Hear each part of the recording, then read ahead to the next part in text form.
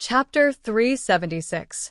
Li Jinfeng had only seen Qiu Tong once at the Lotus Escort Agency. It had been more than 5 years. Could it be that he still could not forget her? Zhang Xiaohua was really not sure. Was this the legendary love at first sight? Suddenly, Zhang Xiaohua's heart skipped a beat. Could it be that young Master Li is still unmarried? However, he wasn't foolish enough to ask in front of his face right now. He only smiled and said, "Big brother is really an infatuated person. However, I don't know if you'll be happy or unhappy to hear this news." Li Jinfeng frowned and said, "Xiaohua, regardless of whether Qiu Tong is dead or alive, you have to tell me honestly. I think I am fully prepared."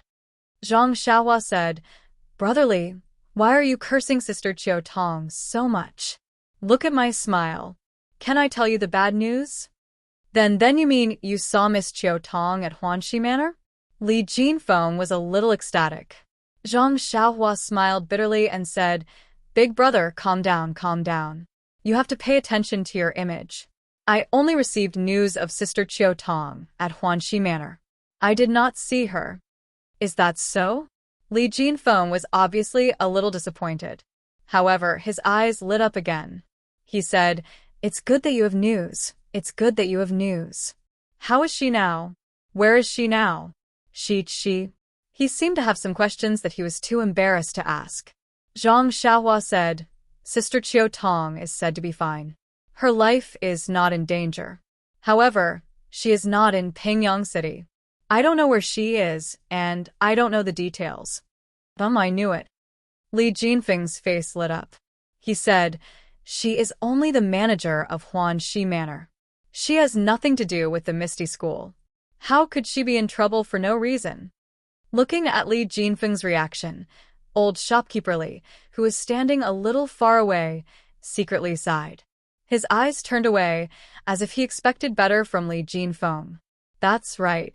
Brother Zhang already has a grandson. What about me?" He didn't even know where his daughter-in-law was. "If I had known earlier, I wouldn't have let this brat go to Pingyang City back then. I should have found him a child bride earlier." That was what old Li thought. Li Yinfeng didn't get any definite news about Zhang Xiaohu, so she still looked a little sad. Lu Kai walked up to her and reached out to hold her hand. Li Yinfeng turned her head and saw the concern in Lu Kai's eyes. She held Lu Kai's hand and nodded. Seeing that everyone was done with their questions, Zhang Xiaolong asked another question. "Xiaohua, where have you been all these years?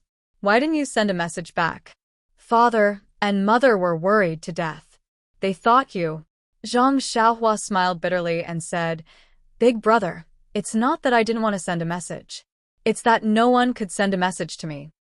Zhang Xiaolong was stunned and said, "You were caught and sent to jail?" Zhang Xiaohua rolled her eyes and said, "Big brother, do I have to go to that extent? It's a long story."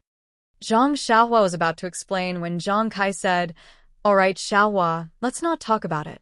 You must be tired from the journey. Go back to your room and rest.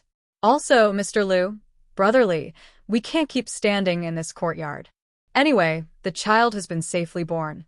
We're all relieved. Let the women be busy. Let's go back to the room and have some tea." Everyone nodded in agreement. Therefore, other than Zhang Xiaolong and Li Yinfeng who entered the room, everyone else followed Zhang Kai out of the small courtyard and prepared to go back to the original Zhang family's small courtyard. Just as they left the small courtyard, they found that it was unusually lively outside the courtyard door. Why do you think? A group of 7 or 8-year-old children in the Guozhuang house surrounded something that looked very similar to a mule. They were laughing and playing. A few bold ones held a piece of grass in their hands and waved it in front of the mule, trying to lure it. However, the mule just lowered its head and didn't look at them. The grass was even more disdainful. The children didn't see the arrogance in the mule's eyes. They only regretted that their tried and tested method had failed. The timid children stayed far away and only looked at it enviously. Sometimes, they were narrow-minded and even threw 1 or 2 small stones to tease it. In the distance, there were a few idle people in the village who looked at it from time to time. They seemed to have their own plans.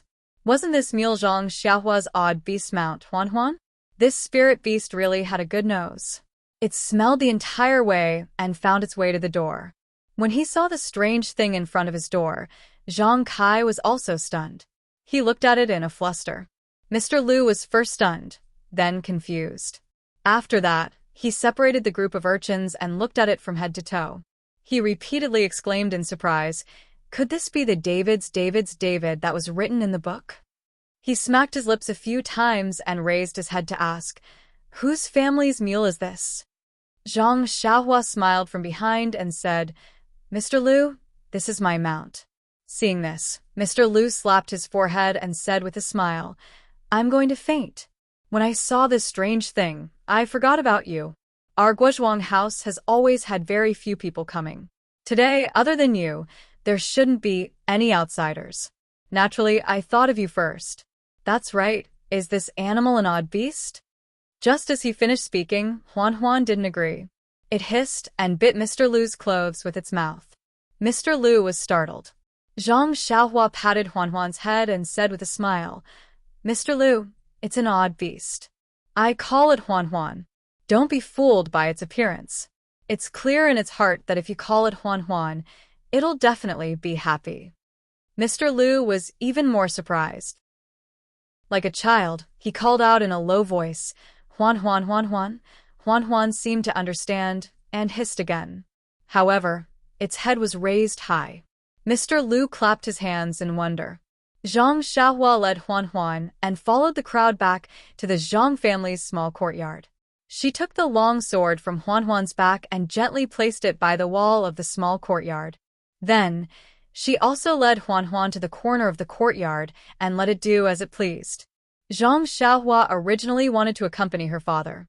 However, she was chased to the side room by Zhang Kai. She said that she was travel-worn and should rest more. However, Zhang Xiaohua had just broken the innate formation of the round ball and obtained too many things. It was also too inconceivable. He indeed needed to further organize and digest them. Therefore, Zhang Xiaohua didn't insist. However, before she rested, she still went to the back of the room and stood in front of her grandmother's grave for a long time. She kowtowed a few times before returning to the courtyard. She walked to the room on the left and pushed the door open to enter. At this time, the original location of her grandmother's small room had been demolished and rebuilt. The area was much larger, but the furnishings and layout inside were also the same as before. Seeing this, Zhang Xiaohua felt extremely peaceful.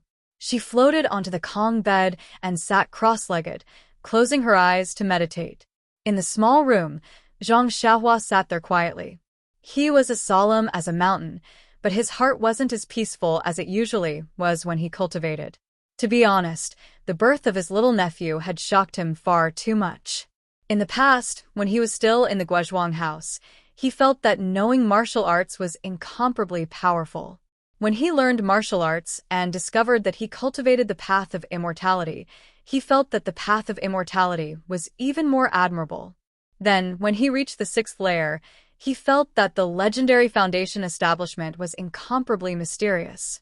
However, when he sensed the way of the heavens when he became one with the world, he felt that foundation establishment was nothing more than that.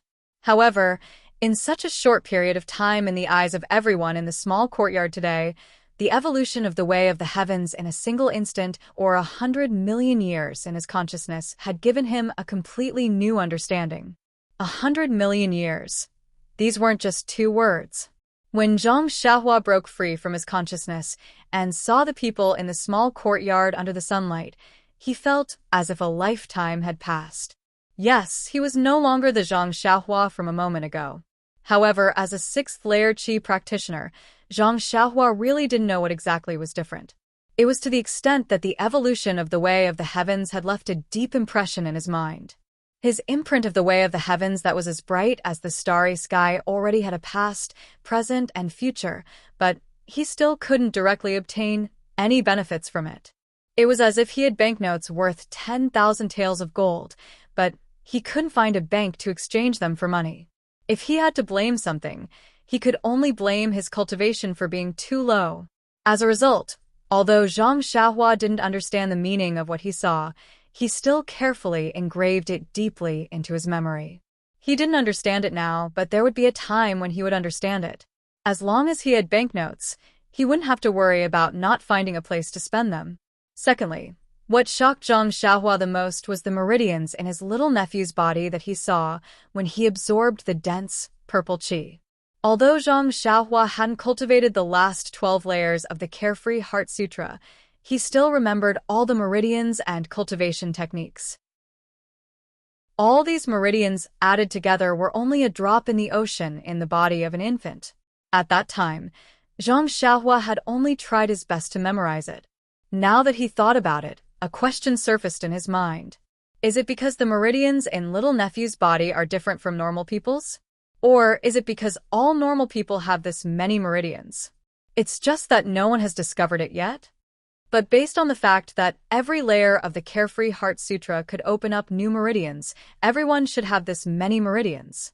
As long as there was a suitable cultivation technique, all the meridians would be opened up. What kind of cultivation level would that be? Furthermore, from Zhang Xiaohua's memory, those complicated meridians were actually like the circular orbits of the heavenly Tao. No wonder some ancient people said, "One person, one world." Could it be that this was the principle? Thinking of this, Zhang Xiaohua's lips curled into a proud smile. That's right. How could he not smile? Although he didn't know the specific cultivation technique for each meridian, this fellow actually peeked into the secrets of heaven and firmly recorded the countless meridians in his mind. He wouldn't forget it even in this lifetime. As long as he could find the cultivation technique for each meridian, this fellow's immortal path really couldn't be estimated so easily. Then, he took stock of the dense purple qi. This thing could only be sensed and couldn't be measured. It was all sucked into that nameless place on his left arm, so who knew where it went? However, it was fine as long as there was a warm current when he wanted to use it. Presumably, his sister-in-law wouldn't give birth to a baby that would require him to take out his little sword. Zhang Xiaohua pondered silently in his heart, but he had long forgotten about the bracelet under his left sleeve. And a wrist guard was more appropriate. There were faint characters on the surface of the wrist guard. Chapter 377. Although Zhang Xiaohua had gained a lot, he realized that he did not understand the most time-consuming and energy-consuming part of the evolution of the heavenly Tao. His meridians that were as bright as stars did not respond to the cultivation method. He did not know the specific effects of the dense purple qi, and did not know where it was hidden in his body. All that was left was the golden light formed by the innate formation. Thinking about the formation, Zhang Xiaohua was excited. Yes, ever since he obtained the immortal fire dragon's jade slip on restriction and formation on the deserted island, he had always been interested in it. During his daily practice, he would always find time to study it. Just now, when his divine sense scanned through one of the talismans, he felt that the essence of the formation was far more profound than what was recorded in the immortal fire dragon's records. With his current cultivation, it was almost impossible for him to understand it. Therefore, when the golden light with half of the dense purple qi shot into the back of his head, he did not panic. This was the same as the meridians and the dense purple qi. As long as it was in his body, there would be a day when he would be able to get it out. And what he wanted to check the most, which was also the most likely to be useful, was the thin layer of golden formation on the essence of herbalism in his Naiwan palace. However, when Zhang Xiaohua was full of anticipation and nervousness as he immersed his divine sense into the essence of herbalism in his Naiwan palace, he almost vomited blood. What do you think? The tiny essence of herbalism was surrounded by a thin layer of golden formation. This formation was made up of 365 golden tadpole-shaped talismans. Each tadpole was connected by a mysterious force. A total of 365 tadpoles were connected together, just like the complete version of the golden formation that he saw previously. It was airtight and difficult to penetrate.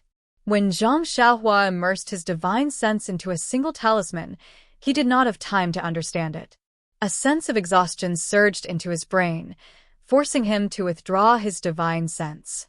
Zhang Xiaohua, who withdrew his divine sense, was depressed for a while. What was this? I gave you a mountain of gold, but I did not give you the power to move it. The most hateful thing was that this mountain of gold was cast into a lump. Even if you wanted to take a piece of it, you would not be able to do so. Under such circumstances, how could Zhang Xiaohua not vomit blood? As it turned out, after being busy for so long, it was all for something that was out of his reach. Draw a picture, draw a picture. Zhang Xiaohua muttered to herself, looking around in self-pity. However, after calming down for a while, Zhang Xiaohua also felt relieved. The cultivation of the immortal Tao paid the most attention to being down-to-earth. If one blindly took shortcuts and did not have a solid foundation, one would pay a painful price sooner or later. Take his state of mind as an example. He originally thought that repaying kindness and enmity quickly and killing decisively was a clear path. However, the death of the innocent cat caused him to feel uneasy. If he blindly killed anyone he saw, it was inevitable that he would fall into his own inner demons in the future. Although this kind of tempering was not cultivation, it was better than cultivation. With this roundabout way, the foundation of his state of mind was much more solid. It was the proper way to cultivate the path of immortality. Now that he thought about it, being able to rescue his little nephew from the golden ball was perhaps his greatest gain. Thinking of her cute, chubby little nephew, Zhang Xiaohua couldn't help but smile. However, who did this kid look like? Why couldn't she tell? After thinking about it, Zhang Xiaohua calmed down and started to comprehend Fire Dragon Jinren's Tao of Arrays. Of course, with a mountain of gold in front of her, she had to train her chi first. In fact, Zhang Xiaohua had been calculating for a long time. Just when she thought that she had gained nothing, she had neglected the part that she had gained the most from. Of course, Zhang Xiaohua did not understand all of this. It was basically playing the lute to a cow. However, as a bystander, watching coldly for hundreds of millions of years was not something that anyone could experience. It was very important for the cultivation of one's Tao heart. From then on, Zhang Xiaohua's immortal Tao heart was incomparably firm. To a cultivator of the immortal Tao, this was the greatest gain.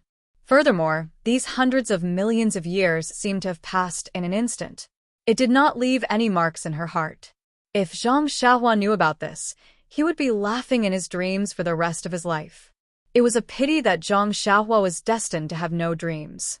There was only a mysterious twinkle in her eyes. He had no chance to laugh even if he wanted to. Today, Zhang Xiaohua was no longer a beginner in cultivation. For example, the first time he cultivated beside the farm in the Guozhuang house, he cultivated for 9 days and 9 nights. After he had comprehended the prohibition spell for a while, he opened his eyes and looked out of the window. As expected, the sun was setting. Immortal cultivation had no time. Zhang Xiaohua was very emotional. This little bit of comprehension would make a day pass. Zhang Xiaohua walked out of the house and saw a strange scene. The snow in the clean courtyard had been cleared. Everyone was surrounding the corner, and no one noticed her appearance. Looking at the corner, wasn't it where the odd creature Huan Huan was? Zhang Xiaohua walked over.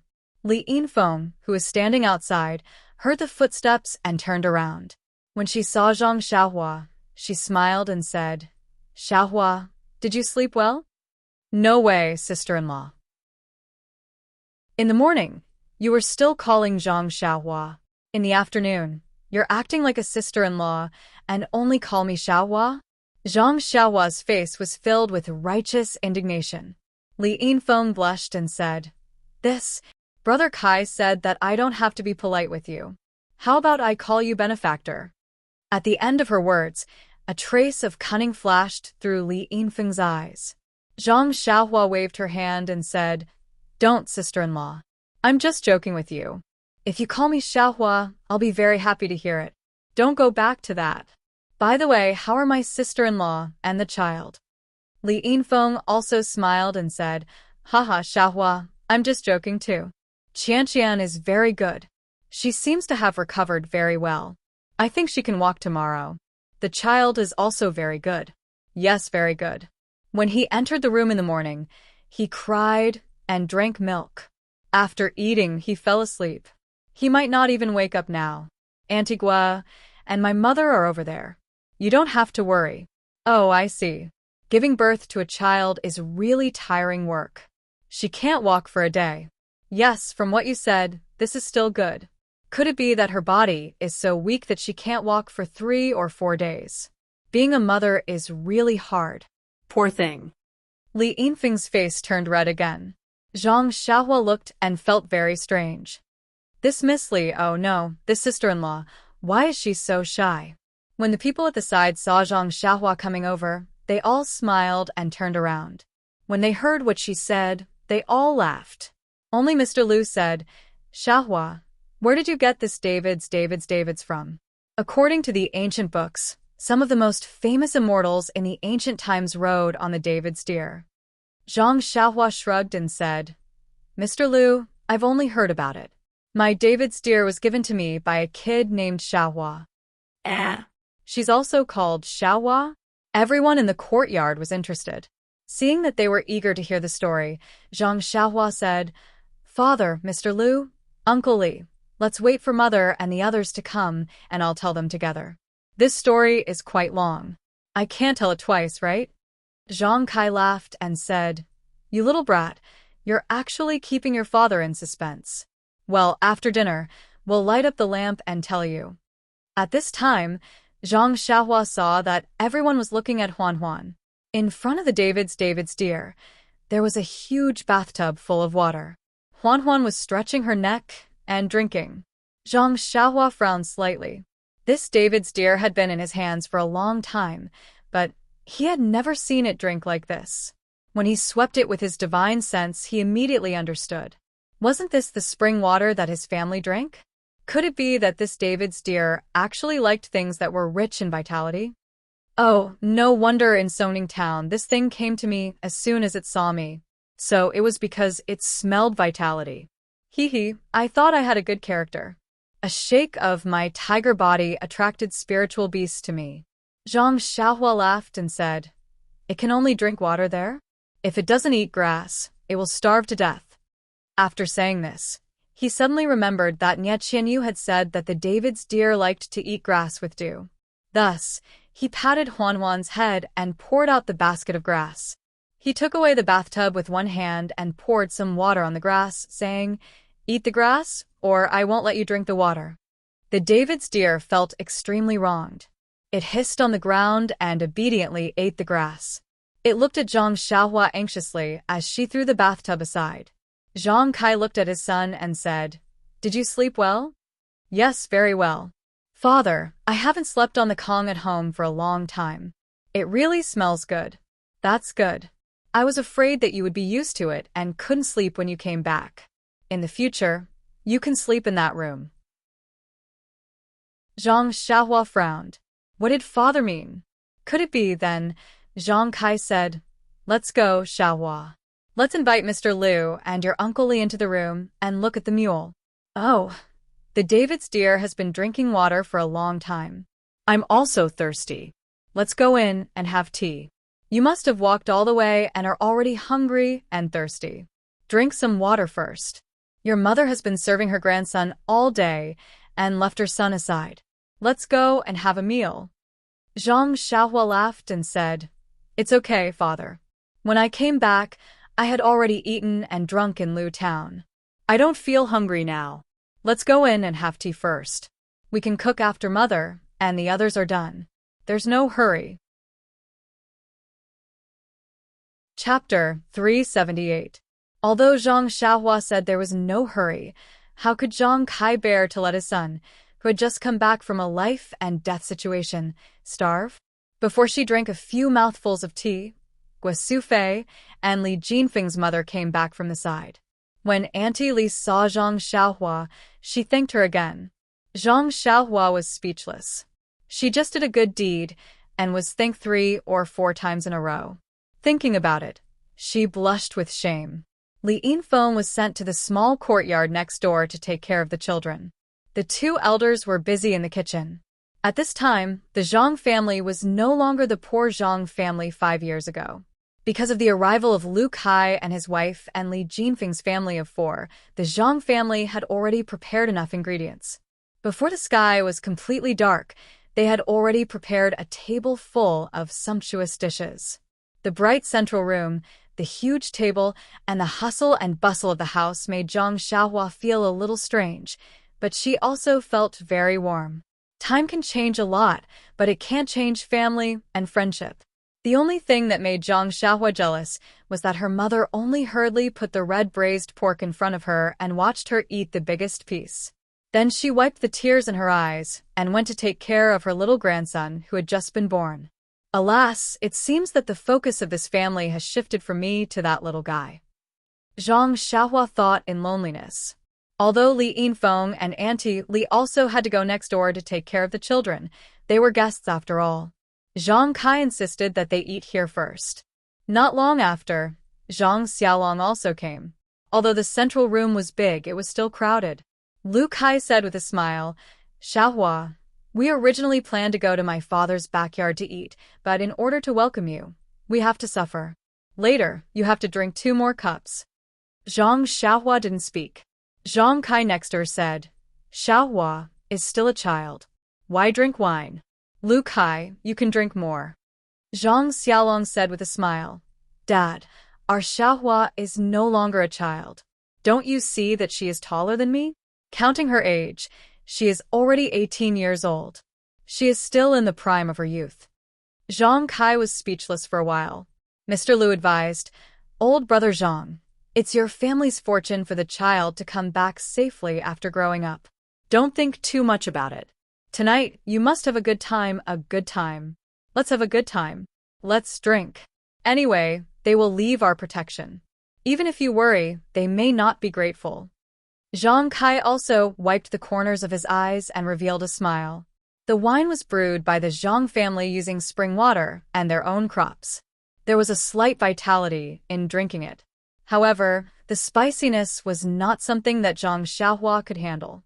After drinking 1 cup, he didn't want to drink anymore. He only took tea to deal with it. Everyone knew that it was his first time drinking wine, so they didn't try to persuade him. After all, even if Zhang Xiaohua didn't know the quality of the wine, it couldn't be said that everyone present who had drunk wine before didn't know the quality. If Zhang Xiaohua didn't drink, then others could drink more. Lu Kai had drunk it before, so he wasn't surprised. This was the first time the Li family had drunk this kind of wine. Although it didn't have the mellow fragrance of fine wine, it had a unique flavor in the mouth. Even Auntie Li drank a few cups. During the meal, everyone was happy and tipsy. Although Zhang Xiaohua hadn't eaten for a long time, he ate a lot with Zhang Xiaolong. Zhang Xiaolong also kept picking food and meat for him, scolding him for eating so little and being so thin. Zhang Xiaohua didn't explain and ate everything that his elder brother picked for him. Only then did Zhang Xiaolong feel happy. When Auntie Li was almost done eating, she went to replace Gui Sufei and Li Yinfeng. Zhang Xiaohua also quickly got up. The smell of wine was really unpleasant. Seeing this, Zhang Xiaolong also followed. It was said that in many places, pregnant women wouldn't see outsiders for a few days after giving birth. However, Zhang Xiaohua was her husband's brother, whom she hadn't seen for many years. Guozhuang House didn't have too many rules. Moreover, if it wasn't for this little brat, her son might not have been born smoothly. Lu Qian, who was still lying in bed, naturally didn't care about anything. Under the dim light, Lu Qian was stunned when she saw Zhang Xiaohua at first glance. Although Zhang Xiaolong had told her about the changes of Zhang Xiaohua earlier, Lu Qian couldn't help but be surprised when she saw him. Was this still the child who cried in her arms that year? After Zhang Xiaohua bowed deeply, he carefully observed his sister-in-law whom he hadn't seen for many years. Lu Qian didn't change much from 5 years ago. She was slightly plump, and her eyebrows were full of the demeanor of a mature woman. Zhang Xiaohua was a little puzzled. She didn't look weak at all. Seeing Zhang Xiaolong go to the side to take care of the child, Lu Qian smiled and said to Zhang Xiaohua, "Xiaohua, I haven't seen you for a few years. You have grown up. Your elder brother has already told me about what happened today. I didn't expect that after not seeing you for a few years, your skills have improved a lot. I still have to thank you." Zhang Xiaohua hurriedly said, "Sister-in-law, the word thank you is very distant. The child is my little nephew. If I don't do something, who will? Besides, when I went home earlier, I saw that he was just pregnant. Now that I've just returned home, I saw that he was born. This shows that this child and I are destined to be together. Yes. Lu Qian was quite emotional. When she saw that Li Yinfeng and Auntie Li were not paying attention, she whispered, "The small stone you gave me suddenly broke into pieces yesterday and turned into powder. This child was tossing and turning in my stomach and came out today." Oh, Zhang Xiaohua said thoughtfully, "I see." At this time, they heard the baby crying on the Kong next to them. Didn't the little guy wake up? Zhang Xiaolong was about to pick him up, but he was pushed aside by Guo Sufei and said, "The child has just been born. His body is still very weak. He can't withstand the rough hands of you men. You stay aside." When Zhang Xiaolong heard this, he just stayed aside and smiled foolishly. Perhaps he wants to drink milk. "Mother, carry the child over," Lu Qian said softly. When Zhang Xiaohua saw this, she wanted to leave. However, when she walked past the baby, the white and fat baby's eyes saw Zhang Xiaohua. He stopped crying and stretched out his chubby little hands with difficulty, indicating that he wanted to be carried. Guo Sufei was stunned and said, "Didn't you say that the child can't see anything before 6 months? How can he recognize Xiaohua?" Xiaolong was beside him just now, but he didn't even open his eyes. Zhang Xiaohua looked at the cute little baby, but she turned her body sideways and prepared to leave. Of course, the child's father didn't even let her carry him. Why should she join in the fun? Of course, Guo Sufei had no intention of letting Zhang Xiaohua carry him. She also stopped in her tracks and walked towards Lu Qian. However, the baby refused to accept it. He opened his mouth and cried. Guo Sufei didn't understand. She only thought that the child was hungry and carried him to Lu Qian. Zhang Xiaohua walked to the door and was about to leave when she heard Lu Qian call out, "Xiaohua, wait a moment." Zhang Xiaohua was stunned. Sister-in-law was feeding him milk. Why did she ask him to wait? However, when he heard the rustling of clothes, he didn't dare to turn around. However, the baby's cries didn't stop, and he didn't hear the baby drinking milk. After a while, he heard Lu Qian say, "Xiaohua, it seems that this child is really fated to be with you." carry him. What? Guo Sufei called out, "Xiaohua hasn't carried a child before. If he falls or gets hurt, it won't be good." "Mother, look at the child. He doesn't drink milk at all. His 2 hands and feet are messing around. That's his obedient appearance from before. It must be because he saw Xiaohua just now." This, Guo Sufei didn't know what to say. Zhang Xiaolong said at the side, "Maybe he wants to smell his father's scent. Come, let father carry him." Sigh, this guy wanted to carry him just now, but he was stopped by his mother. Now, he took the opportunity to enjoy it. Unfortunately, his son didn't give him any face at all. Just as he carried him in his arms, his butt stuck out. Zhang Xiaolong's chest became hot. It was the child's urine. Zhang Xiaohua's face bloomed.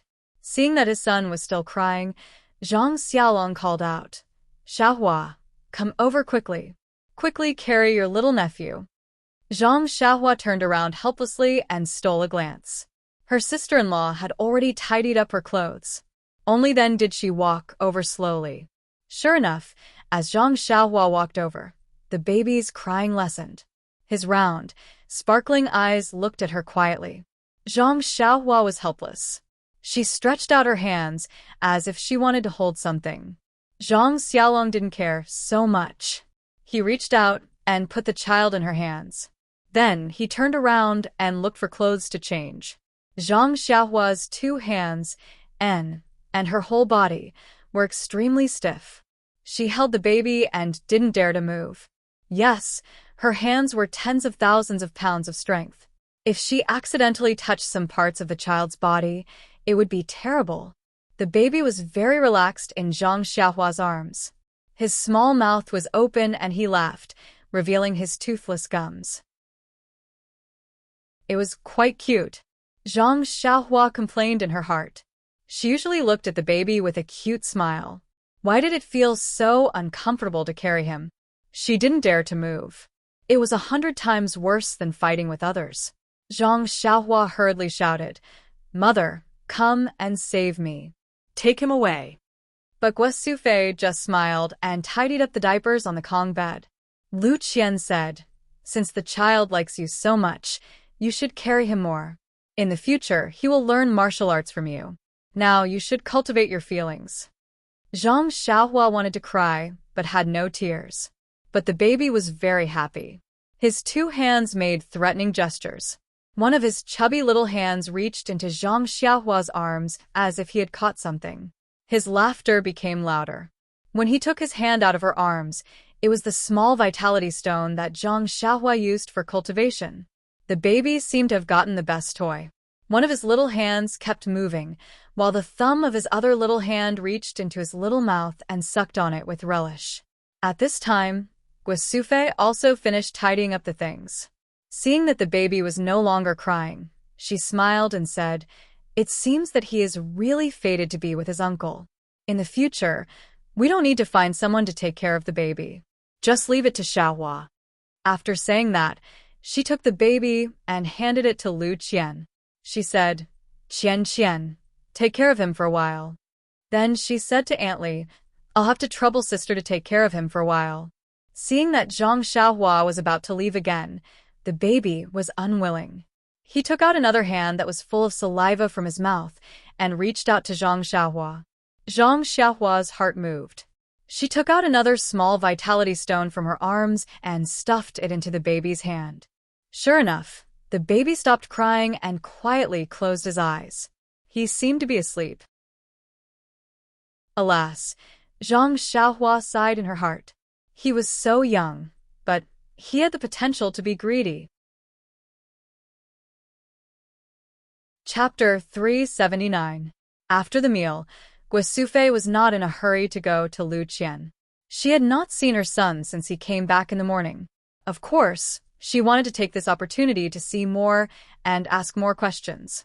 The others were also sitting in the chairs, drinking tea leisurely and waiting for the story to start. Yes, the Guozhuang house was not well informed. Even Lu Zhen was not that good. Zhang Xiaohua disappeared for 4 to 5 years.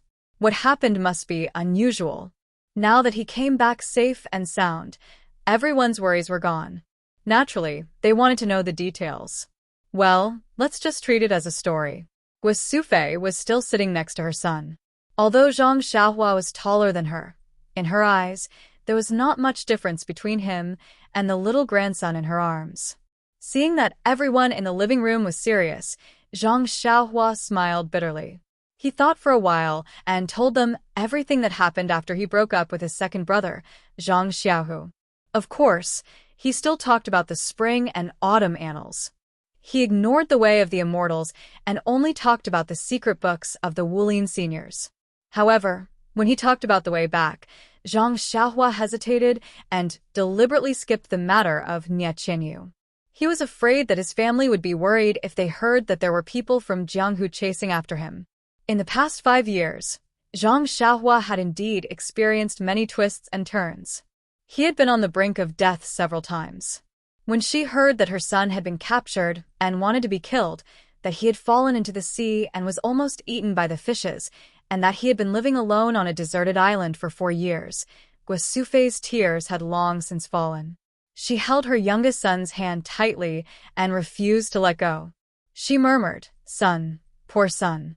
He can only eat sweet potatoes all day. He can't even eat braised pork. Just you wait, son. Mother will make more for you. Don't worry, son. You still have a lot of money from last time. From now on, Mother will make braised pork for you every day and raise you to be as tall and mighty as your brother. Son, from today onwards, you are not allowed to take even half a step out of the Guozhuang house. Mother will watch over you every day." The others had thought that Zhang Xiaohua had only gone missing and that she might not encounter anything life-threatening now that she had returned. Therefore, they listened to the story with an appreciative heart. However, the story was so difficult and far exceeded their expectations. Their expressions became more and more serious until they heard that Zhang Xiaohua had met a child called Xiaohua Ji in Songning Town and obtained the David's deer from him. Only then did they relax. They even laughed when they heard that Zhang Xiaohua had exchanged a large sack of copper coins for the David's deer. Guo Sufei blamed her son and said, "Xiaohua, that Xiaohua's family is so poor. Why didn't you leave more money for them?" When Zhang Kai heard this, he scolded, "Woman, your hair is long but your knowledge is short. Didn't you see that Xiaohua didn't even dare to give them money and wanted to exchange it for copper coins for them to spend slowly? You gave them 5 taels of silver, and they dared to spend it? Wouldn't they have been remembered by others?" Guo Sufei glared at him and said, "I'm short of knowledge. Humph, my sons are each stronger than the other." Zhang Kai also glared at her and said, "Aren't they my sons?" When Zhang Xiaohua saw this, she hurriedly told them about her trip to Huanxi Mountain Villa. The 2 elders immediately became spirited. However, Zhang Xiaohua only said, "We don't know whether second brother is dead or alive. Perhaps he is at the headquarters of the fragrance cult." Alas. The 2 elders sighed at the same time. Perhaps they were still regretting in their hearts. Why did they let their 2 sons walk out of the Guozhuang house that year? As if she knew what her father and mother were thinking, Zhang Xiaohua smiled and said, "Everyone has their own path. This is something that others can't interfere with. Since second brother and I have chosen this path, we will walk to the end without any regrets. Doesn't eldest brother also have his own path? Now that he has a child, the child also has his own path. Perhaps his path is different from ours. There are many paths in this world.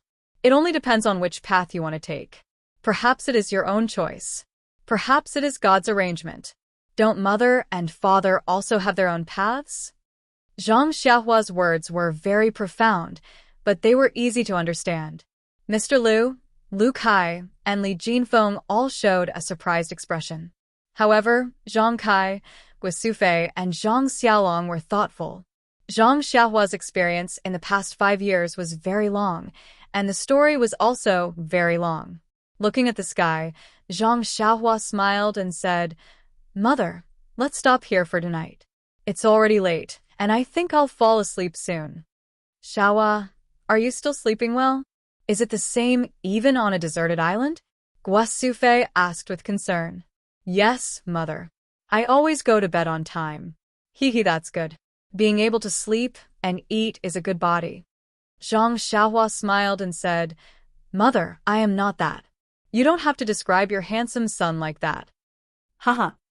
Guo Sufei covered her mouth and laughed. Her previous gloominess was swept away. Guo Sufei only needed to tidy up a little before letting Zhang Xiaohua go. Young Master Li Jinfeng, insisted on sleeping on the same bed as Zhang Xiaohua so that they could have a long conversation. How could Zhang Xiaohua be willing? She pushed him out and closed the door with a bang. She thought to herself, "Isn't he just trying to find out more about Qiu Tong? I don't have her here either. He'll definitely bother me tonight." The night passed silently. The next morning, Zhang Xiaohua went to the bamboo forest behind the courtyard and practiced the Fist of the North Star. The 18 warm currents tempered her bones 18 times before she stopped. Then, she went to visit her grandmother's grave. When the sky was bright, she returned to the courtyard. Winter was the most relaxing season for farmers. Not to mention, it was only the 10th day of the first lunar month. Although it was already the 5th day, the atmosphere of the new year was still lingering. Early in the morning, Zhang Kai and Mr. Liu sat together and whispered. Yes, the child had already been born yesterday. He looked very healthy and lively. Although Granny Li's words were unpleasant, she made some sense. They understood their family's situation. Lu Qian gave birth after 5 years of pregnancy. Other than Zhang Kai, Guo Sufei, Mr. Liu, Zhang Xiaolong, Zhang Xiaohua, and Lu Qian herself, no one else could know. The Li family saw the child's strange condition when he was born. Lu Kai's family also saw it. If they were told, they would not leak it. Granny Li had already seen the child's different from other babies. Farmers' women were the most unrestrained. The news must have spread last night. The Zhang family could not cover it up, so there was no need to be calculative. But their family's life still had to be lived. The child also had to be raised like other children. Now, the most important thing to be on the agenda should be the child's name. This matter should have been considered yesterday. But didn't Zhang Xiaohua come back? No matter what, they had to show some concern for her, right? Although the focus was on the baby in the future, they also had to give Zhang Xiaohua some time to adapt. Early in the morning, the two grandfathers got together and started to chat while smoking. After breakfast, the sun was shining brightly outside, and there was no wind. Zhang Xiaolong moved the table out of the central room and placed a tea set in the small courtyard. As usual, the woman went to Lu Qian's place to take care of the mother and daughter while imparting her parenting experience. Old shopkeeper Li and Li Jinfeng, who were sitting at the table, were surprised when they heard that they were going to name the child today. After all, in their impression, the child should only be given a full name after 1 month. Now, they could only give a nickname. However, after Li Jinfeng and the others listened to Mr. Lu's explanation, they realized that every place had its own customs. Lu Town was only a short distance away from the Guozhuang house. In terms of naming the child, there was a lot of difference. Not to mention that the three elders were discussing there. Zhang Xiaohua pulled Lu Kai and whispered. Even Zhang Xiaolong, the father, had no right to speak on this matter. How could he, the uncle, say anything? Zhang Xiaohua whispered, "Brother Kai, how did you and sister-in-law know each other? You are in Balago, and sister-in-law is in Lu Town. You are not related at all." When Lu Kai heard this, his face turned red. He opened his mouth, but in the end, he did not say anything. He raised his eyes and looked at Zhang Xiaolong for help. When Zhang Xiaolong saw this, he wanted to ignore it. However, this was his brother-in-law. If he did not want to be kicked out of bed by Lu Qian, he could only extend a friendly hand. Zhang Xiaolong cleared his throat and began to narrate the story of their marriage in detail. Speaking of which, the two were really fated. After Zhang Xiaohua rescued Li Yinfeng, Zhang Xiaohu rode back to Lu Town with the three of them. After waiting for Zhang Xiaohua for a long time, they immediately went back to Lu Town and never entered the Li family again. At that time, the Li family was in a panic and forgot to ask for Zhang Xiaohu's address. It was only when Li Jinfeng returned home that he found out about this matter. He personally brought his family to Guozhuang House to thank them. At that time, Zhang Xiaohu had already left home and returned to Pingyang City. There was no news of Zhang Xiaohua's disappearance. Guo Sufei was worried about her son and was sick in bed. Seeing this situation, Li Yinfeng, who came with the intention of marrying Zhang Xiaohua, naturally stayed to take care of Guo Sufei. When Li Yinfeng was disheartened in the forest that day, she was rescued by Zhang Xiaohua and Zhang Xiaohu. She was very grateful to them. When she was rescued again at Shizue Mountain and returned with Zhang Xiaohu on the same horse, it could be said that they were very close and love was planted in her heart. Oh, that day, she was even more grateful to Zhang Xiaohua. However, wasn't Zhang Xiaohua too young? The story of Li Yinfeng and Zhang Xiaohu was roughly the same as the marriage between Lu Qian and Zhang Xiaohu. If Zhang Xiaohu was at home, Li Yinfeng would probably become Zhang Xiaohua's second sister-in-law. Unfortunately, fate made fools of people. After Zhang Xiaohu left, Li Yinfeng stubbornly stayed in the Zhang family. She was even more stubborn than Lu Qian back then. At that time, Guo Sufei had already treated Li Yinfeng as her daughter-in-law. Later, when the Misty School was destroyed, Li Jinfeng, who was nearby in Pingyang City, received the news and hurried back to Lu Town. He passed the news to Zhang Kai and Guo Sufei. Chapter 380. This bad news seemed to have defeated the Zhang family, which had been immersed in the sorrow of Zhang Xiaohua's disappearance. Guo Sufei lay down again. Fortunately, at this time, Lu Qian's abdomen had slightly bulged. This third generation of the Zhang family was undoubtedly the spiritual pillar of the family at that time, and Li Yinfeng was facing an extremely awkward situation. She was not Zhang Xiaohu's wife, and even Zhang Xiaohu himself did not know. But now, in this situation, How could she leave? Moreover, she had lived in the Guizhuang house for a long time, and the people in the Guizhuang house all called her the daughter-in-law of the Zhang family. How could she marry again?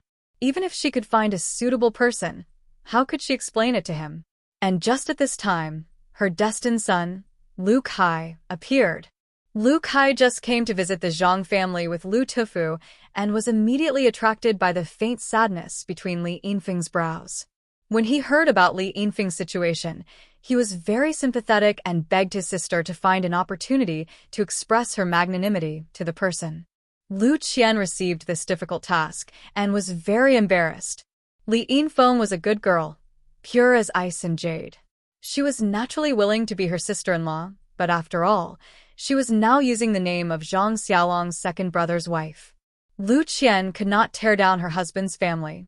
She could only discuss with Zhang Xiaolong, and Zhang Xiaolong had no choice but to ask his mother. Guisufei was still sick, but she was not confused.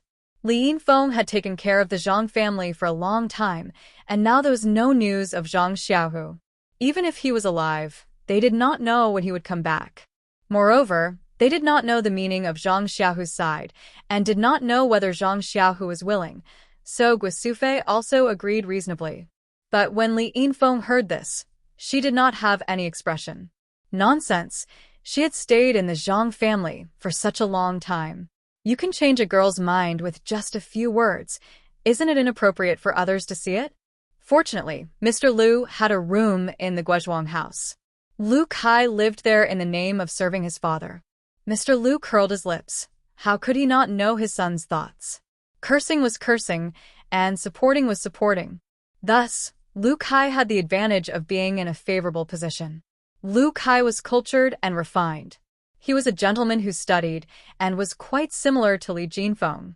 Most women's first impression of their husbands would be based on their fathers and brothers. Lu Kai and Li Yinfeng had similar interests and were indeed more suitable than Zhang Xiaohu. Therefore, after a while, they fell in love with each other. Hearing this, Zhang Xiaohua laughed loudly, making Lu Kai's face turn red. Zhang Xiaohua cupped her hands and said, "Here, I thank Big Brother Kai on behalf of second brother." Lu Kai hurriedly returned the salute and said, "Why is that?" Zhang Xiaohua told him some of the things that happened between Zhang Xiaohu and Chang'e a few years ago and said, "I think I can understand what happened to sister-in-law. Even if my second brother is here, he will have the same idea. We don't expect anything in return for saving people. What's more, she's young Master Li's relative. We can't just stand by and watch. If we make sister-in-law misunderstand us and waste her youth, we don't want to see that. Moreover, you see, my second brother already has a wife. Brother Kai can understand sister-in-law's pain and save her from danger, which is also a great help to my second brother. If I don't thank you, who should I thank?" Hearing this, Lu Kai's face turned red. This was a huge knot in his heart. Now that it was solved by Zhang Xiaohua, how could he not feel relieved? He smiled and cupped his hands again, then ran out of the small courtyard. Alas, in Li Jinfeng's words, that speed was ungentlemanly. Not long after, Lu Kai came back with Li Yinfeng, whose face was red. The two of them saluted Zhang Xiaohua again, making Zhang Xiaohua at a loss. She didn't know what they were up to.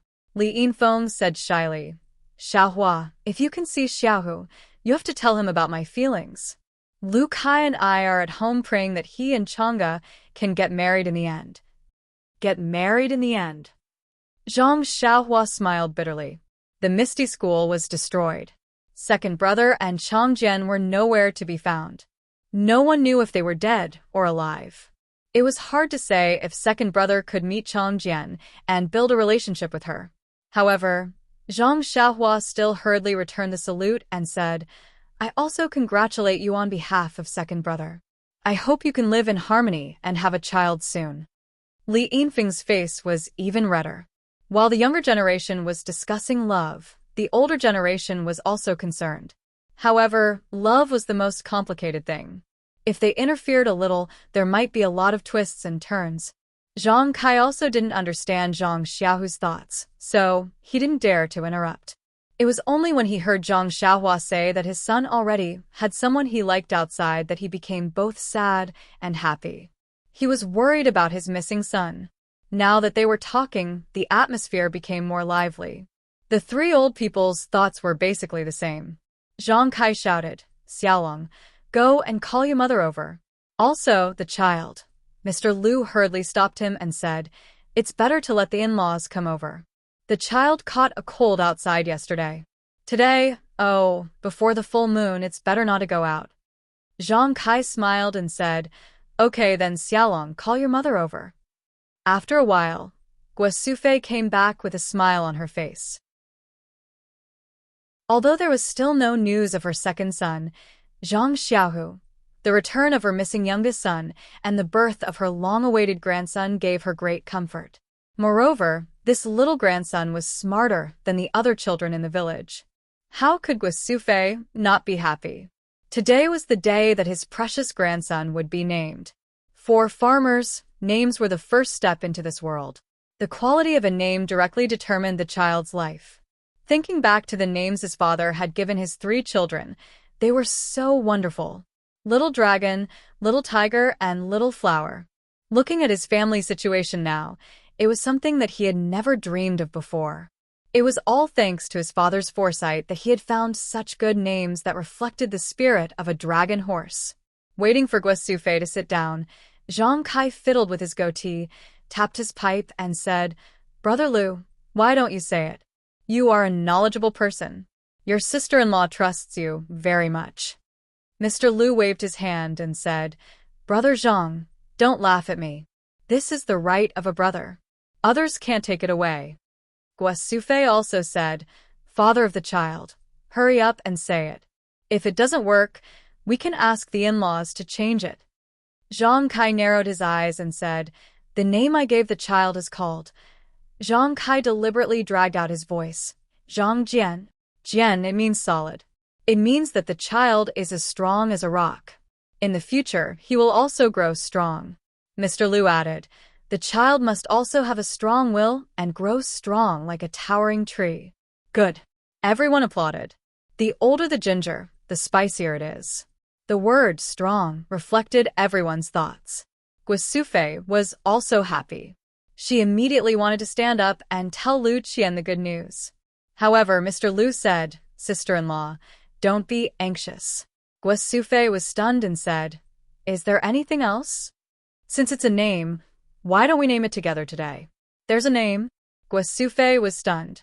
Zhang Kai, Zhang Xiaolong, and Zhang Xiaohua were also stunned. Only Lu Kai and Li Jinfeng smiled and said, "Mr. Lu really loves the house and its crow. Zhang Jian has just been born, and you want to give him a courtesy name?" Mr. Lu smiled and said, "That's right. Since it's already been named, then it's better to give it to him. Later, sister-in-law, you still have to think of a nickname for the child." "Courtesy name?" Zhang Xiaolong and Zhang Xiaohua looked at each other. After Li Jinfeng's explanation, the two of them finally understood. It turned out that the literati in the big cities, in addition to their original names, would be specially bestowed with a courtesy name by their family elders when they reached adulthood. It was a symbol of status. Lu Kai and Li Jinfeng did not have a courtesy name. Therefore, Mr. Lu giving Zhang Jian a courtesy name was a little ahead of schedule. However, this courtesy name was to be used after he came of age. It was understandable for the elders to give him a name now. After all, outsiders would not know. Old Li smiled and said, "Mr. Lu is keeping it a secret. Why didn't you say so earlier? Please tell us, Mr. Lu, so that we can consider it together." Mr. Lu took a sip of tea and said with a smile, "I thought about it for a long time last night. I feel that Jian was born with a vision. In the future, he will not be an ordinary person. Outstanding people are all proud and aloof. This is not good for life. Therefore, I want to give Jian a courtesy name. He will treat others kindly and treat others as his friends. This kind of person will be able to achieve great things. What do you think?" Zhang Yuyu, Li Jinfeng, and Lu Kai thought for a while, and both of them agreed. The name Zhang Jian could be heard from the Zhang family, but as for this Zhang Yuyu, to be honest, Zhang Kai and Guosufei really couldn't tell what it was. However, since the courtesy name was something of a scholar, it was naturally better for the scholar to say it. Zhang Kai and Guo Sufei also agreed. However, when it came to Guo Sufei's turn to come up with a nickname for the child, she frowned. After a long time, she said, "In-law, what do you think of Gosheng, Erden, Dumbo, and Gubuli?" Mr. Lu's expression changed, and he said with a smile, "Sister-in-law, since you already have a genteel courtesy name, it is not good to use a peasant's nickname. Think about it again." Guo Sufei thought for a long time and said, "Forget it. Let's give it to you. Why don't I ask Qianqian and see what she thinks?" At this time, Zhang Xiaohua, who had been silent all this time, said, "Father, Mother, Mr. Lu, I have a nickname. Listen and see if it is okay." Zhang Kai was about to scold her when Mr. Lu smiled and said, "It's okay. You say it. Xiaohua, now that you have been outside for several years, you have a lot of experience. This nickname may not be bad. If it is not okay, then let Qianqian decide." Zhang Xiaohua thought for a while and said, "Let's give Jian a nickname, Byron. What do you think?" Chapter 381. Byron. Guo Sufei was not the only one who was surprised. Everyone present frowned. Yes, it was understandable that Guo Sufei had nicknamed Jian Qian Gosheng, or Dumbo. That was what farmers called him. But Byron was not even close to a nickname. It was not as good as Yao Yao or Huan Huan. Seeing this, Zhang Xiaohua said with a smile, "Mr. Lu has just said that Jian will be an extraordinary person in the future. But now, this news has been known by Granny Li. Maybe tomorrow, the rumor will spread to the Guozhuang house. Of course, what she saw was just the tip of the iceberg. What we know is the whole truth." Speaking of this, Zhang Xiaohua stood up and bowed deeply to old Li's family and Lu Kai's family. These people were even more surprised. The younger ones hurriedly returned the bow and asked, "Xiaohua, what do you mean?" Zhang Xiaohua said, "Granny Li only saw Jian grow up, but everyone saw Jian come out of the lotus. If this news were to spread, it would be a disaster for Jian. Who knows, it might attract the covetous eyes of some people. I beg everyone here, for the sake of Jian's growth, please don't tell anyone what you saw yesterday to outsiders. No one is allowed to do so." Zhang Xiaohua said sincerely and looked serious. Everyone was shocked. Although Zhang Xiaohua did not say anything threatening from his eyes, they did not doubt that if something was leaked, he might not be lenient because of his family relationship with them. In particular, yesterday, Zhang Xiaohua split the lotus with his small sword and carried Zhang Jian out of the lotus. He was already regarded as an extraordinary person. Moreover, as early as 5 years ago, he could safely rescue 3 people from the mountain bandits in Shizue Mountain. 5 years after obtaining the secret martial arts book, it was easy to imagine how high his martial arts skills were. Therefore, the two families agreed with Zhang Xiaohua's proposal from the bottom of their hearts. After all, wasn't Zhang Jian their relative? Why should they make things difficult for their own people? Seeing that everyone had solemnly agreed, Zhang Xiaohua continued, "But even Granny Li's rumors will definitely affect Jian. Jian will definitely be bullied or encouraged by other children as he grows up. However, according to my observation, the possibility of Jian being at a disadvantage is not high. However, it is precisely because of this that Jian has to restrain himself and keep a low profile. As the saying goes, the rafters that stick out first rot. I hope that our Jian will keep a low profile.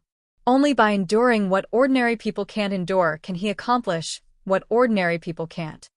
"Mr. Lu, do you think what I said makes sense?" Clap, clap, clap. Mr. Lu excitedly clapped his hands and said, "Xiaohua's words make a lot of sense. This is also what I wanted to say. But I didn't expect Xiaohua to see it so clearly. Good. It's better to travel 10,000 miles than to read 10,000 books. It's really not wrong." Zhang Xiaohua was very modest and said, "Mr. Lu is too polite. This little one has seen too many such precedents in the Jianghu. That's why this little one spoke out. It's just that this little one has seen too many such precedents in the Jianghu." Mr. Lu smiled and said, Xiaohua, you don't have to be so polite. You don't have to be modest. That year when you followed Xiaolong to Bali village to fetch the bride, I could see that you were extraordinary. Now it seems that my eyesight was really not wrong. Oh, right.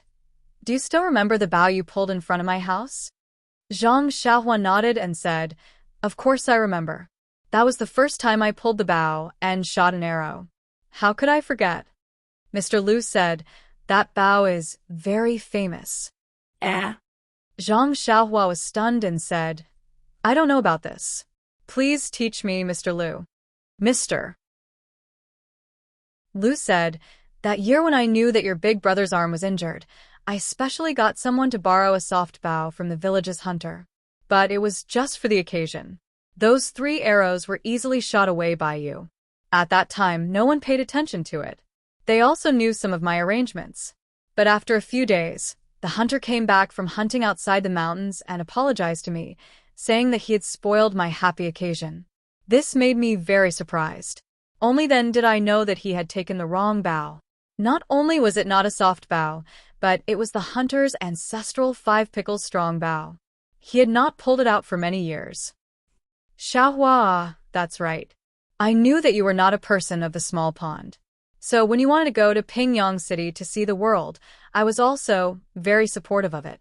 Ah, Zhang Xiaohua smiled and said, So it's like this. I was saying that after shooting 3 arrows with that bow, all the strength in my body was gone. That's the secret. At this time, Li Jinfeng asked, Xiaohua, at that time you were only 11 or 12 years old, but your strength was already extraordinary. Oh, right. I think I heard you say that you lifted a 500 Jin stone weight at the Lotus Flower Escort Agency? Zhang Xiaohua smiled and said, When did I tell you that? I don't remember. Li Jinfeng scratched his head and said, Maybe it was Sheng Guanyun. Maybe it was Yuluan. After a long time, I have long forgotten. That's because I only wanted to enter that Lotus Flower Escort Agency. Who would still remember how heavy the stone weight was? It was also 500 Jin.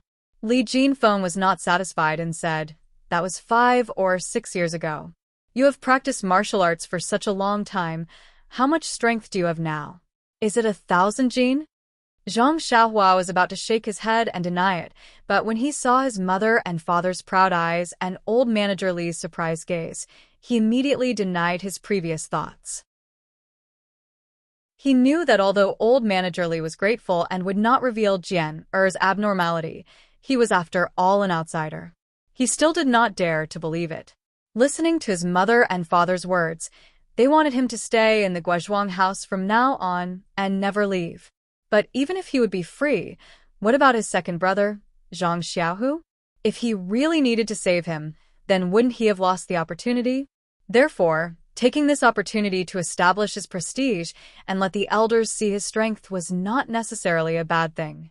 This was killing 2 birds with 1 stone, and Zhang Xiaohua liked to do it.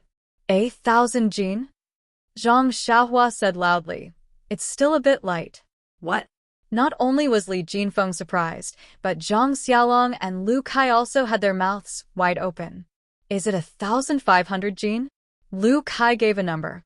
Zhang Xiaohua shook his head. 2,000 Jin? Li Yinfeng also said in surprise. Zhang Xiaohua still shook his head. Xiaohua, don't scare us. Is it 3,000 Jin? Zhang Xiaolong finally could not help but say an unbelievable number. Yes, what kind of concept was 3,000 Jin? They themselves did not know. They only knew that 5 Jin of pork was very heavy. Seeing Zhang Xiaohua still shaking his head, the 3 elders could not take it anymore and asked, 5,000 Jin? 8,000 Jin? 10,000 Jin? When Zhang Kai said the last word, he already had a smile on his face. It was not a smile of pride, but a smile of ridicule. In his opinion, his son was probably joking. Seeing that everyone was looking at him with a smile, Zhang Xiaohua also smiled. His strength was not easy to describe purely from numbers. He thought for a moment, turned his head and looked at the long sword in the corner. He got up and took it, gently putting it on the ground and said, This is my weapon. You will know my strength when you try it. Oh. Li Jinfeng's eyes were sharp. He laughed and said, Isn't this what the 4 odd beasts were carrying yesterday? Animals can carry it, so its weight must be limited. 100 genes should be enough. This is not commensurate with your strength. Zhang Xiaohua smiled and did not speak. Li Jinfeng did not go up himself. He knew his own weight, so he looked at Zhang Xiaolong to test his strength. Zhang Xiaolong felt funny. Xiaohua was obviously joking. How could this stone-like thing be a weapon? Even if it was heavy, it was only a few dozen jin. He could definitely carry it. Zhang Xiaolong got up and walked to the sword. He bent down and grabbed the hilt with one hand. He exerted his strength, but it did not move at all. Zhang Xiaolong frowned and then grabbed both sides of the sword with both hands. He exerted his strength at the same time, but it still did not move at all. Zhang Xiaolong got up, clapped his hands and laughed. Oh, it is really heavy. I used all my strength, but I can't move it at all. Xiaohua, you are really powerful. This time, everyone knew that the 2 brothers were acting. Lu Kai also laughed and said, Xiaohua is so powerful. I also want to try. Lu Kai also did the same as Zhang Xiaolong. He did not move at all. He got up and praised Zhang Xiaohua with a smile. Li Jinfeng could not sit still anymore. He also did the same. Then, with a strange expression, he also praised without restraint like the previous 2. Now, even Li Yinfeng could not sit still anymore. She wanted to go up and try. Gua Sufei advised, Yinfeng, don't learn from them. They are all playing with you. Can't you see? Zhang Kai also laughed and said, Yes, Yinfeng. Sit here. If you don't go up, you see who else they're going to trick? Anyway, I am not going up to try. Ha ha ha. Mr. Liu and old manager Li also laughed. At the same time, they said, We have eaten more salt than you have rice. Can't we see what you are up to? After the 3 of them finished laughing, the younger generation also laughed. They really did not expect that the old men's hearts were not old. They actually played this trick on them. Li Jinfeng laughed until tears were coming out of his eyes. He said breathlessly, Little sister, father, we really can't move at all. What? This time, it was the 4 old men's turn to look at each other. So it was not a joke. Zhang Kai couldn't sit still any longer. That was because Mr. Liu was a frail scholar and old manager Li often used an abacus. Only he still had some strength, especially after drinking spring water for so many years. He still felt very good about himself. Zhang Kai walked to the side of the long sword and carefully sized it up. He directly used both hands to hold it. He did not dare to use the strength of his whole body. If it was really not heavy, wouldn't he fall down? Let the younger generation laugh at him? Zhang Kai used 20% of his strength. That stone stick did not move an inch. Zhang Kai used 50% of his strength. That stone stick still did not move. Until the end, Zhang Kai used all his strength. That stone stick still did not move. Chapter 382. Zhang Kai clapped his hands. Just like Li Jinfeng, he smiled and said, Xiaohua, you are really naughty. You want us to carry such a heavy thing. Who can lift it? Looking at Zhang Kai's appearance, if Mr. Liu and old shopkeeper Li didn't know Zhang Kai very well, they might have thought that he was lying to them. Gua Sufei asked doubtfully, Xiaohua, how heavy is this small thing? No one can lift it at all. Zhang Xiaohua walked in front and picked it up with one hand. She waved it lightly and said, Mother, to be honest, I don't know how heavy it is. After all, I haven't seen such a heavy thing.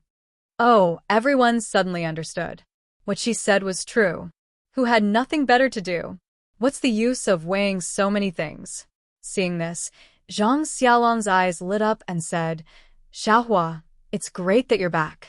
You're so strong. In the future, we won't need cows to plow the fields anymore. Bang. Zhang Xiaohua fell to the ground.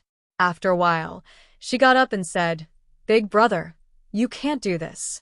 You can't let me do anything. Plow the fields for cows. You're wasting resources. Then go help people dig wells. Your strength is equivalent to 10 people. Zhang Xiaolong was very economical. After everyone chatted for a while, Guasufei, and Li Yinfeng went to the small courtyard next door and told Lu Qian the names of the 3 babies. Lu Qian was very happy when she heard it. Needless to say, the names and courtesy names were carefully chosen by the elders. She had some experience with Zhang Xiaohua's miracle. Everyone knew that she was pregnant for 10 months, but she was pregnant for 5 years before she gave birth. Zhang Xiaohua already knew about this situation 5 years ago. Moreover, Zhang Xiaohua even gave her a small stone. When the stone turned into powder, her son was born. Could it be explained with the word coincidence? Today, Zhang Xiaohua actually gave her son a pet name. It was exactly what she wanted. The name Byron was really extraordinary. How could Lu Qian not be happy? She picked up her son, who was sleeping soundly next to her. Zhang Jian, Zhang Yuyu, and Zhang Byron called him one by one. Hearing this, the child opened his eyes in a daze and babbled nonsense. Li Jinfeng's family of 3 went to Guizhuang House to pay a New Year's greeting to the Zhang family because of the new year. Lu Kai and his wife came together because Li Yinfeng went back to her parents' home. Anyway, they had to come. As soon as the 2 groups of people arrived at Guizhuang House, they encountered Lu Qian giving birth, so they stayed to help. Now the child was born smoothly, and the New Year's greeting was over. Li Jinfeng's family of 3 naturally had to go back to Lu Town. However, Zhang Kai was happy and said, "Brother, if you're not busy with the affairs in town, you can go back later. It won't be too late to leave after the 15th day of the first lunar month. Anyway, Guizhuang House has a place to stay." Shopkeeper Li's business in Lu Town had been doing well in recent years. He thought that there would be nothing to do during the new year. So, after a little hesitation, he agreed to Zhang Kai's suggestion. In fact, if Zhang Xiaohua didn't come back, shopkeeper Li might not have hesitated. She had just given birth and was very busy. Wouldn't it be troublesome if his family stayed here? Although he didn't know exactly what kind of person Zhang Xiaohua was now, 5 years ago, she could go into the tiger's den and come out unscathed. 5 years later, Zhang Xiaohua must be even more incredible. Mr. Lu and Zhang Kai didn't hang around in Lu Town, so they didn't have much impression of the outside world. Shopkeeper Li knew what kind of person Zhang Xiaohua would be if she was in Lu Town. Moreover, according to Zhang Kai and Guasufei's meaning, his youngest son wouldn't be allowed to travel far in the future. Since he couldn't travel far, where could he go? He couldn't really farm in the Guizhuang House, so Zhang Xiaohua's only choice was Lu Town. Therefore, shopkeeper Li's little abacus was very clear. As long as he had a good relationship with Zhang Xiaohua, his family should be able to do whatever they wanted in Lu Town in the future. Therefore, Zhang Kai's politeness at this time was like handing a pillow to a thirsty person. Shopkeeper Li hesitated for a moment and immediately accepted it. Lu Kai and Li Yinfeng didn't need to be mentioned. They directly lived in Mr. Lu's house. On one hand, they served their father, and on the other hand, they took care of their sister. Time flew by. In the blink of an eye, it was the 15th day of the first lunar month. In the past few days, Zhang Xiaohua didn't go anywhere. She just wandered around the Guizhuang House, paying New Year's greetings here and sending gifts there. It was true that this farmer's house was simple, but it wasn't necessarily pure. In the past, Guasufei was the only girl in the Guizhuang House, and she was bullied both openly and secretly. Zhang Kai married into the family and gave birth to 3 fat boys. In the eyes of the farmers, they were 3 strong men. Therefore, there were fewer bullies. However, just when the family's life was getting better, Zhang Xiaohua and Zhang Xiaohu disappeared. At first, people thought that they had gone to other places to live, and maybe they would be successful in the future. Well, when Zhang Xiaohua and Zhang Xiaohu came back for the first time, people in the Guizhuang House envied them for a while. Many people had never seen such a tall red horse before. However, the 2 left in a hurry and didn't come back for many years. Therefore, many rumors spread. Li Yinfeng's arrival indirectly made the idlers in the Guizhuang House a little apprehensive. But later, Li Yinfeng married Lu Kai. Although the Zhang family kept their mouths shut, this fact couldn't be covered up. In addition, Guasufei fell ill twice.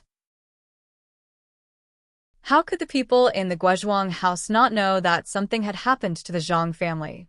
In addition, Zhang Xiaohu and Zhang Xiaohua had brought home 3,000 to 4,000 taels of silver. Although they did not spend extravagantly, it was still needed to improve their lives. The original small courtyard was renovated, and a new courtyard was built next to it. The idle men in the village were jealous, and rumors began to spread. Some said that the money was exchanged with the lives of the two sons, some said that the two sons had committed robbery, and some said that the rumors were unpleasant to hear. Fortunately, the Zhang family had always had a good reputation in the village, and many people leaned towards the former. The eyes of the people were really sharp. This rumor was really infinitely close to the truth. The Zhang family couldn't deny it. In fact, there was nothing to explain. In particular, due to Granny Li's adding fuel to the fire, there were already some rumors about Zhang Jian's birth. Although Zhang Xiaohua was just 18 years old, he had licked the blood of blades in the Jianghu. He had a good understanding of the human heart. The evolution of the way of heaven had given him endless training, and he had already clearly seen the undercurrents behind the simple farmers. Therefore, during this period of time, he had spent a lot of time hanging out with the idlers in the Guozhuang house. From time to time, he would show off his Jianghu experience, talk about the bloodshed of revenge, and when he was full of enthusiasm, he would pick up a stone or millstone with one hand to show off his strength. Even some young men who had learned a thing or two came forward to show off a few times, but Zhang Xiaohua didn't hesitate to send them flying with a kick. At most, there were about a dozen of them, and they all surrounded and attacked Zhang Xiaohua, as if they were joking. Zhang Xiaohua didn't hold back at all. He didn't even use his hands, and with less than a minute of kung fu, he knocked them down one by one. This time, the crowd closed their mouths, and there was only fear and admiration in their eyes. Zhang Xiaohua was very satisfied with this result. He clapped his hands and left. Zhang Xiaohua went to Zhang Jian's place every day. He didn't tell anyone about Zhang Jian's extraordinariness, including Lu Qian. However, in these few days, he didn't see any special differences between him and other children. For example, he could talk and walk when he was born. Instead, he went to sleep every day after drinking milk. He didn't look like he was worrying at all. Yes, he didn't look like he was sleeping soundly while clutching the two ugly little stones. Seeing this, Zhang Xiaohua was slightly relieved. There was no one in the family who was particularly strong.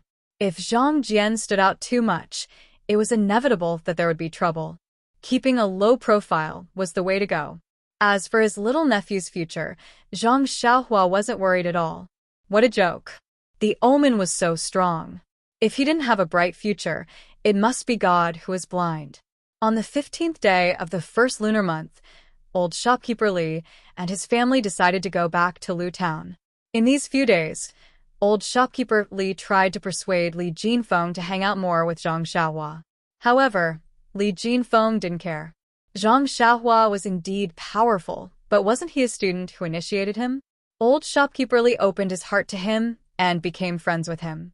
There was really no need to flatter him deliberately. Li Jinfeng originally wanted to get information about Qiu Tong from Zhang Xiaohua. Now, Li Jinfeng would rather not ask than look for Zhang Xiaohua. This surprised Zhang Xiaohua for a while.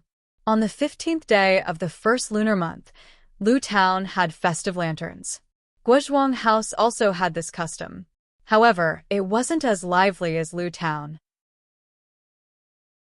Old shopkeeper Li naturally invited the Zhang family to Lu Town to take a look. After giving birth, Lu Qian recovered very well. She could walk a few days ago. She didn't look as weak as Zhang Xiaohua imagined. However, she couldn't leave the courtyard until she was 1 month old. Guo Sufei and Zhang Xiaolong had to stay at home to take care of Xiao Jian. Only Zhang Kai and Zhang Xiaohua were left in the Zhang family. Zhang Kai didn't want to go. However, when he thought that Xiaohua had been hanging out with the young people in the village for the past few days, he thought that he couldn't bear the loneliness. Therefore, he wanted to bring him to Lu Town to take a look. Since he was willing to go, Zhang Xiaohua naturally accompanied him. Mr. Lu's family was a leisurely trio. They could leave at any time. Therefore, the group of people came to Lu Town. The last time they came to Lu Town was 5 years ago.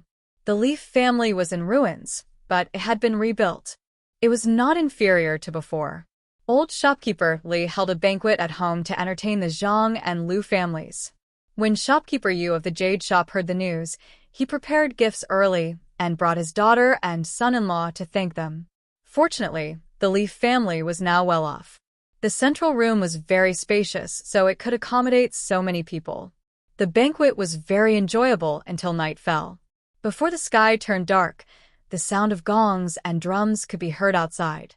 Firecrackers and the like were also going off non-stop.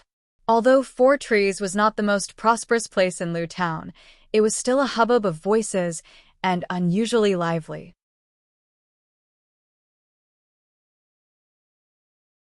Chapter 383. Guozhuang House and Balagu were both in the countryside. Ever since Li Yinfeng married into Balagu, she had not seen such a lively 15th day of the first lunar month for several years. When she heard the sound of gongs and drums on the street, she could not sit still. It seemed that she was even more anxious to go out than Zhang Xiaohua. On the contrary, the 18-year-old Zhang Xiaohua was very well behaved and sat down with a smile. Nonsense, his divine sense had already been sent out. Of course, he did not need to be so anxious. But he sat so steadily that it unconsciously made everyone present think highly of him. Of course, look at this child. He really seemed to have lived in a big town. This calmness was not something that ordinary people could compare with. Seeing that it was almost time, everyone was full. Old shopkeeper Li got up and, together with shopkeeper Yu, led everyone to the street. They followed the flow of people and admired the lanterns on both sides of the street. The 15th day of the first lunar month was the day of the full moon. High in the sky, a bright moon hung there. Many shops on both sides of the street hung up homemade lanterns. There were also hawkers who set up stalls to sell lanterns. In the flow of people, there were old and young. All of them had lanterns in their hands. They walked and looked and chatted. Not long after Zhang Xiaohua and the others left the Li family, they came across a stall selling lanterns. Shopkeeper Yu waved his hand, and everyone bought one. Even Zhang Kai accepted it gladly. He carried a medium-sized lantern in his hand. Zhang Xiaohua was very surprised when she saw this. In her impression, her father was a somewhat old-fashioned person. She had never seen him carry such things for children. But then she saw old shopkeeper Yu and old shopkeeper Li also carrying a lantern with a smile. She laughed in her heart. It turns out that there is innocence in everyone's heart. There were many people on the street, but they were also divided into groups. Li Jinfeng, Lu Kai, and the son-in-law of the Yu family, Zhang Xiaohua, walked together. Li Jinfeng knew that Zhang Xiaohua was unfamiliar with these things, so he pointed here and there and introduced them to him in detail. Li Yinfeng and Yu Biha were together, holding exquisite lanterns in their hands. It was unknown what they were whispering to each other, but they were also covering their mouths and laughing. The four old people walked at the back.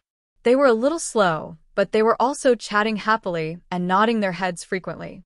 After walking through a few streets, the flow of people increased. It was as if they had been cooped up at home for an entire year and only came out now to get some fresh air. In front of them, the sound of gongs and drums could be heard. Waves of cheers could be heard. Li Jinfeng explained with a smile, "In front of us is a big square in the west of the city. Most of the temple fairs during the New Year are held here. Presumably, there is a lion and dragon dance performance now, which is why it attracted so many cheers." When Zhang Xiaohua heard this, he couldn't help but feel a little strange. He had an affinity with this square in Lu Town. The first time he saw Lu Qian being molested in the square with his father and two brothers, he stood up for justice and helped Zhang Xiaolong win the beauty. 5 years ago, he and his second brother came across a Jianghu man who was selling medicine in the square and was bullied. He also stood up for justice and got something similar to a pill formula. He also broke one of the bully's legs. He didn't know what strange things he would encounter today. Unfortunately, when he turned the corner of the street, he saw a group of bright lights and a lively scene in front of him. Everyone's face was filled with a happy smile. There was nothing unusual about it. In the middle of the square, Two dragon dance teams were holding wooden poles. Each of them danced with two long dragon-shaped lanterns. They were having a hearty battle. When Zhang Xiaohua saw the dragon shape, she couldn't help but feel moved. On the 9th day of the first month, the dragon shape formed by the heaven and earth essence, qi, that she saw in her divine sense was similar to this dragon lantern. Presumably, this dragon-shaped essence qi didn't appear just now. It was estimated that 10,000 years ago, when the immortal Tao was at its peak, it also appeared from time to time. This was why the immortal cultivator saw it. He didn't know how it spread to the mortal world. But why wasn't there a phoenix lantern? However, immediately Zhang Xiaohua had an answer. Dragon dance. Wasn't it because of the dragon's long body that everyone felt lively when they cooperated? If it was a phoenix dance, only one person would take it. How would it be fun to dance? Moreover, the dragon's head was difficult to tie. If it was a phoenix, the whole body was difficult to tie. It was also inconvenient to do it. It should be so. Ha ha ha. Zhang Xiaohua was quite proud of her cleverness. Around the dragon dance team, there were more than 10 lion dance teams. They were all sweating profusely. Not only Zhang Xiaohua was happy to see this, but the others also kept applauding. Zhang Xiaohua was also pitiful. Before he went to Pingyang City, he was 12 years old. During these 12 years, he only had the opportunity to come to Lu Town during the New Year, and it was always during the day. He had never experienced the scenery of Lu Town at night. He used to think that the people in Lu Town were like the Guozhuang house, who would turn off the lights and go to sleep when the sky turned dark. Even on the 15th and 16th of the first month, he just took Xiaohua's lantern for a stroll in the village. Until today, he realized that the nightlife of the people in this town was really rich and colorful. After a while, the number of people in the square gradually increased. Zhang Xiaohua and the others were slowly squeezed to a corner of the square. However, even if they were not in the center, it was still lively here. Just as they were enjoying the show, a woman suddenly stumbled out from an alley next to the square. She cried and shouted, my child's father, where are you? My child has been snatched away." She shouted and searched all the way. At this moment, a person blocked her and shouted, "Wunyang, what happened to your Zizi?" Wunyang cried and shouted, "Second uncle, just now, Zizi and I were making lanterns in the courtyard." Suddenly, a masked black shadow fell from the sky, grabbed Zizi, and then jumped onto the roof and disappeared. "Tell me, how can I live like this?" The person pointed in a direction and said, "I think I saw Brother Lu over there just now. You go and look for him." Sigh. Wunyang grabbed his hand as if she was asking for help. She had long forgotten her scruples and said, "Second uncle, can I trouble you to go to the government and ask them to send someone over?" The person said firmly, "Don't worry, Wunyang, I'll go now. However, you have to be mentally prepared. During the new year, the government is the most lax. Moreover, according to what you said, that person is a high-ranking person. How would the government dare to interfere?" Wunyang cried even more miserably and said, Then, I really can't live anymore." After saying that, she stumbled in that direction again. The person called second uncle also sighed and said, "This world." He touched his money pouch, separated the crowd, and went straight to the government. At this moment, a familiar person next to him said, "Sigh, poor Zizi. I just saw her at the corner of the street this morning. She's a very cute little girl." The person next to him also said in surprise, "Don't you think it's strange? Why would someone be interested in a girl from an ordinary family? If he wants to kidnap someone, he should kidnap a beauty, right?" "Yes," second aunt said, "that it's obviously a master in the martial arts world. Wouldn't it be better if he came at night? Why did he have to kidnap her now? What time is it now?" Another person said, "Don't underestimate this girl. When I met her this morning, second aunt was taking her for a divination. The blind fortune teller said that this girl's ghost fate is on the 7th day of the 7th month. It's the most gloomy. If she can be used properly and find a good husband, she will bring good fortune to her husband's family." TSK Peske, Could it be that the martial arts master in the martial arts world eavesdropped on it and was itching to kidnap her before the sky turned dark? Cripple, you're just talking nonsense. ZZ is just a 7-year-old child. Hee hee, I'm just saying. Maybe the martial arts master is interested in this? These words were getting more and more unpleasant. Sigh. Zhang Xiaohua sighed. Human nature was really unpredictable. He turned to the side and saw several pairs of eyes staring at him. Zhang Xiaohua was stunned. She reached out and rubbed her face left and right. Puzzled, she said, "Father, there's no dust on my face, right?" Zhang Kai said, "No. Even if there is, it's so dark. How can I see?" "Then why are you looking at me?" Zhang Xiaohua was very puzzled. Zhang Kai frowned. He looked around and whispered, "Xiaohua, didn't you hear about what happened to Zizi just now? Don't you have anything to say?" Zhang Xiaohua said, "Of course, I have extreme sympathy. If her mother was born a few hours later, perhaps there wouldn't be such a tragedy." Zhang Kai pointed at Zhang Xiaohua angrily. He didn't know what to say. He lowered his voice and said, "Didn't you learn martial arts? Seeing her child go missing, as a mother, she doesn't want to live anymore. Don't you have any intention of helping her?" In fact, when the second mother said that her daughter had been taken away, Zhang Xiaohua had already released his divine sense. He had already seen the black-clothed man with the little girl under his armpit. However, there were many people in the square now. The black-clothed man's qinggong didn't seem to be very good. Zhang Xiaohua wasn't in a hurry to chase after him.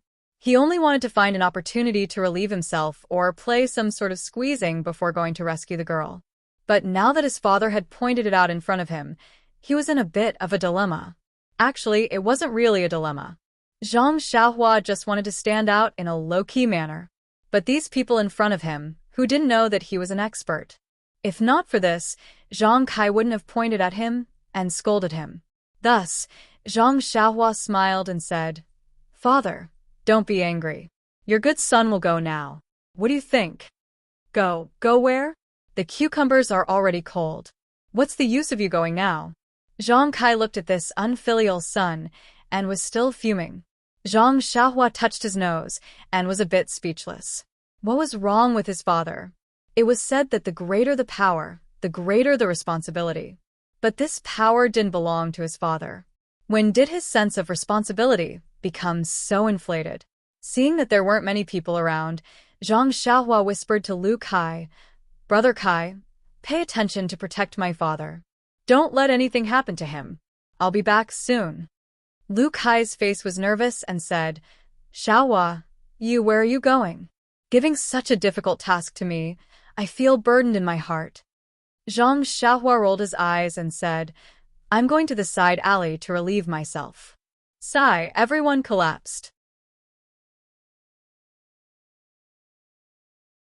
Chapter 384. Zhang Xiaohua slowly walked into the dark alley. Looking around, he really looked like a young man who was secretly urinating. However, when he reached the darkness, he twisted his body as usual and suddenly disappeared. The quiet alley seemed as if no one had ever been there. After Zhang Xiaohua's figure appeared in another place, he didn't waste any time and leaped onto the roof. His feet didn't touch the ground as he chased after a certain place. Yes, it was indeed a roof that didn't touch the ground. Zhang Xiaohua's divine sense was indeed useful. However, there was also a drawback. It was like a person standing at a very high place overlooking Lu Town.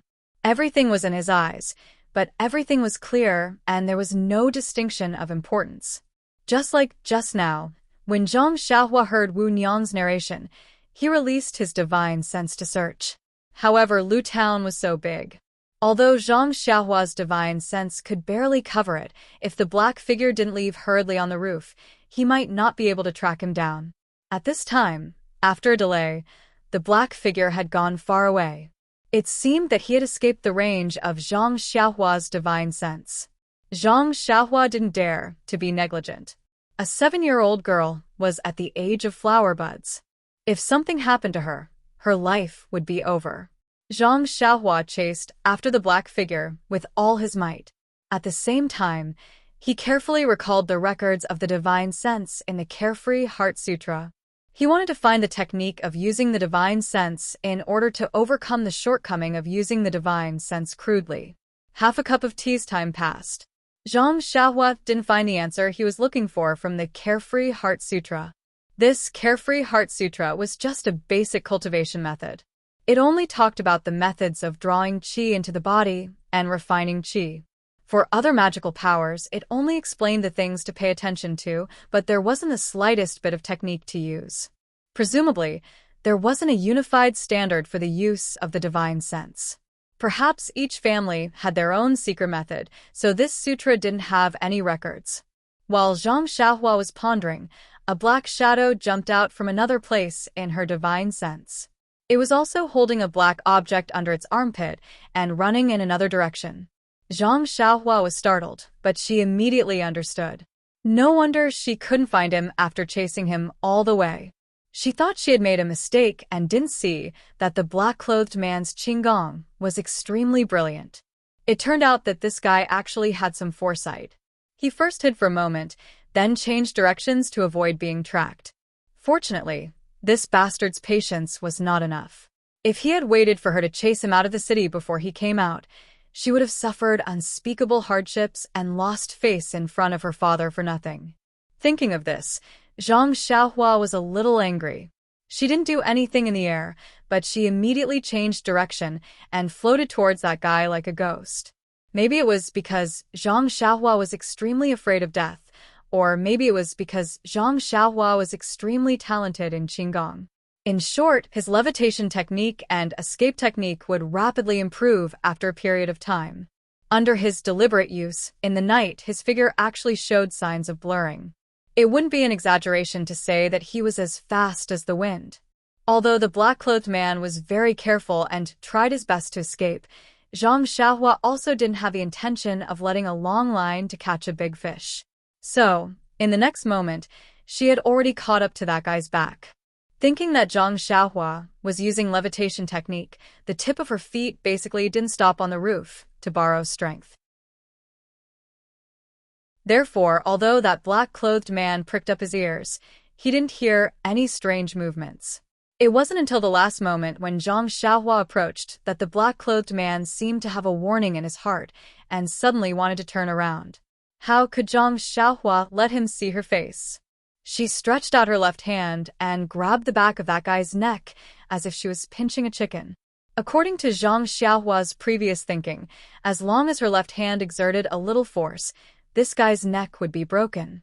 But just as Zhang Xiaohua was about to exert more force, she didn't know why she suddenly thought of the little kitten lying under the carriage on the snow with its forelegs twitching.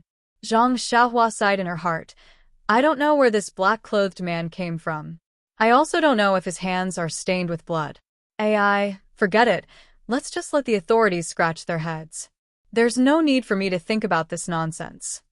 Therefore, when Zhang Xiaohua slightly reduced the force in her hand, the black-clothed man immediately fainted. Zhang Xiaohua didn't dare to be negligent and immediately stretched out her right hand to catch the thing that was about to fall from the black-clothed man's armpit. It was a burlap sack. Zhang Xiaohua looked around and chose an empty platform. Landing, she caught the bright moonlight and opened the burlap sack, revealing a delicate and pretty little girl. Her eyes were tightly closed and her breathing was even. The black-clothed man must have fed her some medicine or sealed her acupoints. Zhang Xiaohua frowned slightly. Sealing acupoints was a martial arts technique. He had only been sealed before and had never practiced it. Therefore, he didn't dare to act rashly. If he was fed medicine, he would be helpless. Thinking about it, it was better to leave these things to the experts. He just needed to send the child back safely. Finished thinking, Zhang Xiaohua carried one in each hand and was about to be sensible. Suddenly, he seemed to have thought of something. This black-clothed man did such a repulsive thing in the middle of the night. He must not be a good person. Even if I don't know if he should be killed, I can't let him go so easily. If I hand him over to the authorities, with the corruption of the authorities, they will definitely find him and let him go. That would really be letting him off easy. Not knowing why, Zhang Xiaohua suddenly thought of the Misty School's disciple who had his dantian destroyed and his martial arts crippled. I don't have internal energy, but don't I have true qi? Even though I haven't trained my lower dantian, I know the location of my lower dantian. Either way, I'll use this bastard to practice. Hee, it can be considered as making good use of trash. Zhang Xiaohua smiled and put down the gunny sack. He stretched out his index finger and pointed at the location of the black-clothed man's lower dantian. Just as his finger touched the skin, a stream of true qi entered his body and directly pierced his dantian. The black-clothed man's internal energy that he had painstakingly cultivated immediately dissipated in his body following the destruction of his dantian. Zhang Xiaohua was not in a hurry to withdraw his true qi. Instead, after the black-clothed man's dantian was destroyed, his true qi circled around his dantian for a while and then wandered through his meridians for a while before withdrawing it back into his body. Zhang Xiaohua sat under the moonlight and used his finger to scratch his chin. He thought to himself, the lower dantian is where the internal energy of martial arts is stored. It is like a warehouse. As long as the walls are pushed down, the internal energy inside will run out. Because the warehouse is destroyed, no matter how much one cultivates, they will not be able to accumulate internal energy. Therefore, their martial arts will be crippled. The meridians of the immortal path and martial arts are interlinked. It's just that the true qi is different. One is heaven and earth yuan qi, while the other is self-cultivated internal energy. Sai, the person who created the martial arts, was really a talented person. He could even think of such an unimaginable method. It's a pity that the immortal path is not only about drawing true qi into the body, but also tempering the meridians. Even my own middle dantian has long been tempered to the point where it is like an impenetrable fortress. How could it be so easily broken by someone using true qi? Moreover, because martial arts cannot temper the meridians, the talent of the martial arts practitioner is the most important. This talent is not only about comprehension but, more importantly, the width of the meridians in the body. If the same level of comprehension is used, the wider the meridians and the larger the dantian will definitely have a brighter future. This can't be compared to the cultivation methods of the immortal path, which can continuously temper and widen the meridians. There is unlimited room for improvement. In fact, Zhang Xiaohua still somewhat underestimated the martial arts.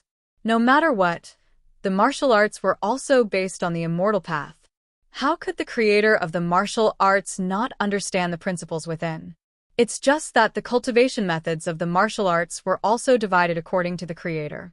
Moreover, because the martial arts had existed for tens of thousands of years, a profound internal strength cultivation method would also have various branches. Each branch would have a unique aspect. Therefore, in Zhang Xiaohua's era, high-level cultivation methods that could temper the meridians were actually rare. However, it was not like what Zhang Xiaohua thought, that the cultivation methods of the martial arts simply did not have the effect of tempering the meridians. After understanding the principle of breaking the dantian and abolishing the cultivation of internal strength, Zhang Xiaohua also laughed. The person who could think of such a vicious method was also a genius. If the dantian was broken by the internal strength, there would be no chance to repair it. It was really killing without spilling blood. It was even more sinister than using a small sword to cut the throat. After thinking about it, Zhang Xiaohua looked at the sky. It was already late. Presumably, her father and the others were also waiting anxiously. Then, she picked up the sack and used the levitation technique to run to the place where she came from. Not long after, she had already arrived at the corner of the square. At this time, the gongs and drums in the square were still playing. The dragon and lion dance had not stopped. She saw that outside the small alley that Fifth Mother ran out from just now, there was still a group of people standing. Among them, there were two yamen runners who were holding two lanterns in their hands. They had an impatient expression as they listened to Fifth Mother's crying and complaining. Beside Fifth Mother, there was a rather down-and-out middle-aged scholar. He squatted there, hugging his head and sighing from time to time. Sometimes, he even slapped his own mouth and muttered something. As for her father and the others, they were also standing at the side, watching from afar. They were still looking around, as if they were looking for her traces. Seeing this, Zhang Xiaohua exerted force with her left hand and threw the black-clothed man in front of them. Then her right hand was not idle. Following the black-clothed man's position, she also gently threw the sack over. The two Yamen runners were listening impatiently. Suddenly, their vision turned black. A black object fell in front of their eyes with a paw sound. Then, another black object followed and fell right on top of the previous object. When they looked carefully, there was an open sack on top, and a masked black-clothed man was below it. The expressions of the two Yamen runners changed greatly. They immediately threw the lanterns to the side, shook their hands, and pulled out the padao from their waists. They shouted loudly. Who? It was fine if they did not shout. Once they shouted, it was obvious that they were timid. Please collect, please tip, thank you.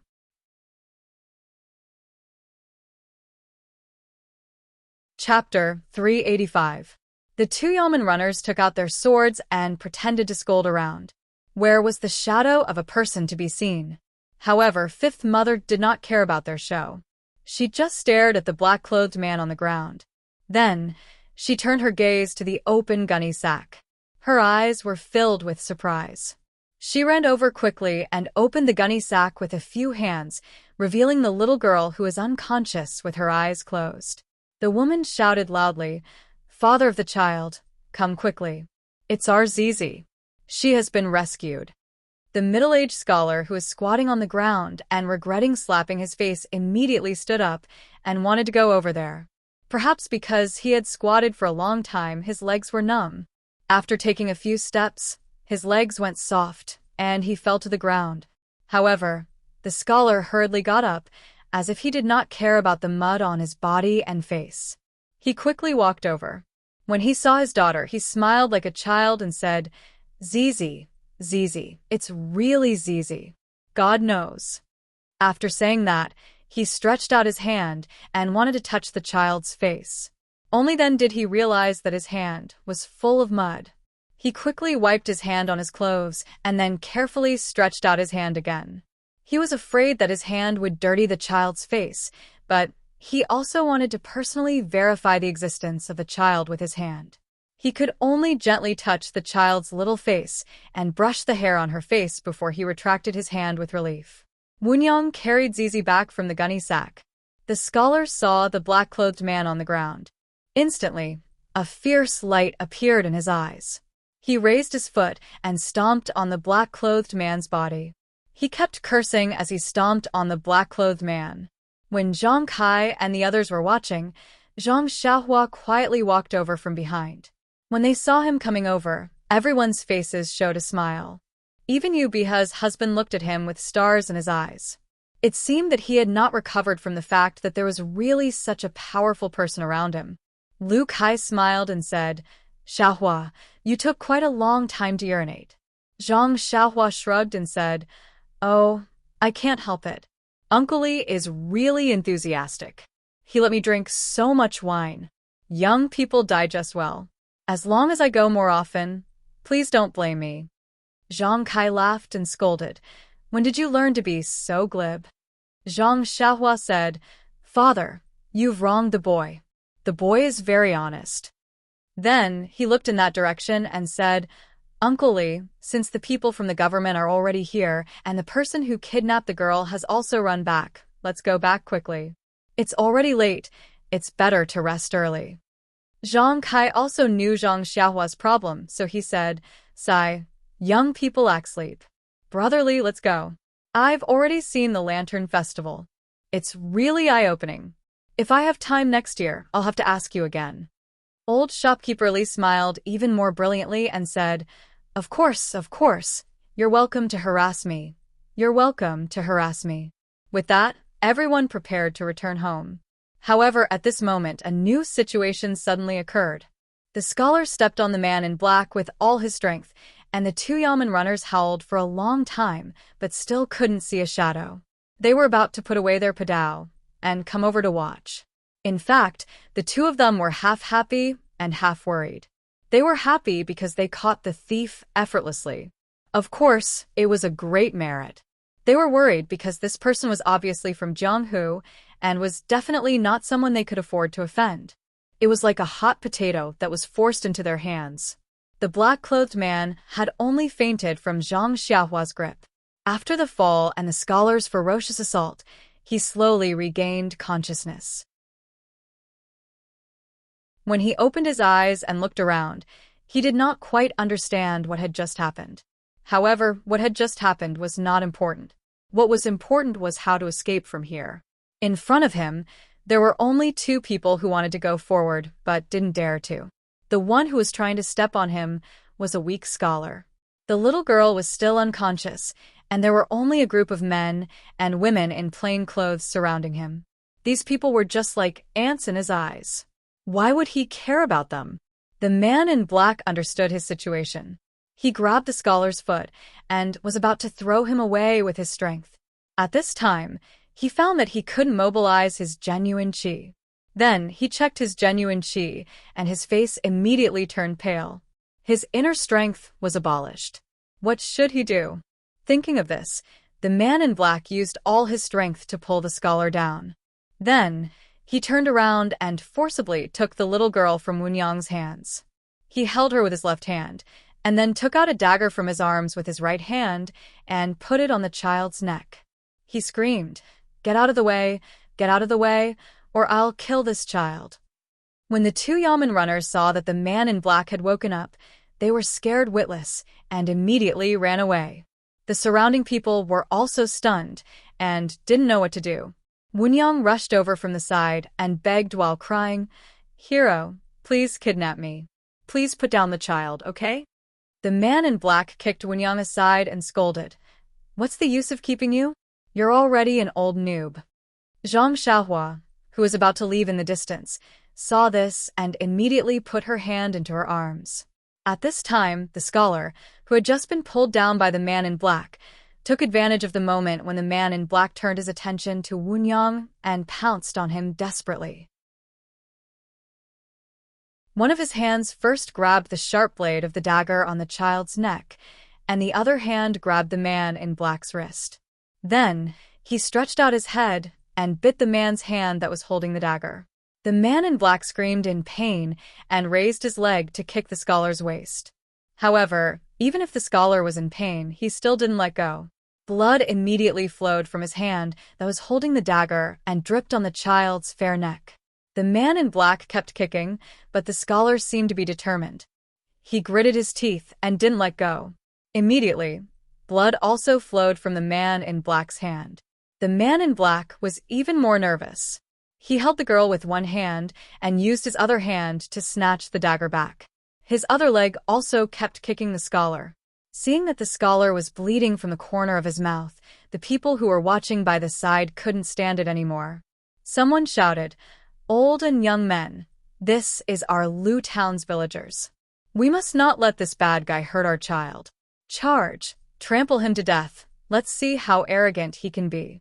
As he shouted, a short and fat man led the crowd out and ran towards the man in black. Since there was a big brother leading the way, the others also rushed up like the wind.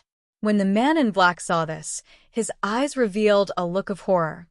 He didn't expect that the man in black, who usually looked like a yes man and timid, would have a hot-blooded side.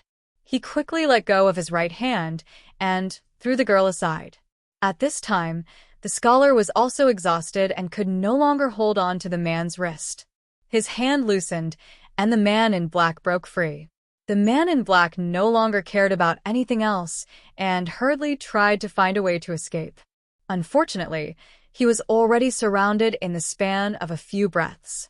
Seeing the scene, Zhang Xiaohua didn't take out her small sword. She knew that the man in black's internal strength had been destroyed and was about the same as an ordinary person. With so many villagers around, he might not be able to escape. When the man in black saw that the crowd had surrounded him, he waved the dagger in his hand up and down and said fiercely, "Whoever dares to come up, I'll take his life." After saying that, he walked in a direction. The people in front of him immediately hid outside in fear. It was okay to make a scene, but they couldn't hurt their own lives. When the man in black saw this, he was overjoyed. Just as he was about to rush out, he heard a person in front of him shout, "We can't let him escape. If he comes back to snatch girls in the future, what should we do? Come on, burn this evil man to death." After saying that, a lantern flew out of thin air and smashed onto the man in black. With a tongue sound, the lantern was ignited, and the man in black's clothes were immediately set ablaze. When the crowd saw this, their eyes lit up and the lanterns in their hands were thrown at the man. In an instant, countless lanterns gathered together and burned. The man in black immediately became a burning fireball. No matter how he swatted at the lanterns or even rolled on the ground, he couldn't extinguish the fire on his body. The man in black was burned until he screamed in pain. Even so, the burning lanterns were still thrown at him. At this time, Zhang Xiaohua completely took out her hand from her chest. She muttered, "The ancient said, the most brilliant martial arts, in the vast sea of people's war, are also helpless. There is no need to deceive." Amidst the flames, the man in black gradually stopped howling, and his rolling body also stopped. Zhang Xiaohua looked at him and sighed, saying, "Let's go, Uncle Li. It's really late. If we don't leave now, I'm going to fall asleep here." The people by the side were also dumbstruck. They really didn't expect that the man in black would end up like this. He was burned alive. Even if they knew that the man in black was doing bad things, but seeing such a miserable state, they still couldn't bear to see it. Hearing Zhang Xiaohua's urging, they also suppressed the emotions in their eyes and walked out along the edge of the square. And the eyes of the commoners who were watching the man in black's burning body actually sparkled with excitement. On the way, Zhang Xiaohua and the others didn't speak. They only walked silently under Li Jinfeng's lead. Walking in the middle of the crowd, the two women's faces were also a little pale. Their eyes flickered, as if the scene just now had left a deep impression on them. When they returned to the Li family, no one had the slightest desire to sleep. Old shopkeeper Li set up a table in the hall and asked people to brew hot tea. Everyone drank a cup. Only then did they warm up. They looked at each other with lingering fear. Li Jinfeng said, "It's really too shocking. I really didn't expect that it would end up like this." Everyone nodded. Only Zhang Xiaohua asked, "Brother Li, what did you think would end up like this?" Li Jinfeng was a little speechless, saying, "At first, I thought that the man in black would be taken away by the Yamen runners. But I didn't expect that when the man in black took out his dagger, the one who ran first was the one who shouldn't have run the least."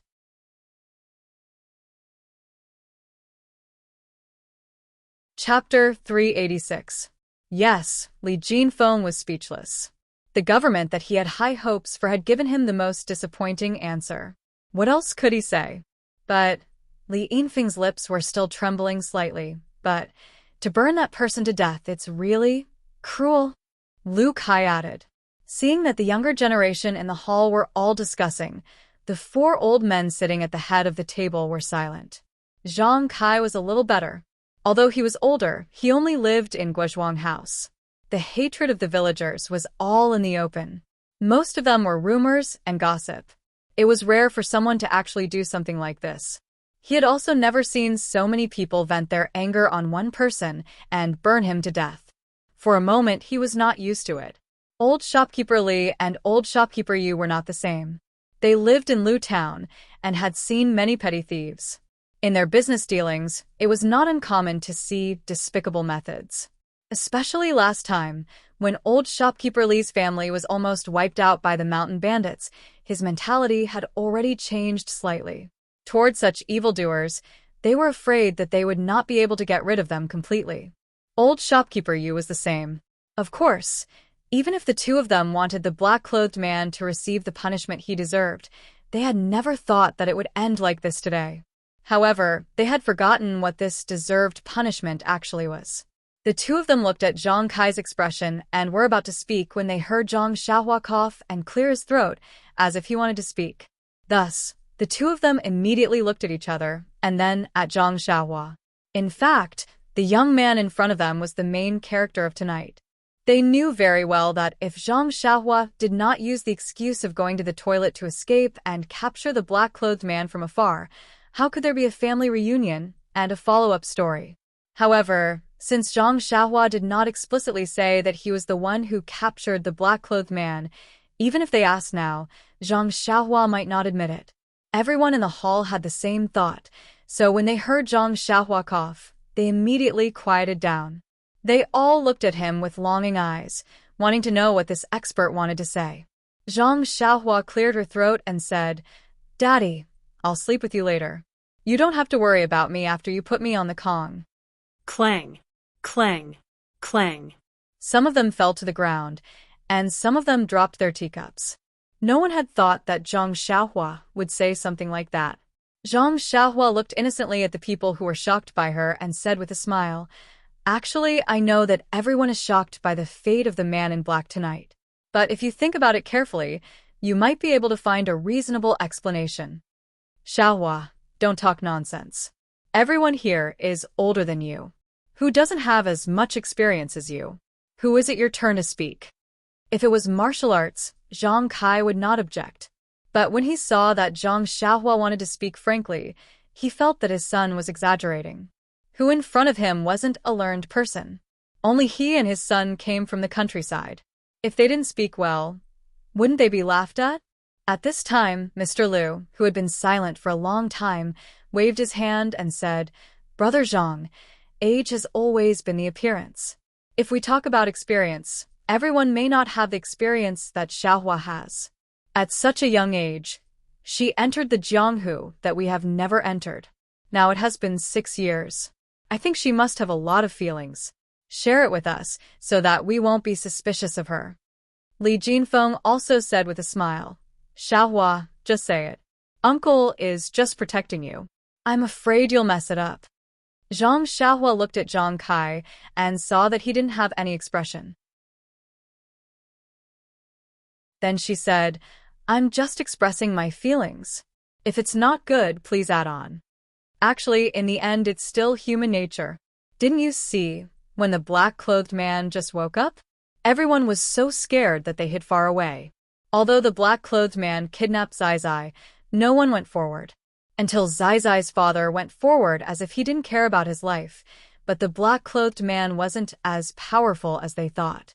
He killed the man with a knife. Then, when the black-clothed man left Zai Zai and wanted to rush out with a knife, everyone was afraid of implicating themselves, so they all moved aside. If you want to talk about power, it's still the leader. If he didn't stand up at that time, the black-clothed man would probably have run away. Would you have let him run away?" Yubiha asked softly. "Who knows? Anyway, it didn't happen. It's hard to say." Zhang Xiaohua looked at Yubiha and said in a mysterious tone. Yubiha's face was slightly red. Zhang Xiaohua smiled and said, "I think that at that time, it was that person who threw the lantern at the black-clothed man. The black-clothed man actually didn't have the strength to fight back. When everyone saw how the black-clothed man was beaten up, they knew that they didn't have any qualms about their own safety. That's why they all surrounded him, wanting to experience the pleasure of bullying the strong. They all threw the lanterns in their hands. But the black-clothed man is a martial arts expert. Why didn't he have the strength to fight back?" Yubiha seemed to be a curious baby and continued to ask. This is the punishment of the heavens," Zhang Xiaohua said decisively. Mr. Liu said thoughtfully, "If that's the case, Little Blossom, what you're saying is that everyone isn't acting bravely for a just cause and stepping forward bravely. Instead, they're using the attitude of a strong person to wreak havoc on the mentality of the weak?" Zhang Xiaohua nodded and said, "That's right." "Mr. Liu, it's because you can get the pleasure from bullying the powerless strong that you didn't have before. Or maybe it's because you were bullied by the strong in the past. Today, you treated the black-clothed man as an illusion and did such a shocking action. Of course, it's also because of Zai Zai's experience that made people angry. That's why." As she said that, Zhang Xiaohua's voice became softer and softer. Then she sat there and didn't say anything else. Seeing that everyone in the hall had a serious expression, frowning and thinking while waiting for Zhang Xiaohua to speak, Zhang Kai awkwardly coughed and said that Xiaohua is a bit tired and has already fallen asleep. Let's stop here tonight. Cough, cough. At this time, Mr. Liu suddenly understood and said with a smile, Hee, 5 years ago, I saw Xiaohua sleeping soundly. Today, I saw it again. Lu Kai, you, and Jin Feng send Xiaohua to the guest room. The others who didn't know what was going on all sighed in their hearts. Strange people. No wonder they reserved a place to sleep before talking. Sure enough. However, Mr. Liu's arrangement was a waste. Zhang Xiaohua's body was very light. Although she was already 18 years old and taller than Lu Kai could carry her on his shoulder without any effort. Lu Kai wasn't too surprised. He had already heard Lu Qian muttering about it. Only Li Jinfeng was surprised when he heard it. He didn't think that his younger sister's husband had such a good physique. It seemed like his younger sister was blessed. It was already past midnight. Although everyone didn't feel sleepy, they still needed to rest. As for who could sleep, only each person knew. The next day, it was already the 16th of the first month. Since they had already seen the lanterns, Lu Town didn't have anything to miss. Zhang Xiaohua followed her father, Mr. Liu, and the others to buy some things on the streets of Lu Town. They brought some gifts back to the Guozhuang house. However, when they were shopping, Zhang Kai was a little reluctant. From time to time, he would whisper to Zhang Xiaohua, It's just the new year. Since the new year has already passed, don't waste any more money. The family doesn't have much income, and the money is used up. Seeing that Jian is already born, raising a child in this era is very tiring. He still has to go to school in the future, so it's better to use the money in the right way. Some things are better bought at the Guozhuang house. Zhang Xiaohua naturally understood her father's feelings and didn't say much. She just followed Zhang Kai's wishes and bought some things. Mr. Liu was a little better. It was obvious that the in-laws didn't buy much and she couldn't steal the limelight too much. In the end, everyone also bought some gifts for Jian. It was far from the extravagant shopping scene that Zhang Xiaohua had imagined. When they returned to the Guozhuang house, everything in the house was the same as before. However, Zhang Xiaohua couldn't follow them as usual. There were still 2 little girls in Pingyang City who needed her to send them back to Carefree City. Moreover, her second brother, Zhang Xiaohu, whose whereabouts were unknown. If she couldn't find out where her second brother was, her cultivation would be in vain. After lunch, Zhang Xiaohua first stayed in front of her grandmother's grave for a while. Then, she went to the bamboo forest behind her small courtyard. She roughly looked around and then returned to the central room. At this time, Mr. Liu had already returned to his own house to rest. Only Zhang Kai was dozing off in the central room. Zhang Xiaohua smiled and didn't disturb him. She went out and called her eldest brother, Zhang Kai, over. Then, she woke Zhang Kai up. Zhang Kai asked sleepily, Is there anything? Xiaolong. Zhang Xiaolong spread out his hands and said, Father, Xiaohua asked me to come. Zhang Xiaohua said mysteriously, Father, do you think we have enough money now? Zhang Kai frowned and said, We have enough. What's wrong? Xiaohua, is it because you didn't have anything in town this morning and are too embarrassed to ask? No, Father. What can I buy? It's just that when you bought something in the morning, I felt a little distressed. Zhang Xiaolong next to her said with some shame, Xiaohua, it's all your eldest brother's fault. I don't know how to make a living. I can only dig for food in the soil. These few years, we relied on the banknotes you brought back to renovate the small courtyard and build another one next to it. Father must be worried that the banknotes aren't enough. That's why you can't bear to part with them. Moreover, the banknotes are still left for. He seemed to be unable to say the rest of his words. Zhang Xiaohua listened and said with a smile, Look at what you're saying, eldest brother. I brought the banknotes back for the family to spend. When I find second brother, naturally, there will be a share for him. Then, she stretched out her hand and hooked her index finger and said, Father, eldest brother, come. I'll show you something good. After that, she walked out of the central room. Zhang Kai and Zhang Xiaolong were confused. It wasn't that they didn't think that Zhang Xiaohua was looking for those banknotes, but these banknotes should be looked at in the room. Why did she run out to show off? Moreover, Zhang Xiaohua actually picked up a hoe from the wall. And she also let Zhang Kai and Zhang Xiaolong each take one. What is she trying to do?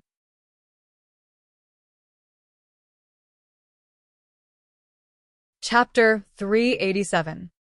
Zhang Xiaohua took the hoe, Zhang Kai and Zhang Xiaolong took the hoe, shovel, and other tools, and came to the bamboo forest behind the house.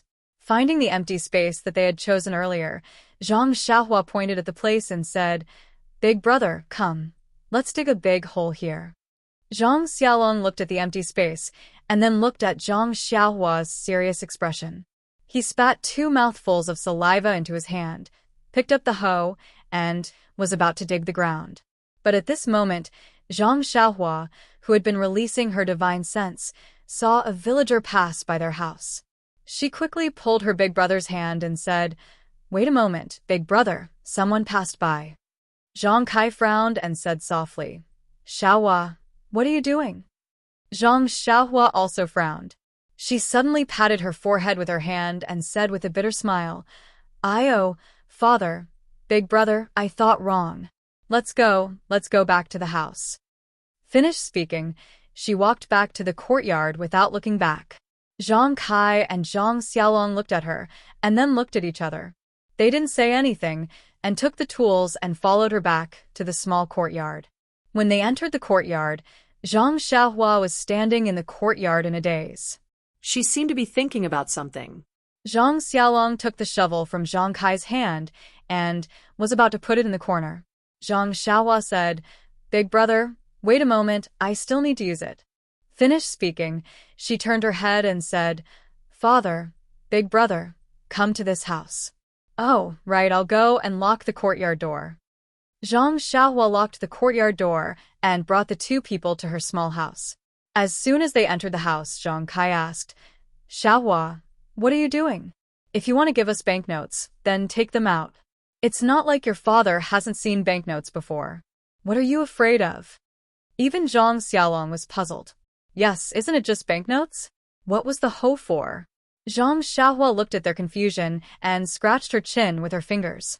She smiled and said, "Daddy, big brother, in fact, I really have something good to show you. But don't be surprised and don't make a fuss. This is very important." Zhang Kai and Zhang Xiaolong frowned at the same time, but they also thought about it and nodded. What a joke. How old were they? What was there to fuss about? Seeing that both of them had agreed, Zhang Xiaohua was still secretly laughing in his heart. Actually, he had only said so much to give them some mental preparation. If they were not surprised and did not make a fuss, then he would make a fuss instead. Presumably, he took out the money pouch from his bosom. Seeing Zhang Xiaohua take out the money pouch, the 2 of them were even more surprised. After so many years, why hadn't Xiaohua changed this old money pouch? Even if he took out a stack of banknotes, they wouldn't make such a fuss. However, what happened next left them dumbfounded. They saw that in the spacious hut, a huge wooden box suddenly appeared inexplicably. "Hey!" the 2 of them shouted at the same time. "You, Xiaohua, this what's going on?" Looking at the surprise of her father and big brother, Zhang Xiaohua was very satisfied with this effect. She smiled and said, "Daddy, big brother, this is my savings." "Oh, yes, it's also my spoils of war. I got it from the bandits when I went to Shitsue Mountain to save sister-in-law Lu last time." Ah. The 2 of them suddenly realized and said, "I see. But where did you put it?" Zhang Xiaohua shook the money pouch in her left hand and said, "I put it here. However, this thing is very mysterious. Only I can see it. No one else can see it." Zhang Kai just looked at the very ordinary money pouch. He seemed to be considering the authenticity of Zhang Xiaohua's words. Zhang Xiaolong reached out to take the money pouch. Zhang Xiaohua naturally handed it over. Sure enough, no matter how Zhang Xiaolong looked, there were only 2 small stones, some scattered silver, a few banknotes. There was no big box, and it was impossible to have such a big box. Throwing the money pouch to Zhang Xiaohua, Zhang Xiaolong looked at Zhang Kai. Zhang Kai didn't know what to say at this time. Zhang Xiaohua said, "Daddy, big brother, don't you want to see what's inside?"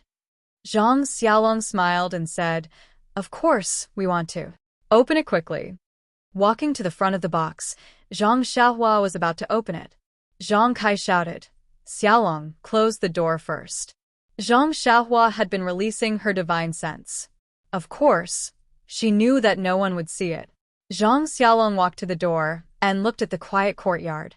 He carefully closed the door and locked it carefully. Only then did he return to Zhang Xiaohua's side. Zhang Xiaohua smiled and said, "Big brother, why don't you open it yourself? But remember, don't scream." Seeing Zhang Xiaohua being so mysterious, Zhang Xiaolong was already prepared in his heart. So, he also smiled and went forward, opening the lid of the box casually. However, even if he and Zhang Kai were already prepared in their hearts, when they saw the box full of gold, they were still petrified. After a cup of tea's time, the two of them recovered. Their first reaction was Zhang Xiaolong immediately closed the lid of the box tightly. Looking around, it was as if there was someone spying on them. Zhang Kai also asked quietly, "Xiaohua, this thing, who else knows about it?" Zhang Xiaohua smiled and said, "Daddy, big brother, there was one person just now, now there are 3 people. And good." Zhang Kai nodded and slowly paced back and forth. Not to mention that Zhang Kai was just a farmer in the countryside. Even a noble person like Mr. Liu would drool at the sight of this box of gold and silver. He naturally had to consider it carefully. After pacing back and forth a few times, Zhang Kai waved his hand, and a word jumped out. "Dig." Good, clean, and efficient. Nonsense. Why would I not want the things my son brought back? In the future, I won't have to be so stingy. After receiving his father's order, Zhang Xiaolong spat 5 or 6 mouthfuls of saliva on his hand in one breath. He gathered his strength and started digging in the open space of the hut. Seeing this, Zhang Xiaohua happily took the hoe and dug with her big brother. However, she hadn't worked with her big brother for a long time. Zhang Xiaohua seemed to have returned to her childhood in the fields. However, looking at Zhang Xiaohua digging far away from him, Zhang Xiaolong was puzzled and asked, "Xiaohua, why are you so far away from me? I won't touch you." Zhang Xiaohua smiled and said, "Let's dig a bigger hole. There are still a few boxes." Zhang Xiaolong staggered and almost threw away the hoe in his hand. What are you talking about? A box is enough to scare people to death. You actually have a few boxes? To say that father and son go to war, brothers dig holes was really not a joke. In less than the time it took to eat a meal, the entire open space of the hut was dug into a deep hole. Zhang Kai was right. Zhang Xiaohua should stay in the village to farm. The holes in the hut were basically the fruits of his labor. Zhang Xiaolong was so tired that he was panting after digging more than half of it. Only Zhang Xiaohua was working hard for her family. After the preparation work was done, one box after another appeared neatly in the dug hole. Including the one that was just taken out, there were 5 boxes. At this time, Zhang Kai and Zhang Xiaolong's attention was no longer on how Zhang Xiaohua took out the boxes. Instead, it was on the boxes that Zhang Xiaohua took out. Zhang Xiaohua didn't find it troublesome. She also put the box outside the hole into the hole. Only then did she stand at the side proudly. This time, Zhang Kai personally jumped into the pit and opened the chests one by one. Of the 5 chests, except for 2 that were filled with jewels, the other 3 were filled with shiny gold. Zhang Kai and Zhang Xiaolong stood in the waist-deep hole and walked back and forth. They looked at this and touched that. They really couldn't believe that this shocking wealth was now theirs. After a while, Zhang Kai gritted his teeth and said, "Xiaolong, close the lid and bury the box." "Okay, Dad." Zhang Xiaolong agreed loudly. After Zhang Xiaolong and Zhang Xiaohua buried the box with the soil that they dug out, there was still a lot of soil left in the hut. Zhang Xiaolong pointed to the soil and said, "Xiaohua, you just took out a lot of things from the money bag. You can put the soil back. Just treat it as a weight scale." Zhang Xiaohua knew that he wanted to be lazy and said, "Big brother, I can't take these." Even if the weight is ordinary, the value is far from it. Don't think about being lazy. I just dug the hole. This soil is yours. Hee hee. Zhang Xiaolong didn't realize that he was exposed. He opened the door and poked his head out to take a look. He took the things back and scattered the soil in the yard with Zhang Xiaohua. Zhang Xiaohua smiled and said, "Big brother, there is no one outside the yard. Don't worry. No one knows about today's matter." "Oh, that's good. That's good." Zhang Xiaolong laughed foolishly. It was just like how Zhang Xiaohua felt when she saw a box full of gold. The three of them sat down in the central room. Zhang Xiaohua poured tea. Zhang Kai and Zhang Xiaolong's eyes were a bit unfocused. They drank the tea in their cups mechanically. Zhang Xiaohua didn't say anything. She just drank and refined the energy of heaven and earth in the water. At her current level of qi refining, the energy in the water was almost negligible. However, no matter how small a fly was, it was still meat. With Zhang Xiaohua's temperament, how could she let it go? When the pot of tea was about to be finished, she saw that Zhang Kai's unfocused eyes gradually became spirited. The corner of his mouth also revealed a smile. He glanced at Zhang Xiaohua and put down the teacup in his hand. At this time, Zhang Xiaolong's eyes also focused. He smiled and looked at Zhang Kai. He also put down the teacup. Zhang Xiaohua said, "Father, big brother, it seems that you have already thought about how to deal with it. This matter is very troublesome. I don't know how to deal with it. Anyway, the money is spent by you. I don't need it. You can do as you see fit." Zhang Kai smiled and said, "Xiaohua, you're lazy. However, it doesn't matter. There is father, mother, and your big brother and sister-in-law at home. You don't need to worry. You just need to bring those things home." Ha ha ha. Zhang Xiaolong also smiled. He looked lovingly at his little brother, who was almost as tall as him. Zhang Xiaohua was stunned and said, "Then, father, how are you going to use the gold? I have thought for a long time, but I still can't think of a way to not attract attention.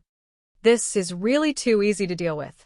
Zhang Kai smiled and said, "I remember that Mr. Liu often said that doing something beyond one's ability is playing with fire."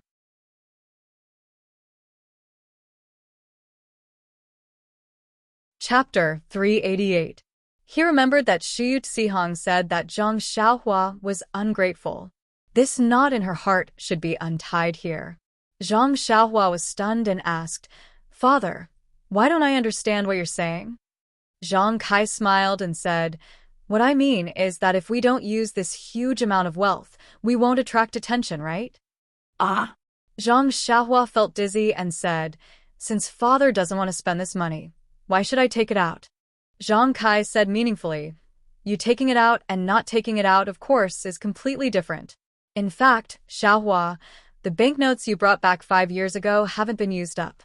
Your mother has always been frugal and saved it for you to marry a wife. Your elder brother didn't spend much money to build a house, so it doesn't matter if you take out the gold or not. However, since you took out such a huge amount of wealth, doesn't our family have a plan in mind? Even if we spend all the banknotes now, there is still the gold in the house as a foundation, right? Tell me, is there any difference between this and not taking it out?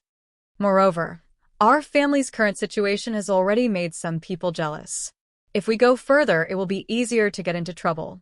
However, with you in the future, the family will be much better." In an instant, Zhang Xiaohua understood. Although there were a lot of banknotes, there would be a time when they would run out, and this time was not far away. Therefore, her mother and father were extremely frugal. They didn't buy what they shouldn't buy, and they didn't spend what they shouldn't spend. Now that they had gold that they couldn't spend in this lifetime, of course, there was a layer of barrier in their hearts. Naturally, they would let go of their hands and feet in their lives. Of course, Zhang Xiaohua also knew that her mother and father were used to farmers. How could they be extravagant? They naturally had their own sense of propriety. There was no need for her to say anything. After thinking for a while, Zhang Xiaohua probed, "Father, the things at home have been arranged. Do you think I should go?" "Leave?" Zhang Xiaolong shouted when he heard this and said, "Little Blossom, how many days have you been home?" Why are you in such a hurry to leave? Didn't father and mother tell you to stay at home and not go out? Zhang Xiaohua thought to herself, Big brother, there are still 2 girls waiting for me to send them to Pingyang City. They have already waited for more than 10 days. If I don't go back now, they will think that I have gone missing. Of course, he didn't plan to tell his family about this. After all, Nie Qinyu and Little Orange were being hunted by bad guys and were in danger. If he told his family, they would be worried. Thus, Zhang Xiaohua smiled and said, Big brother, second brother hasn't been found yet, right? He's also been missing for many years. No one knows if he's dead or alive. I'll go look for him now and drag him back from that misty school. What do you think? Then, she looked at Zhang Kai's gloomy face and added, Dad, don't worry. I'm just going to look for second brother. I won't get involved in the misty school. Hearing this, Zhang Kai's face darkened even more. Zhang Xiaohua thought to herself, this is bad. Sure enough, Zhang Kai stood up with a whoosh and shouted at Zhang Xiaohua, Come here. After that, he walked out without looking back and went straight to her grandmother's grave outside the courtyard. He shouted, Kneel down. Dad, Zhang Xiaohua was very surprised. Kneel down. Zhang Kai shouted again, without hesitation. Although Zhang Xiaohua didn't understand what her father meant, she still knelt down in grievance. Seeing Zhang Xiaohua's aggrieved look, Zhang Kai's heart ached. However, he still hardened his heart and said, Xiaohua, I want to ask you a few questions. Dad, please ask. Zhang Xiaohua said softly while kneeling. When we met your sister-in-law in Lu Town, who saved us? Hero 1 and Heroine Shui. Then when you and Big Brother went to marry your sister-in-law, who saved you on the way? It was Hero Lu. Where did you learn your martial arts? This? Zhang Xiaohua was a little hesitant. His Carefree Heart Sutra was accidentally obtained from the Misty School's library. Then he slowly figured it out. If it was not taught by the Misty School, then this sutra was indeed obtained from the Misty School. Moreover, his Big Dipper Magical Fist and the most basic Arhut Fist were also taught by He Tianshu. If his martial arts had nothing to do with the Misty School, then he would be going against his conscience. Therefore, Zhang Xiaohua said helplessly, I learned it from the Misty School's library. When you first arrived in Pingyang City and went to that manor, was it the Misty School's property? Did they give you a job? It was undeniable that Huanxi Manor was the property of the Misty School. In other words, it was the Misty School that indirectly gave Zhang Xiaohua his first job. Zhang Xiaohua nodded helplessly. Did your second brother join the Misty School and gain the favor of the sect master to become her direct disciple? This was exchanged with my life. Zhang Xiaohua explained anxiously. However, Zhang Kai did not listen. He only asked, You're just saying yes or no? Yes. All right, then ask yourself in front of your grandmother. Can you cut ties with the Misty School? Regardless of whether the Misty School admits it or not, shouldn't you be the first to admit that it was the Misty School that helped you? Now that the Misty School is in trouble and I heard that it was destroyed, don't you have any thoughts about it? You even dare to say, if it wasn't for second brother's son, what does the Misty School have to do with me? Ask your grandmother in the netherworld and see how she will answer you. These words struck Zhang Xiaohua's head like a bolt of lightning. With a swoosh, Zhang Xiaohua broke out in a cold sweat. Even the bean-sized beads of sweat dripped from the top of his head. Yes, even if I'm not a disciple of the Misty School, the Misty School may not acknowledge me as a disciple. However, can I cut ties with the Misty School? Seeing his son like this, Zhang Kai's expression softened. He said, Xiaohua, be grateful. Remember, you must be grateful. Our family is poor, and you left early. These 5 years, Father knows that your life has been difficult and dangerous. Father didn't fulfill his responsibility as a father and didn't teach you properly. This isn't your fault, it's all Father's fault. Our family has received a lot of kindness from the Misty School. They say that a drop of water should be repaid with a gushing spring. You must remember, we must repay the Misty School's kindness. Zhang Xiaohua cried in shame. He said, I know, Father. I will definitely repay the Misty School's kindness. Father, when I first came back from the deserted island and heard about the Misty School, I wanted to avenge gang leader O and the others. However, I don't know why, but along the way, I feel more and more bored. I just want to cultivate quietly and don't want to be entangled by these mundane matters. Now that I think about it, I don't even know what I said just now. Maybe I just said it casually. Yes, since you said it casually, then you must have such thoughts in your heart. I don't know about your cultivation of martial arts, but, Sai, let me talk about what happened yesterday. Since you caught that black-clothed man yesterday, you should have caught him thoroughly. Don't give him any chance to resist. Look at what you did yesterday, you almost made a mistake. I guess that Zizi's father was also seriously injured. Moreover, you even caused the black-clothed man to be burned to death. Father, I know I was wrong. I only wanted to catch him and hand him over to the authorities. Sai, and last night you talked about human nature in the Lee family. I don't know much about it, so I didn't dare to disrespect you and didn't interrupt you. What you said may be reasonable, but I feel that although you can't be on guard against others, you shouldn't think too badly of others. I know that people in the Jianghu are sometimes very scheming, but justice is in people's hearts. Even if there's no heart, there's still God watching. Moreover, now that you have the ability, I don't want you to become a hero and be loved by others.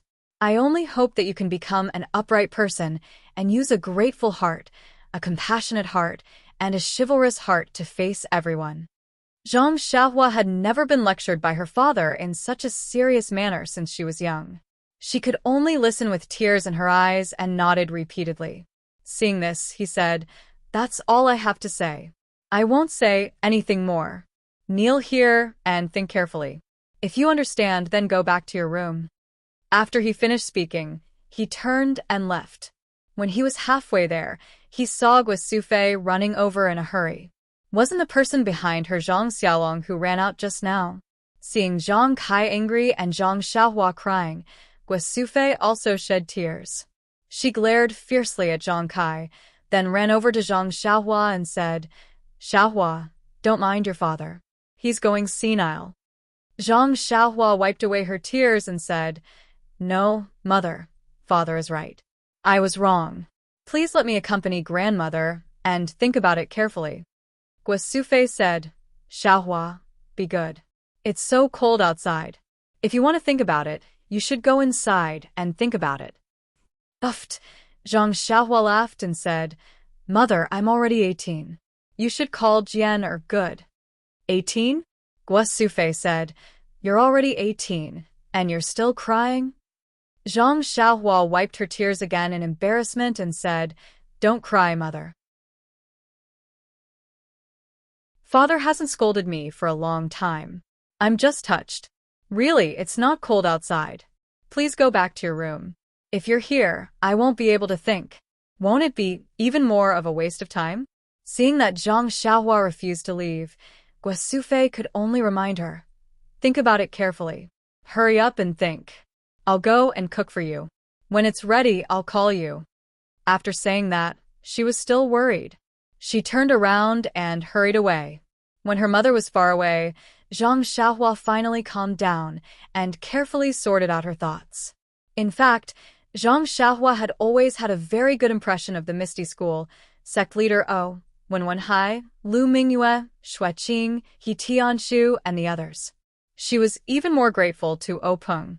However, when she found out about the secret of the Immortal Tao and discovered that her Carefree Heart Sutra was an item of the Immortal Tao, she knew that the Misty School was an Immortal Tao sect. When she thought about how O Peng had mysteriously asked her to copy the manual of her Big Dipper mystical fist, she was puzzled.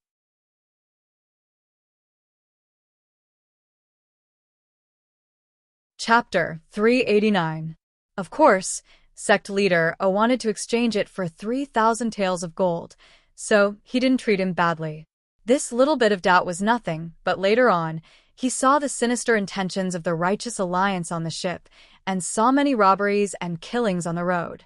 In particular, Zhang Xiaohua entered the realm of oneness of heaven and man twice in a short period of time, and was very lucky to be close to the way of heaven twice. What was the way of heaven? No one could say for sure. But heaven and earth are heartless, treating all things as straw dogs. The way of heaven was the most ruthless. Zhang Xiaohua peeked at the way of heaven at such a close distance. Of course, it was inevitable that she was tainted with some of the way of heaven's consciousness. This was an extremely rare opportunity on his path of cultivation, but it had an extremely bad influence on the growth of his temperament. Therefore, when he encountered the attack on Ye Qianyu, he almost didn't want to come out. He wanted to quickly send her and Little Orange to the escort agency and let the escort them back to Carefree City, but deliberately threw the possibility of the bad guys chasing after them to the back of his mind. It was also because of this that he infinitely magnified his doubts about Peng. He only wanted to withdraw himself from the whirlpool of the secular world, but deliberately forgot that the Misty School's disciples were good to him. It was also because of this that he hit the nail on the head, pointing out the small, hidden in the hearts of ordinary people and the evil in human nature, but deliberately throwing aside the truth, kindness, and beauty in human nature. Although Zhang Kai was not knowledgeable, he could truly see the positive side of life and see the inadequacies of his beloved son.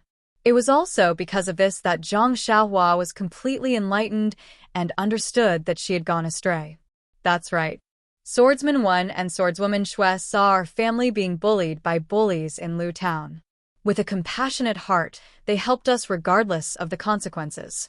That's how my brother and sister-in-law became successful. Apart from Guozhuang, Master Lu also saved us with his chivalrous heart when he saw the bandits of Shitsue Mountain bullying my brother and me. He killed the 3 wolves of Shitsue Mountain with his own hands and did good to the area. The righteous path in the human world is full of vicissitudes. The righteous path is the most difficult, but it is extremely easy to commit evil. But if there is no righteous path, then how can there be fairness and justice in this world? However, this isn't the Righteous Alliance's Righteous Alliance. Look at those heroes from the Misty School, and look at the Righteous Alliance. They're really the classic example of selling dog meat under false pretenses. Since I have the means of the immortal Tao, I should rely on my chivalrous heart to do things with a clear conscience. My previous evasion was lacking. But why did I suddenly have such thoughts? What could he do? What can we do? Haha, thinking about what I did in the village a few days ago, I feel a little funny. When Zhang Xiaohua understood, he suddenly felt that his mind was lively and clear, and there was no longer the heavy sense of evasion like a few days ago. This kind of improvement of the mind had nothing to do with cultivation, and even more so, it had nothing to do with the Tao heart. Even if he had seen the evolution of the heavenly Tao for hundreds of millions of years, it was still completely useless. This was the cultivation of the heart of a person of the immortal Tao, and there was no shortcut at all. He respectfully kowtowed to his grandmother a few times and said, "Grandmother, please watch from the heavens. I will definitely be a righteous person. I will not do nothing for the sake of kindness, and do nothing for the sake of evil." After kowtowing, he patted the soil on his knees and stood up. Guosufei, who had been waiting by the side for a long time, immediately ran over and asked, "Xiaohua, are you tired? Are you cold?" Zhang Xiaohua smiled and said, "Mother, with my current physique, I am not afraid of any cold or heat, it's okay." Guosufei saw the gentle smile on her son's face and was naturally happy and said, "Good, good. It's good that you are not afraid of the cold. You have been kneeling for the whole afternoon. Quick, Mother made you red braised pork. Let's go eat." "Okay." Zhang Xiaohua agreed, without hesitation. Guosufei was also very happy. Zhang Kai, who was pacing in the courtyard, saw Zhang Xiaohua come back with a calm expression, and his heart returned to his stomach. After dinner, the family did not stay in the small courtyard and gathered at Zhang Xiaolong's place. Lu Qian had already gone to the field, but because of the village customs, she did not go out of the house and only greeted the family in the house and brewed tea. Zhang Jian was still holding the 2 primeval stones in his hand, sleeping soundly. Zhang Xiaohua used her divine sense to scan the 2 primeval stones and found that the origin energy in them did not decrease, and she also did not feel any fluctuation of origin energy in Zhang Jian's body. Zhang Xiaohua was a little puzzled. The omen was so strong. Why was there no change in Jianer's body? That day, the golden array formation and the dense purple energy were all absorbed into his body. Could it be that I still have to rely on the immortal cultivation technique? After thinking for a while, Zhang Xiaohua secretly took out the carefree heart sutra cultivation technique and found an opportunity to call Zhang Xiaolong and Lu Qian to the side and said in a low voice, "Big brother, sister-in-law, the gift I gave Jian, last time. Oh, that fist technique manual, is it still there?" Lu Qian said curiously, "It is, Xiaohua. It is at the bottom of my box. Do you want it now? I will go get it." Zhang Xiaohua waved her hand and said, "No need. I have already memorized that fist technique. There is no need for it." Then, she turned to Zhang Xiaolong and said, "Big brother, what do you think of my strength? It is very scary. You're good at farming." "Damn, big brother, can we not talk about this?" "Oh, right, big brother. Do you know where my strength comes from?" Zhang Xiaolong was stunned and said, "Strength is not innate. Could it be that you trained it from martial arts?" Lu Qian was unusually intelligent and immediately said in surprise, "Could it be that fist technique manual?" Zhang Xiaohua said with a smile, "Sister-in-law is still the best. It is that fist technique manual." "That is great. When Jian grows up, I can rest. The business of farming will be handed over to him." Zhang Xiaohua fainted. "Big brother, look at you." Lu Qian was angry and said with her almond-shaped eyes, "Shut up. If you don't want to kneel on the washing board at night, don't say another word." Zhang Xiaolong subconsciously kept his mouth shut, and fear appeared in his eyes. Lu Qian changed into a smile and said to Zhang Xiaohua, "Xiaohua, continue." Zhang Xiaohua suppressed the laughter in her heart and said, "This fist technique manual, when Byron is 5 or 6 years old, maybe a little earlier, this is up to you. Let him see the pictures inside, and let him practice according to the fist technique manual." Ah. "Don't we need to find someone who knows fist technique to teach?" Zhang Xiaohua shook her head seriously and said, "Sister-in-law, remember, you must remember, do not let others teach Byron fist technique, and also do not let others see this fist technique manual. You can only let Byron explore by himself." Lu Qian saw this, and with a serious face, she nodded repeatedly. "Also, sister-in-law, this fist technique, according to my experience at the beginning, the limit is 9 and after 9 times it is complete at most 9 times 81 times a day. Any more than that is useless. After a certain level of practice, you will enter the second level with 8 as the limit and so on until you can practice once 9 times a day." Lu Qian was stunned and asked doubtfully, "Then, what does it mean to practice to a certain level? Is it proficiency or time?" Zhang Xiaohua smiled and said, "This, when the time comes, Byron will naturally know. It is useless to talk about it now." The cultivation method of immortals was unimaginable. Even if she explained it to Lu Qian now, it would be difficult for her to understand, so she might as well not say it. Also, when you practice to the point where you only need to practice 9 times a day, and there is no improvement, you need to practice this fist technique in reverse. Then you will gain something. However, for this reverse practice, I do not have a fist technique manual, sister-in-law. You can let Byron practice these 108 moves in reverse according to his own understanding, or according to this fist technique manual. Thinking of the fist technique manual, Zhang Xiaohua naturally thought of Zhang Chengyue, the real man who resolutely committed suicide on the ethereal peak. Sighing, looking at Lu Qian who did not quite understand, Zhang Xiaohua explained, "This is different from memorizing. It is to practice the moves in the fist technique manual completely in reverse." At this moment, Zhang Xiaolong raised his hand, opened his mouth, as if he wanted to say something. Lu Qian said angrily, "Say, what do you want to say?" Zhang Xiaolong smiled and said, "Xiaohua, can I practice this fist technique? If I practice it, I will have strength. Won't it be better for me to work in the field?" Lu Qian was furious and said, "You, shut up." Zhang Xiaohua patted her forehead, suddenly realized and said, "Big brother, you are right. I was just thinking about Byron, but I forgot about you. But I don't know if there will be any effect after you practice it." How about this? I will practice this fist of the North Star from beginning to end, you see. After that, she walked to the courtyard from beginning to end, and from end to end, from end to end, completely. These 216 moves made Zhang Xiaolong dizzy. He did not know what to do. Then, Zhang Xiaohua demonstrated the links of the fist of the North and South Star. Lu Qian finally understood completely. Zhang Xiaohua saw that her brother was a little depressed and said with a smile, "Big brother, I used a long time to practice this fist of the North Star. You just took a look and want to learn, it is not very possible." Zhang Xiaolong thought about it and said, "Anyway, it is not too late for you to teach me when you are at home." But just as he finished speaking, he remembered that Zhang Xiaohua had told Zhang Kai at noon that she would go out to find Zhang Xiaohu immediately. He said embarrassedly, "I am not in a hurry, I will practice slowly. You can teach me a move later, I will think about it myself." Zhang Xiaohua thought that this was the only way. If she really taught Zhang Xiaohu, there would be no effect for at least a year. But first, there was no news from Zhang Xiaohu, and her family was not at ease. Second, Nie Qianyu was still waiting in Pingyang City. She did not want to involve her family in the dispute of the pugilistic world, so naturally, she could not bring them over. Moreover, Nie Qianyu's family was also waiting anxiously.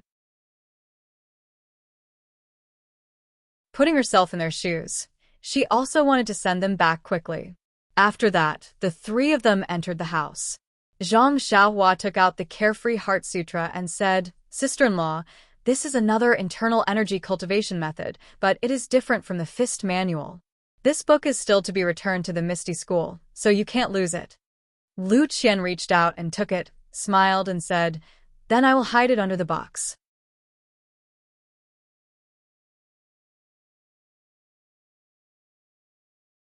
Chapter 390.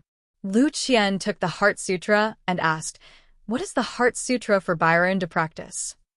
Zhang Xiaohua thought for a while and said, "I guess Mr. Lu will enlighten Byron very early. When he is 5 or 6 years old, he will be able to understand the text inside. At that time, let him read and practice." Ah, Lu Qian said in surprise, "He can only learn it when he is 6 years old. Then why are you in a hurry to give this to me? When the time comes, you can come back and teach him. Besides, I read in the biography that practicing internal strength is very particular. If there is no master to guide him, it is easy for something to happen. I think it is better to let you teach him." With that, Lu Qian was about to return the Heart Sutra to Zhang Xiaohua. Zhang Xiaohua smiled and said, "Sister-in-law, practicing internal strength is easy to cause trouble, but you see, I also practice it myself. Am I not fine? Besides, sister-in-law, you must believe me. Byron will definitely have no problem." Lu Qian was skeptical, but she still carefully put away the Heart Sutra. She asked worriedly, "If Byron doesn't understand, can he ask my father?" Zhang Xiaohua thought for a while and said, "If you don't understand the text, you can naturally ask. If you don't understand the content, don't ask. It is best not to let others know about this book. Remember." Lu Qian listened with a heavy tone, so she could only nod cautiously. Zhang Xiaohua was also bold. He relied on his own exploration to reach his current level. He thought that everyone could practice by themselves, so he easily gave the Heart Sutra to his sister-in-law and let his little nephew explore by himself. He was a shopkeeper who didn't do anything. If Byron cultivated, he was only 5 or 6 years old. How could he understand the content of the book? However, was Zhang Byron an ordinary person? After explaining the matter of Byron, Zhang Xiaohua saw that his father and mother were playing with Byron. He took Zhang Xiaolong to the courtyard and began to teach Zhang Xiaolong the Big Dipper magical fist. Only after Zhang Xiaolong taught him did he realize how he Tianshu felt back then. That's right. Zhang Xiaolong could have hit it this way and hit it from this angle, but Zhang Xiaolong hit it wrong. By the time Zhang Xiaolong corrected him, there were other problems. After a few times, Zhang Xiaohua lost her patience and encouraged him. "Big brother, you're really a martial arts genius. I practiced this move for many days before I reached your level." Zhang Xiaolong was pleasantly surprised. "Really? Xiaohua, It seems like I'm really not an ordinary person. If I had known earlier, I would have followed you to Pingyang City. AI, that's right, big brother. If you go, I reckon that the Misty School won't be destroyed. You might not be able to defeat the enemy, but you can at least learn the essence of the Misty School. Then, you can start a family in the Guozhuang house and inherit the legacy of the Misty School. Yes, Xiaohua, you're right. I'm really a pearl that has been covered in dust. So, big brother, if you have time, you should look at the martial arts manual yourself. I'm afraid that I might lead you astray and delay your progress. I see. All right, Xiaohua, then I can only reluctantly practice on my own. After settling Zhang Xiaolong, Zhang Xiaohua went back into the house to look for her mother. Zhang Kai and Guo Sufei were still on the Kong bed, watching Zhang Byron sleep soundly. Just now, Byron woke up for a while and played with the two elders for a while before going back to sleep. At this moment, the two of them were whispering to each other. Seeing Zhang Xiaohua enter the house, Guo Sufei laughed softly and said, Xiaohua, I heard from your father that you did something good in Lu Town last night. When Zhang Xiaohua heard this, she blushed a little and said, I wanted to do something good, but I didn't do it thoroughly and left a little tail. Today, I heard from father that I know I was wrong. Guo Sufei said, It's good that you know you were wrong. When helping someone, you have to help them to the end. If you give up halfway, it's better not to help. Zhang Xiaohua smiled and said, That's right. Mother is right. I have something to tell mother. What is it? You're still so mysterious. Guo Sufei saw that Zhang Xiaohua was so serious about this matter. She also felt strange and said, Isn't it because you like a girl from some family? Mother still has some money here. It shouldn't be a problem to find a wife for you. Zhang Xiaohua was a little bashful and said, Mother, let's go out and talk. Byron just fell asleep. I'm afraid we'll wake him up. Seeing this, Guo Sufei felt that her sense of smell was even more sensitive. However, in her heart, she muttered, I just went out for a day and already found someone I like. Could it be that I was cheated? Zhang Kai actually knew Zhang Xiaohua's feelings and also encouraged Guo Sufei to go to the central room. Sitting on a chair, Guo Sufei laughed and asked, Xiaohua, you're not young anymore. It's the right time. Tell me, which family's girl do you like? Zhang Xiaohua smiled and said, Boy also doesn't know where that girl is. I can't tell you right now. You sly girl, then why did you call mother here? Guo Sufei only thought that Zhang Xiaohua was thin-skinned and didn't think much of it. Zhang Xiaohua looked at her father and said, Mother, I already told father this afternoon that I want to find a time to leave the Guozhuang house in the next 2 days. After I go out to look for second brother, I'll go back to the Guozhuang house with him. Hearing this, Guo Sufei's face immediately changed and said, No, you left the Guozhuang house when you were 12 years old. Until you turned 18 this year, you only came back once. That time, you also left without saying goodbye. In a flash, you disappeared for more than 5 years. Do you know how much mother's heart hurts? Do you know how mother's days have been? If it wasn't for the child in your sister-in-law's belly that mother missed, I'm afraid that mother wouldn't be able to see you come back. As she spoke, tears immediately flowed out. She looked at Zhang Xiaohua with eager eyes. The affection of licking her child was obvious. When Zhang Xiaohua came back this time, Guo Sufei was far less emotional than the last time. First, she had a younger son who was worried about her, so she didn't have much free time. Second, she was somewhat confused between reality and dreams. She was afraid that this was just a beautiful dream of the past, so she didn't dare to overdo it. Today, before she could completely adapt to the reality of her son's return, Zhang Xiaohua once again asked to leave her. How could she bear to do it? She still wanted her younger son to be happy at her knees and find a lovely wife so that she could sing the husband and wife songs under her eyes. Seeing this, Zhang Xiaohua walked forward and sat on the chair next to her mother. She smiled and said, Mother, I know what you mean. Boy is indeed unfilial and has made you worry at home. However, this time is different from before. What's the difference? Guo Sufei asked curiously. Mother, Do you still remember Hero Wen, Heroine Shui, and Hero Lu from Misty School? Of course I remember. Although Mother is a woman and has never seen them, you are indebted to them for saving your lives. Mother will certainly remember this kindness in her heart. Mother, if they were killed and the boy knows who killed them and has the ability to kill their enemies, do you think the boy should avenge them? Ah, our benefactors, have they really met with misfortune? If so, Xiaohua, they have indeed given our Zhang family a new lease of life, especially Hero Lu. If it weren't for him, you, your elder brother and sister-in-law would have been dead. This kindness should be repaid. But you, Xiaohua, it's not that Mother doubts you, but they were not a match for you even with such high martial arts. You are just a child. How can you avenge them? Mother, please don't worry. Although the boy is stupid, he won't do something as stupid as hitting a rock with an egg. If he can't defeat his enemy, he will use his wits. He won't treat his life as a joke. Guo Sufei frowned and hesitated.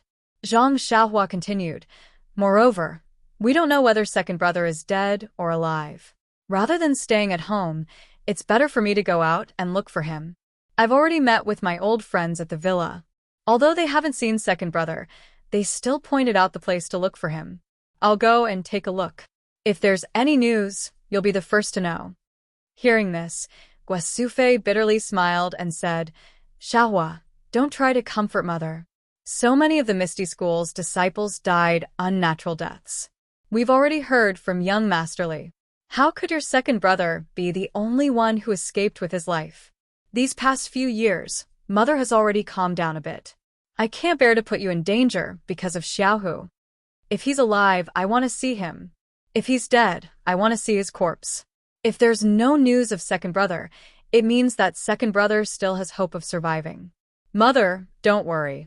The boy has a premonition that second brother will definitely. Xiaohua, don't say any more. It's already been more than 3 years. If there's any news, your second brother would have already sent a letter home. Why wait until now? Zhang Xiaohua was speechless for a moment. Forget it, Xiaohua. Go back and rest first. Let your mother think about it carefully tonight. She's a sensible person. Let's talk about it again after she's thought it through. Zhang Kai advised. Hearing this, Zhang Xiaohua knew that her father wanted to speak up for her. She didn't say anything more. She said something else to them and returned to her room to rest. Ever since Zhang Byron was born, Guo Sufei had been accompanying Lu Qian to take care of the child. Tonight, she handed this task over to Zhang Xiaolong and followed Zhang Kai back to the room next door. When Zhang Xiaohua returned to his room, he saw that it was still early. He sat down cross-legged and took out a few small jade pendants.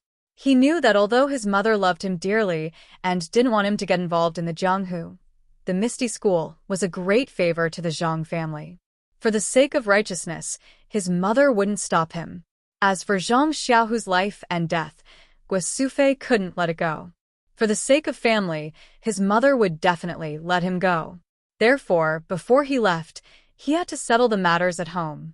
Actually, when he was making a jade pendant for Ji Xiaohua's mother in Songning Town, Zhang Xiaohua already had this idea. Therefore, on the way back, he already had a plan in his heart. In the formation jade slip left behind by Venerable Fire Dragon, there were quite a number of defensive and offensive formations. However, they were all slightly complicated. During this period of time, Zhang Xiaohua had been studying them. Although he wasn't very confident, he still wanted to give it a try. Taking out a jade pendant that had already lost its energy, he placed a new small primeval stone in his right hand. Zhang Xiaohua calmed down and silently recited the incantation. His left hand moved according to the instructions of the jade slip. The energy of heaven and earth was extracted from the primeval stone and gradually formed into a restriction in his left hand. At this moment, Zhang Xiaohua's heart skipped a beat. Please accept, please tip, thank you.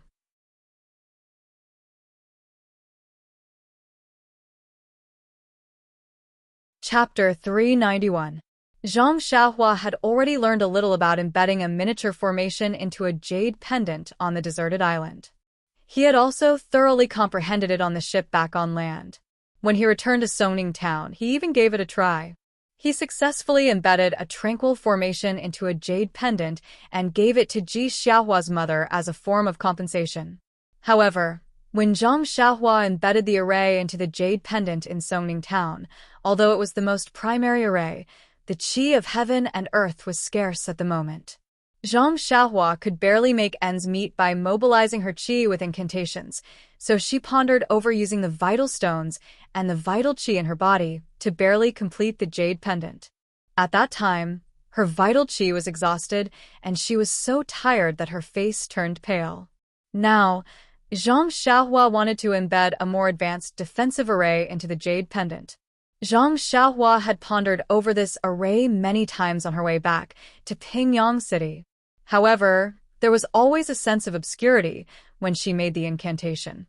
When it reached a certain level, it was difficult to continue, let alone embed it into the jade pendant.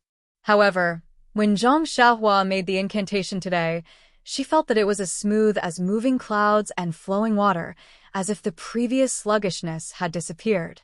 Therefore, Zhang Xiaohua's heart skipped a beat. However, this was not the time to ponder over it carefully. She hurriedly changed the incantation in her hands and completed the complicated transformation of the entire array. Then, she shouted clearly, "Go!" She put her left index finger and middle finger together and mobilized her vital qi, striking the array that had already been completed at her fingertips toward the jade pendant in front of her. In her divine sense, she saw that the array was shrinking and the vital qi in it became denser and denser. Finally, it shrunk to the size of the jade pendant. With a very clear bang, the array was actually embedded into the jade pendant. In an instant, the jade pendant flashed with a brilliance invisible to the naked eye. The extremely ordinary old jade immediately became somewhat different. Zhang Xiaohua could naturally see some clues through her divine sense, but she could not see anything with her eyes. But just when Zhang Xiaohua was feeling satisfied and wanted to be proud, she suddenly felt that the yuan qi in the jade pendant was somewhat chaotic. With a light pung sound, the jade pendant in her hand immediately turned into a pile of powder. Zhang Xiaohua frowned. She thought about it carefully for a while before relaxing slightly. She took out another jade pendant from her bosom and continued to make it. He still had a lot of such jade pendants in his money bag. They were all from the treasure house of Shitsue Mountain. Zhang Xiaohua knew the use of these jade pendants, so she didn't put them all in the box. She buried them underground, so she didn't need to be too stingy. This time, the incantation was successfully completed. However, when the incantation was inserted into the jade pendant, Zhang Xiaohua's expression was serious. The movement of her left hand seemed fast but was actually slow. Amidst the slowness, there was a strange frequency. With another bang, the incantation was successfully inserted into the jade pendant. However, this time, the jade pendant did not undergo any special changes. The only difference was that the color of the jade had become denser.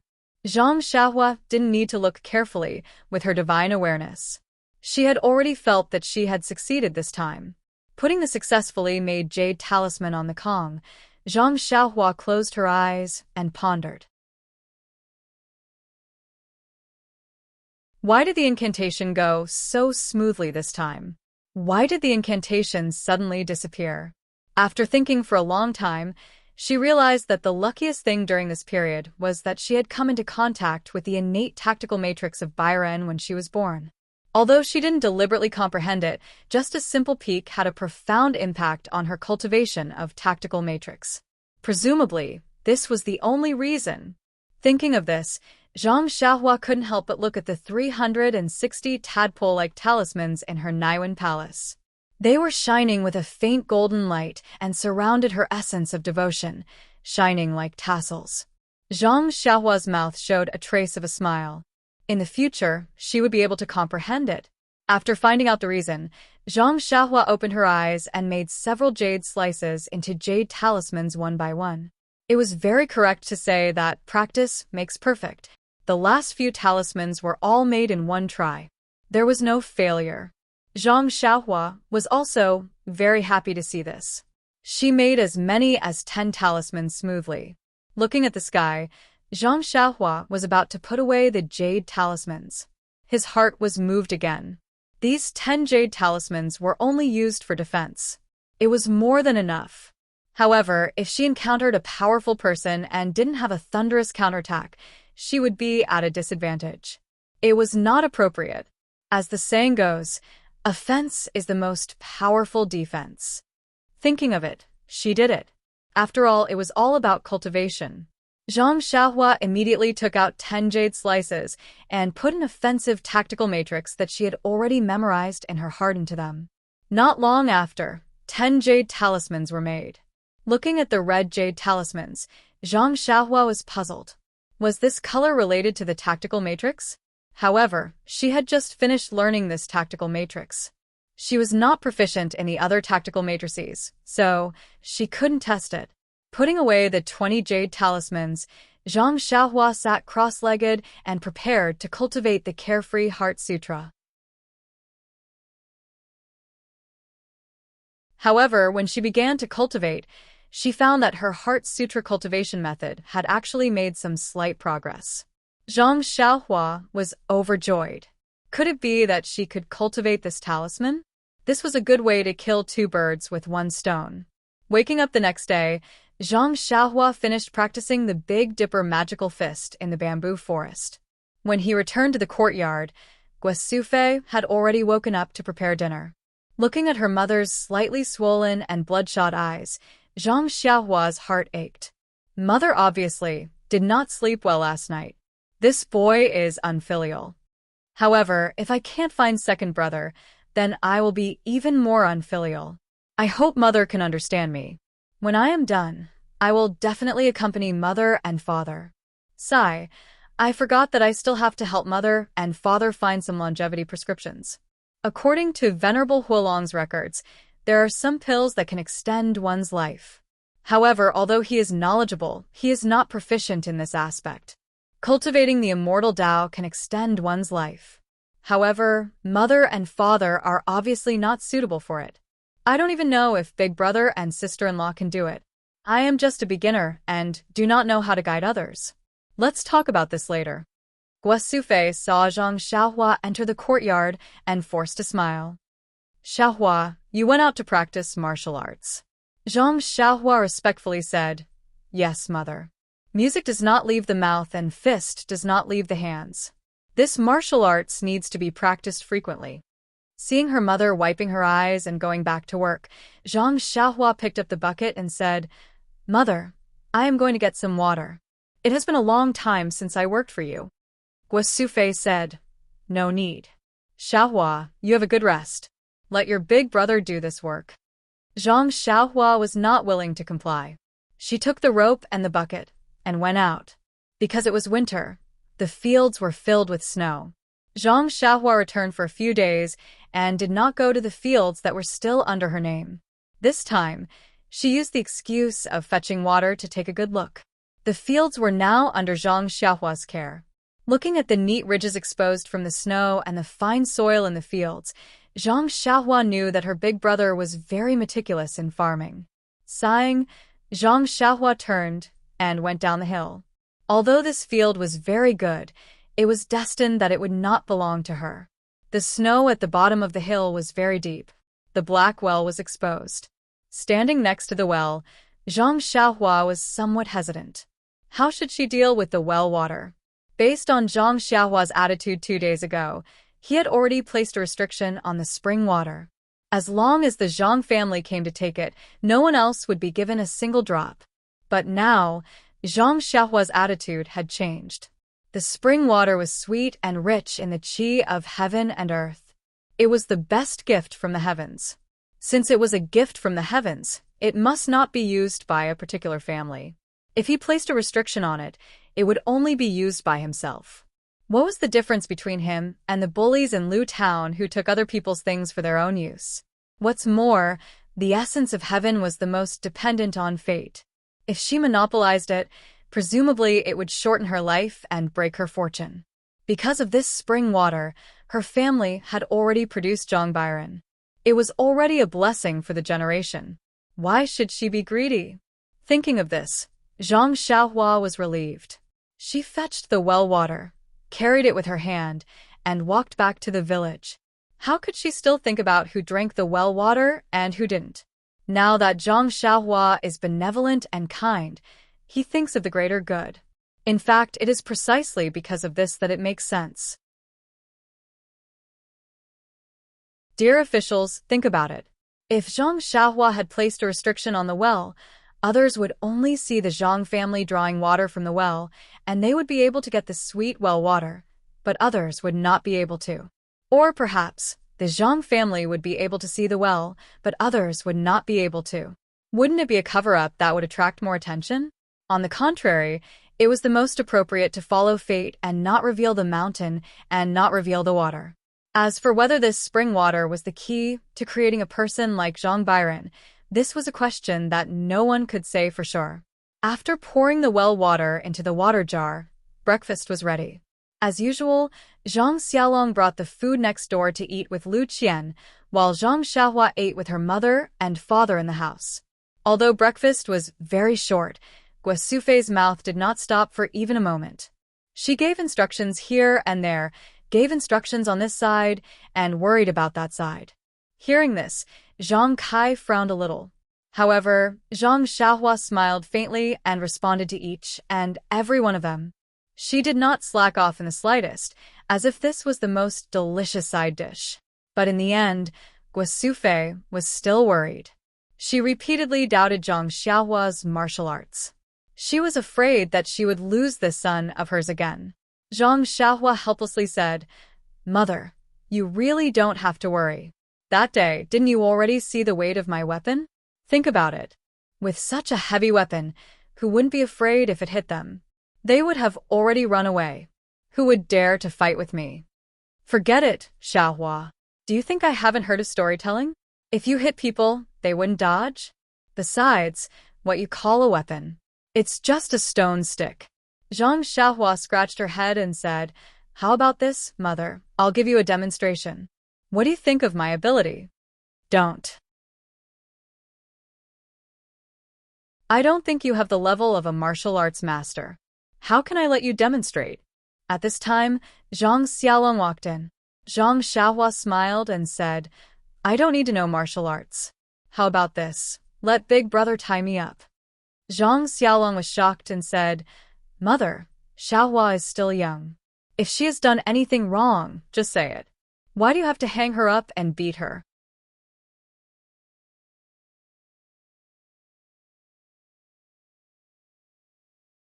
Chapter 392. Zhang Xiaohua rolled her eyes and said, "What are you talking about? Big brother, am I bad enough to be hung up by mother?" After Zhang Xiaohua explained, Zhang Xiaolong understood. He found a rope from the corner and tied Zhang Xiaohua's hands and feet firmly. Don't say, Zhang Xiaolong's skill was not bad. He tied Zhang Xiaohua so tightly that she couldn't move an inch. Guo Sufei, at the side, was distressed. She repeatedly said to be gentler and looser.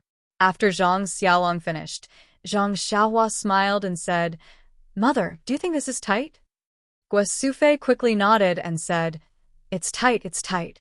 Guo Sufei hadn't finished nodding when she saw Zhang Xiaohua's hands and feet exert a little force. Two pung-pung sounds were heard. The ropes that Zhang Xiaolong used a lot of effort to tie Zhang Xiaohua's hands and feet broke like withered grass. Zhang Xiaohua stood up and said, "How is it? Mother, even if I'm caught, I can still escape." Guo Sufei was stunned. She knew that her son was strong, but she didn't expect it to be so frightening. However, she still didn't give up and said, "But if they catch you, they will definitely throw you into prison. What's the use of your broken ropes?" Zhang Xiaohua touched his nose and said, "Since it's like this, mother, boy will show you my skills." Finished speaking, he led the three people into the central room. Zhang Xiaolong found a rope and tied himself up. This time, Zhang Xiaolong used a trick. He knew that this guy would definitely break if he struggled, so he didn't waste any more effort. After Big Brother finished tying, Zhang Xiaohua said, "Mother, father, Big Brother, this place will be the bad guy's prison. Lock the door and go out. See how I escape?" Zhang Xiaolong looked at his parents. The three of them didn't understand, but they still followed Zhang Xiaohua's instructions and locked the door. They stood in the middle of the yard and stared at the window. They wanted to see how Zhang Xiaohua would escape. But even after a long time, there was still no movement from the window. Zhang Xiaolong smiled and said, "Father, Mother, Xiaohua really screwed up this time. Luckily, I didn't tie his hands and feet tightly." At this moment, a laugh came from behind them. Someone said, "Who said I screwed up? I've been standing behind you for a long time." The three of them were shocked. When they turned around, wasn't it Zhang Xiaohua who was standing there with a smile on her face? Zhang Xiaolong was shocked. He ran up to her, looking her up and down. Reaching out to touch her left and right, he said, "Are you Xiaohua? How did you come back from outside?" Then she turned her head and asked, "Mother, I don't remember having a twin brother." Zhang Xiaohua laughed and said, "Dage is making fun of me. When did you learn to be this humorous? I'm the Xiaohua in the room?" Guosufei also didn't believe it. She pushed open the door and saw that there were only a few pieces of rope left in the room. Looking around, Zhang Xiaolong smiled and said, "It seems that Xiaohua escaped from the window in the back wall." "Io, that's not right. The window in the back wall was sealed well and didn't break. Little Blossom, how did you manage to escape?" Looking at her mother and father's questions, Zhang Xiaohua said, "This is an escape technique that I learned from Misty School. It allows me to escape when others aren't paying attention. It's very useful." "Is that so?" Guosufei and the others somewhat understood. Since Zhang Xiaohua was able to escape when her hands and feet were tied up, then Guosufei really didn't have any other opinions. Even if Zhang Xiaohua couldn't beat the other party, she couldn't escape at that time. Even if she was caught, she could still escape easily. She really didn't have any reason to keep Zhang Xiaohua here. Of course, the bloody means of Jianghu were far more than this. It wasn't something that Guosufei could understand. Zhang Xiaohua used this simple earth escape technique to convince her mother. It was just to make her mother feel at ease. Seeing that her mother finally agreed, Zhang Xiaohua's face also revealed a smile. Then, she took out 10 jade talismans from her bosom and said, "Mother, Father, Dage, these are some strange things that I got from a deserted island. They can protect people. Find a string and wear them on your body." Zhang Kai reached out and took one of the jade talismans. Looking left and right, he said, "Xiaohua, this jade talisman is quite valuable." Zhang Xiaohua smiled bitterly and said, "Father, whether this jade talisman is valuable or not, you must remember not to sell it. It can save lives." What? Zhang Xiaolong almost cried out, saying, "This broken thing can save lives? I think it's better to sell it." Guosufei wasn't happy and said, "Look at you two old and young. How do you know about money?" Listen to Xiaohua. Zhang Xiaohua smiled and said, "Mother knows me best. Can it save lives?" Guosufei also tried to persuade. Zhang Xiaohua hung a jade talisman on her body and said with a smile, "Dage, take that hoe and hit me hard." No. Absolutely not. Before Zhang Xiaohua finished her words, Guosufei immediately objected. "Oh, then how about this, Dage? I'll put this jade talisman on the ground. You take the hoe and hit the jade talisman hard. What do you think?" "No need, Xiaohua. This jade talisman is worth at least a few silver coins. It's such a pity." Zhang Kai was not happy. He glared at Zhang Xiaolong and said, "Just this few silver coins, do you need to go so far? Xiaolong?" Oh. "That's right. Father, I'll listen to you." Saying that, Zhang Xiaolong took a jade talisman and threw it on the ground. Then he looked for the hoe and used all his strength to hit the jade talisman. When the hoe touched the jade talisman, it was like hitting a ball of cotton, sinking. But no matter how hard he tried, there was always a gap between the hoe and the jade talisman. It couldn't touch it. Seeing this, Zhang Xiaolong shouted, "Interesting, interesting. But Xiaohua, if you wear this thing on your body, people won't hit the jade talisman when they hit you, right?" "It's okay, Father. As long as you wear it, it will protect your whole body if you hit it with more than a certain amount of force. How about I put the jade talisman on Huan Huan? You can use a wooden stick to try. Sure enough, if the jade talisman was put on the four odd beasts, Zhang Xiaolong would use a wooden stick to hit Huan Huan's butt. No matter how hard Zhang Xiaolong used, he couldn't hit it. Zhang Xiaolong was overjoyed. He quickly grabbed one and said, "This thing is great. With it, your sister-in-law won't be able to hurt me anymore." Ha ha ha. Zhang Xiaohua smiled and gave the other 9 jade talismans to Guosufei. She said, "Mother, let's each have one. Keep the rest as a backup. This jade talisman won't work forever. It may not work after a few times." Okay. Guosufei agreed. She carefully put it away and said, "I'll find a silk rope later. We'll all wear it." Seeing that her mother put away the jade talismans, Zhang Xiaohua took out 10 light red jade talismans from her arms. Before she could say anything, Zhang Xiaolong shouted, "Xiaohua, what are these? Are they different from the ones just now?" "Yes, big brother, you're right. The one just now is for protection. This one," Zhang Kai interrupted, "for hitting people?" Zhang Xiaohua smiled and said, "Father is really smart. No wonder the 3 of us are so smart. It's all thanks to you." Guosufei smiled and said, "Don't flatter your father. Your father said so many good things to you last night. It's all thanks to your mouth."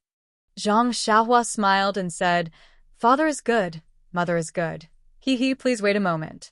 After saying that, Zhang Xiaohua moved a large rock from outside the yard.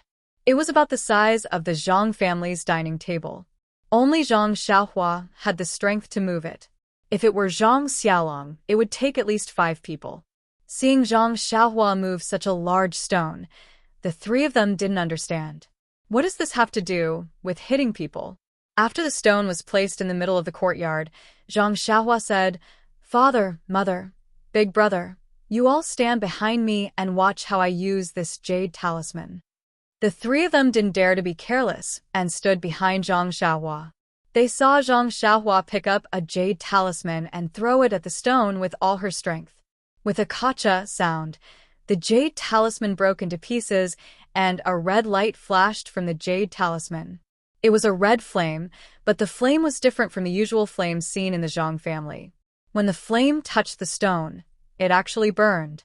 After a cup of tea's time, more than half of the huge stone was burned. This strange scene made the 3 of them even more stunned. Yes, this was the first time they saw a flame that could burn a stone. Zhang Xiaohua turned around and handed over the remaining few jade talismans. Zhang Xiaolong stretched out his hand, but didn't dare to take them. He asked with some fear, "Xiaohua, isn't this thing too dangerous? If we were to accidentally trip and fall onto the jade talisman while holding it, wouldn't we burn ourselves in an instant?" Zhang Xiaohua smiled and casually threw another jade talisman on the stone. This time, it didn't break. Zhang Xiaohua reached out and picked it up. She put it in someone's pocket and said with a smile, "This jade talisman needs to be thrown with all your strength to be effective. If you are a little bit weaker, it won't break. Moreover, if Big Brother is carrying the jade talisman just now, the 2 jade talismans will meet and perish together. Of course, there won't be any danger." Ah, so it's like this. Only then did Zhang Xiaolong boldly reach out to take the remaining jade talismans. Looking at them carefully, he said, "Xiaohua, this is a sharp weapon, more effective than any sword or saber. Do you have any more? Give me a few more." Zhang Xiaohua heard this, and her heart was moved. Why didn't she think of it? She smiled and said, "I still have some. I will give them to you later. But, Big Brother, don't use this thing in evil ways." Zhang Xiaolong also smiled and said, "You look like Big Brother. How come Big Brother doesn't know what you think?" Zhang Xiaohua gave the remaining few jade talismans to Guosufei. Guosufei took them and said with some reluctance, "Xiaohua, when do you want to leave after giving us all these things?" Zhang Xiaohua looked at the clouds in the sky and said, "Mother, as soon as possible. If possible, I will leave tomorrow. What do you think?" "AI, tomorrow is the 18th of the first month. It is not even the first month. You came back on the 9th day of the first month. It has only been 9 days and you want to leave?" Hearing the word 9, Zhang Xiaohua's heart was moved. She smiled and said, "Mother, I should leave tomorrow. This 9 is very auspicious."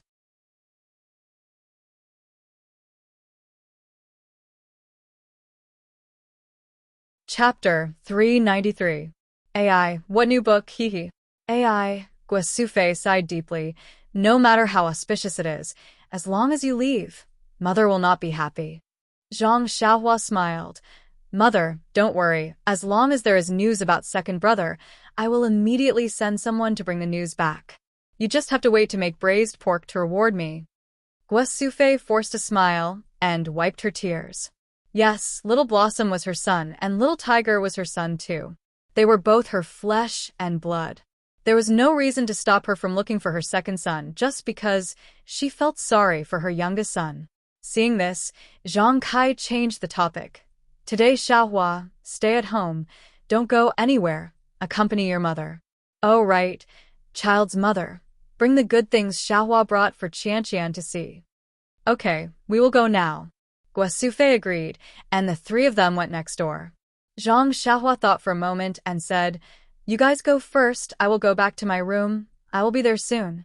Guasufe showed the 2 jade talismans to Lu Qian and explained how to use them. Lu Qian had previously received the small primeval stones from Zhang Xiaohua, so she naturally knew that this brother of hers was not ordinary. Of course, she did not doubt. She immediately found a suitable thread from the sewing tray and passed the 6 jade talismans to everyone.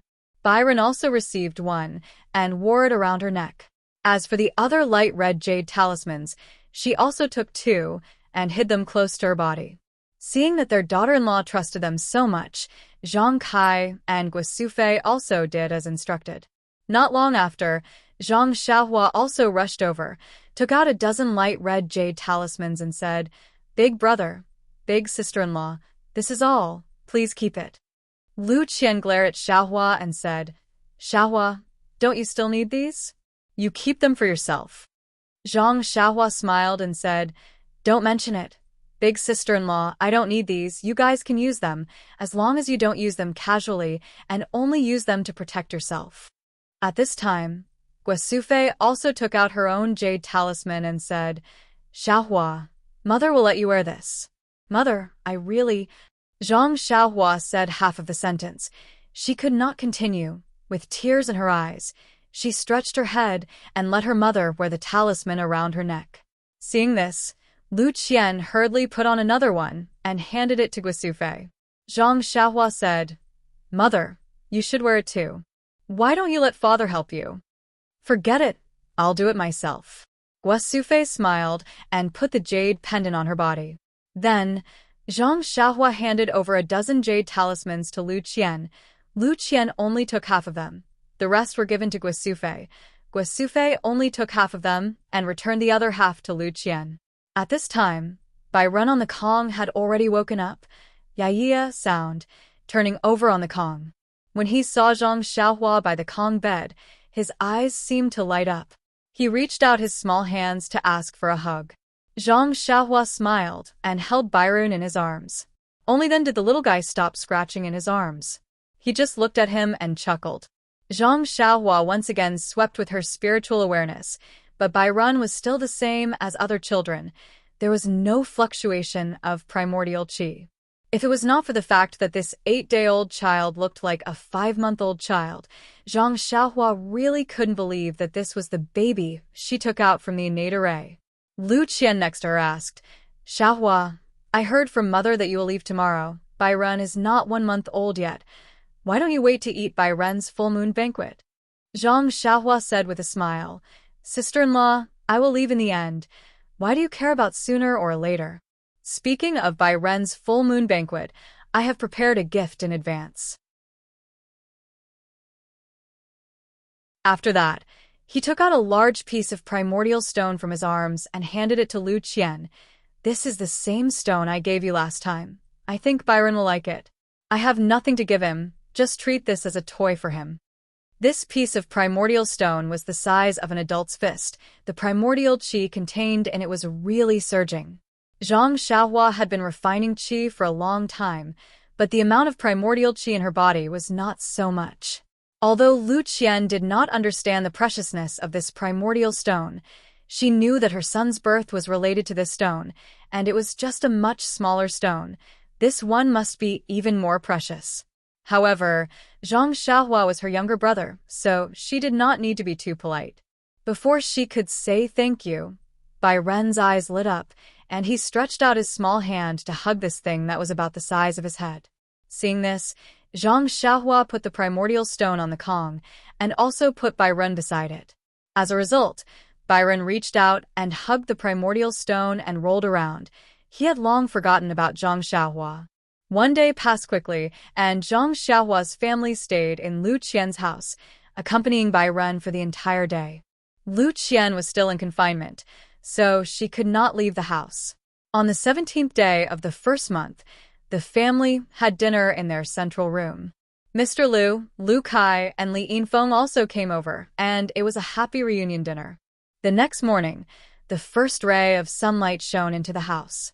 Zhang Xiaohua opened his eyes, sighed softly, and pushed the door open. He did not plan to go out to the courtyard to practice the Big Dipper magical fist, and wanted to leave quietly, afraid of the heartache of separation. Unfortunately, just as he stepped out, he saw the dark red fire in the stove. His mother had already woken up. Quietly standing at the door, Zhang Xiaohua's eyes could not help but moisten.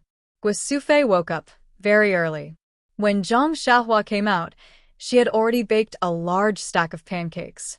Seeing Zhang Xiaohua come in, Guosufei smiled and said, "Xiaohua, go and sleep for a while. We still have to hurry on the road today, so rest well." Zhang Xiaohua whispered, "Mother, you don't have to bake so many pancakes. I can't finish them. This is for you to eat on the road. Along the way, other people's food is not to their heart's content. I'm afraid that you won't be used to it." "Mother," Zhang Xiaohua was a little choked up. "Well, if you can't sleep, wash your face and tidy up your huan. It still has to carry you on the road. Don't starve." Zhang Xiaohua responded and went. It seems that Zhang Xiaohua's idea of quietly leaving had completely failed. Not long after, Mr. Liu, Lu Kai, and Li Yinfeng also came over. After eating, a group of people sent Zhang Xiaohua out like stars surrounding the moon. Only Lu Qian and Bai Ren didn't go out of the house. Zhang Xiaohua especially went to say goodbye to her sister-in-law. Bai Ren, this boy, was still sleeping soundly. Zhang Xiaohua couldn't help but hug and kiss his chubby little face. There were many people in the village who woke up early. Seeing that only the third son of the Zhang family was going out again, they all stopped and carefully gave their blessings. Zhang Xiaohua was ashamed. She thought that people were too bad before. At this time, she carefully smiled and greeted the people who were familiar with her. At the entrance of the village, there was no need to mention the reluctance and attachment. This time was different from before. Although they were reluctant to part at the beginning, they knew that there was no danger to their lives. At worst, they could just pat their butts and come back. This time, they knew that the road ahead was dangerous. Although Zhang Xiaohua showed a few skills yesterday and dispelled most of the old people's doubts, how could they bear to see their son take risks? Guosufei's face was still full of tears. Although Zhang Xiaohua was sad, she was after all 18 years old. She was not like the youth of the past who only had tears in her eyes. After saying a few words to her mother, father, and the others, she floated onto the deer. She patted Huan's bald horn, and the deer lifted its legs and moved forward. After a few steps, Zhang Xiaohua couldn't help but look back. Everyone raised their hands. Only her mother covered her mouth with one hand and put the other hand in front of her face with difficulty, slightly waving it. Zhang Xiaohua's hand also seemed to be weighed down by tens of thousands of pounds. It was extremely difficult for her to wave it. The tears that had been in her eyes all this time finally couldn't help but flow down the corner of her eyes. Thinking that her mother would definitely be sad if she was sad, Zhang Xiaohua forced a smile. Then, she resolutely turned her head and let the sparkling tears fall to the ground. Huan also seemed to understand Zhang Xiaohua's intentions. With a low whistle, it flipped its four hooves and galloped towards Lu Town. After turning the corner at the foot of the mountain, the Guozhuang house was hidden by the mountain. The mountain could block one's vision, but it couldn't hide one's longing heart. Zhang Xiaohua had already released her divine perception long ago. From afar, she could see her grieving family members. This kind of parting was always so sad that it made one's heart turn cold.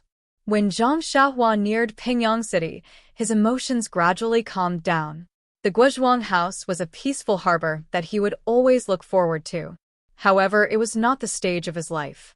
Zhang Xiaohua already knew that ever since he obtained the Carefree Heart Sutra and entered the cultivation of the immortal Tao, his life had become very different from that of ordinary people. Even the martial artists couldn't compare to him. Therefore, it was still the same old saying, with great power comes great responsibility. Trying to escape? That's impossible. Looking at the approaching gates of Pingyang City, Zhang Xiaohua was filled with anticipation. How were the two little girls, Nie Qianyu and Little Orange, doing? Although he could see what he wanted to know as long as he released his divine perception, was there any point in doing so? Zhang Xiaohua arrived at the inn. Everything looked the same as before. It was just that the new year had just passed, and there were more merchants coming and going. Business seemed to be much better, and the inn was bustling with activity. However, the inn staff seemed to have a strange look in their eyes. When they saw Zhang Xiaohua enter, they weren't as enthusiastic as before. It seemed like they were avoiding him. Could it be that I didn't tip them with a large sum of money the last time I came? That's why they seemed distant? Could it be that Nie Qinyu has run out of money and owes them money for their rooms? Zhang Xiaohua walked into the courtyard of the inn suspiciously. In the corner of the courtyard, the horse carriage was left alone. It didn't seem to have moved at all. Zhang Xiaohua left the four odd beasts behind and walked to Nie Qianyu's door. There was no noise from the two little girls inside. Zhang Xiaohua frowned even more. Walking to the tightly shut door, Zhang Xiaohua knocked lightly on the door and asked, "Is there anyone at home?" Immediately, a hoarse voice shouted from inside, "There's no one here." However, before the voice finished, it was followed by an exclamation. "Ah, brother-in." It can't be. When Zhang Xiaohua heard her surprised and joyful voice, cold sweat broke out on his back. I don't think he was this intimate with Miss Nie. It's only been 10 days since we last met, yet he misses her so much?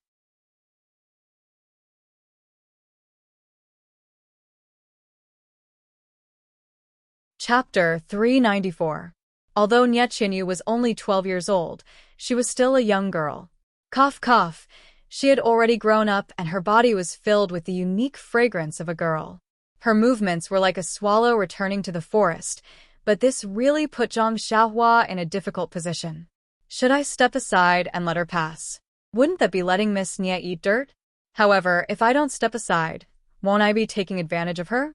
Although Zhang Xiaohua did not release his divine perception, Nie Qianyu's movements still allowed Zhang Xiaohua to make sufficient movements to avoid her. However, after thinking about it, Zhang Xiaohua still stood there bravely and fearlessly. He only felt a soft and delicate body in his arms, and a sweet smell entered his nose. Then, a delicate arm wrapped around Zhang Xiaohua's waist. Zhang Xiaohua swayed and almost fell to the ground. His body, which had been tempered by the heavenly thunder and refined by the qi of heaven and earth, had never received such treatment before. All of a sudden, he seemed to feel uncomfortable. Zhang Xiaohua was about to reach out and push Nie Qianyu slightly to express to her that it was inappropriate for men and women to touch each other, when Nie Qianyu leaned in his arms and cried, "Brother Ren, why are you only back now? Little Orange, she has been snatched away." Ah! Zhang Xiaohua was stunned and said, "Is it because of my words?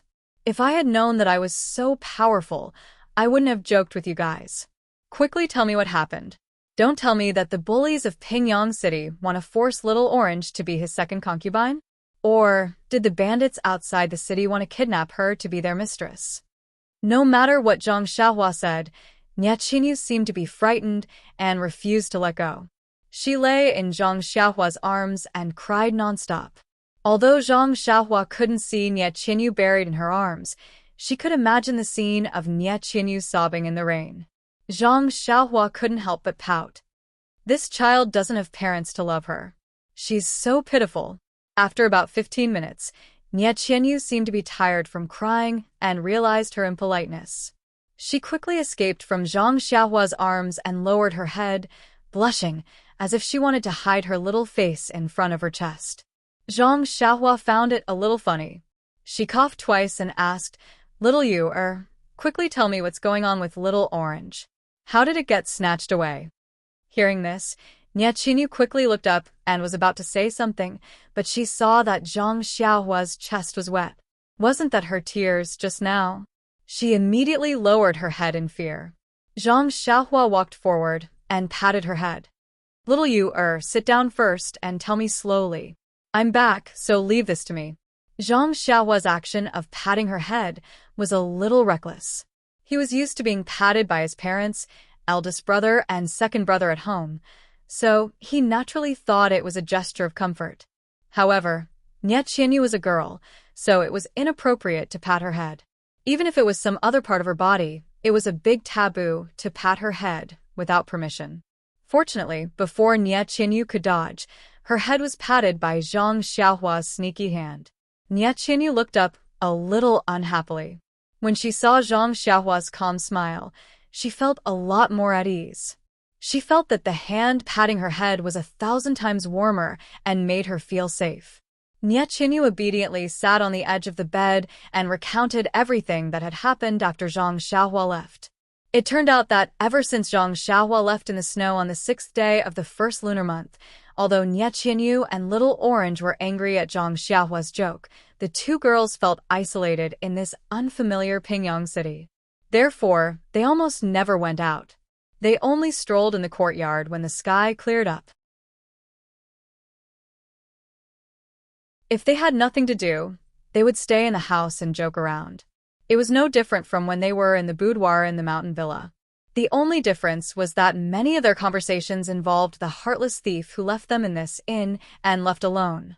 However, on the 15th day of the first lunar month, the sky finally cleared up. It was another day to see the lanterns. Even the lanterns in Lu Town attracted Zhang Xiaohua's attention, not to mention the grand and lively lanterns in Pingyang City. Therefore, Nie Qianyu and Little Orange finally couldn't resist the clamor outside the inn and walked out of the door for the first time. The liveliness was actually secondary. The most important thing was that in Nie Qianyu's hometown, Carefree City, there was another custom on the 15th day of the first lunar month. That was, young girls could write their wishes on paper and place it on the lotus lanterns on the river. If the god of the water favored it, it would open the girl's paper and fulfill this lucky girl's wish. In the past, Nie Qianyu didn't have any major wishes and would do them casually. Today, however, was the first time she had a major wish. Therefore, she didn't care if this custom existed in Pingyang City. She pulled Little Orange along and wanted to go shopping for lotus lanterns. In fact, Zhang Xiaohua's words made sense. Nie Qianyu was only a 12-year-old girl. Her body was still developing and her appearance wasn't outstanding. Although Little Orange had delicate features and was a beauty, she was still a girl after all. She didn't have a threatening aura.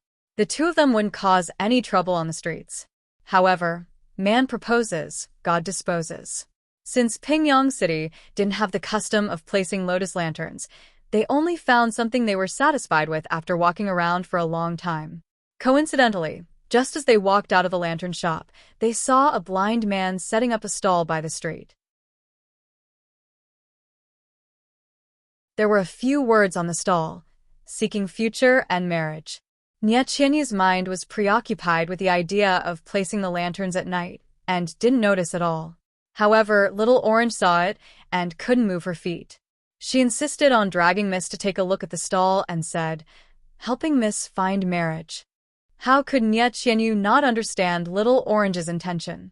Hence, the two of them went forward to perform a divination. The blind man asked for their birth characters and gave them 2 divination signs. One was above average, which fulfilled Little Orange's wish.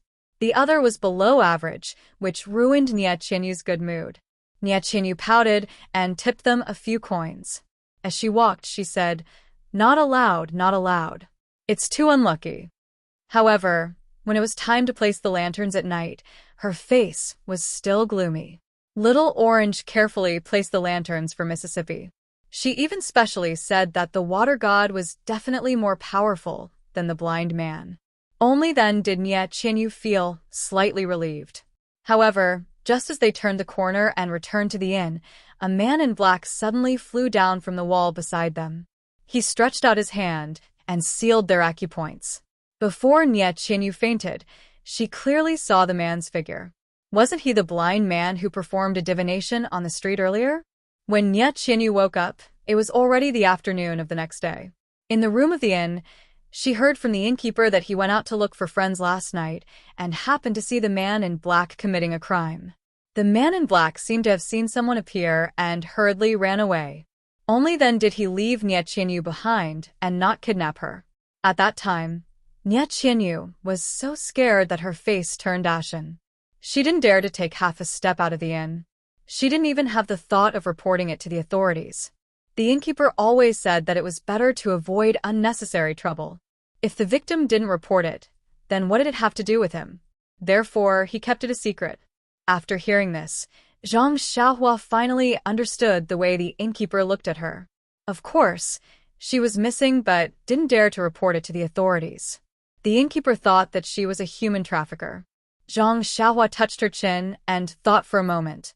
Suddenly, her eyes lit up and she asked, "Little you, is Little Orange's birthday on the 7th day of the 7th month?" Ah. Nie Qinyu was shocked and said, "How did you know?" Immediately, her face turned ashen and she said, "She even told you this?" Zhang Xiaohua was stunned and said, "When did Little Orange tell me? Why didn't I know?" You know that you already know Little Orange's birthday. I didn't tell you. She didn't tell you either. Did you dream about it?" Zhang Xiaohua didn't know whether to laugh or cry. She laughed and told her what happened in Lu Town. Nie Qinyu then laughed through her tears and said, "I thought you were blind." Blind? Haha. Zhang Xiaohua also laughed and said, "If I were blind, I wouldn't kidnap people." Then he frowned and said, "I didn't think so much that day. I just wanted the authorities to intervene in this human trafficker's matter. However, I forgot to interrogate the man in black. It was really negligent." "Yes, Big Brother Ren. It's been almost 10 days. I wonder if Little Orange is still alive?" At this moment, Zhang Xiaohua was calm. That was because, as Nie Qinyu said, it had been 10 days. If something had happened, it would have happened long ago. Moreover, the kidnapping of the little girl by the men in black in Lu Town was probably an organized and planned collective event. It should be different from the usual plucking. Little Orange's real concern should be her life and nothing else. But, Big Brother Ren, what should we do now? I didn't dare to report it to the authorities at that time. If the authorities asked about my background, I was afraid that I would attract the attention of the bad guys again. So, I've been waiting for Big Brother to come over for the past few days. Don't you think I'm too selfish?" Zhang Xiaohua laughed and said, "Little you is very smart. It's very right not to report it to the authorities.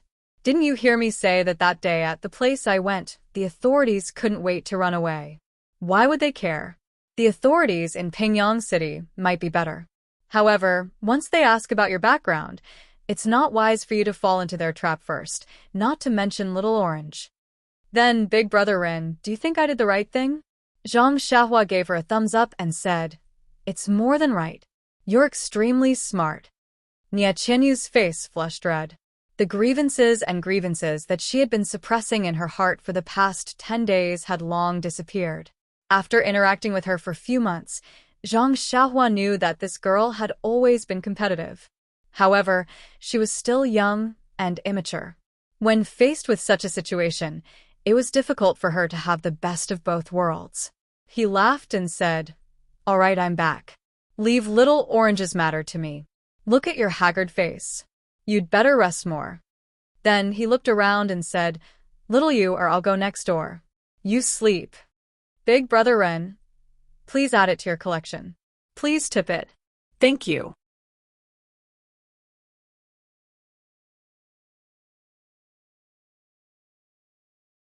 Chapter 395.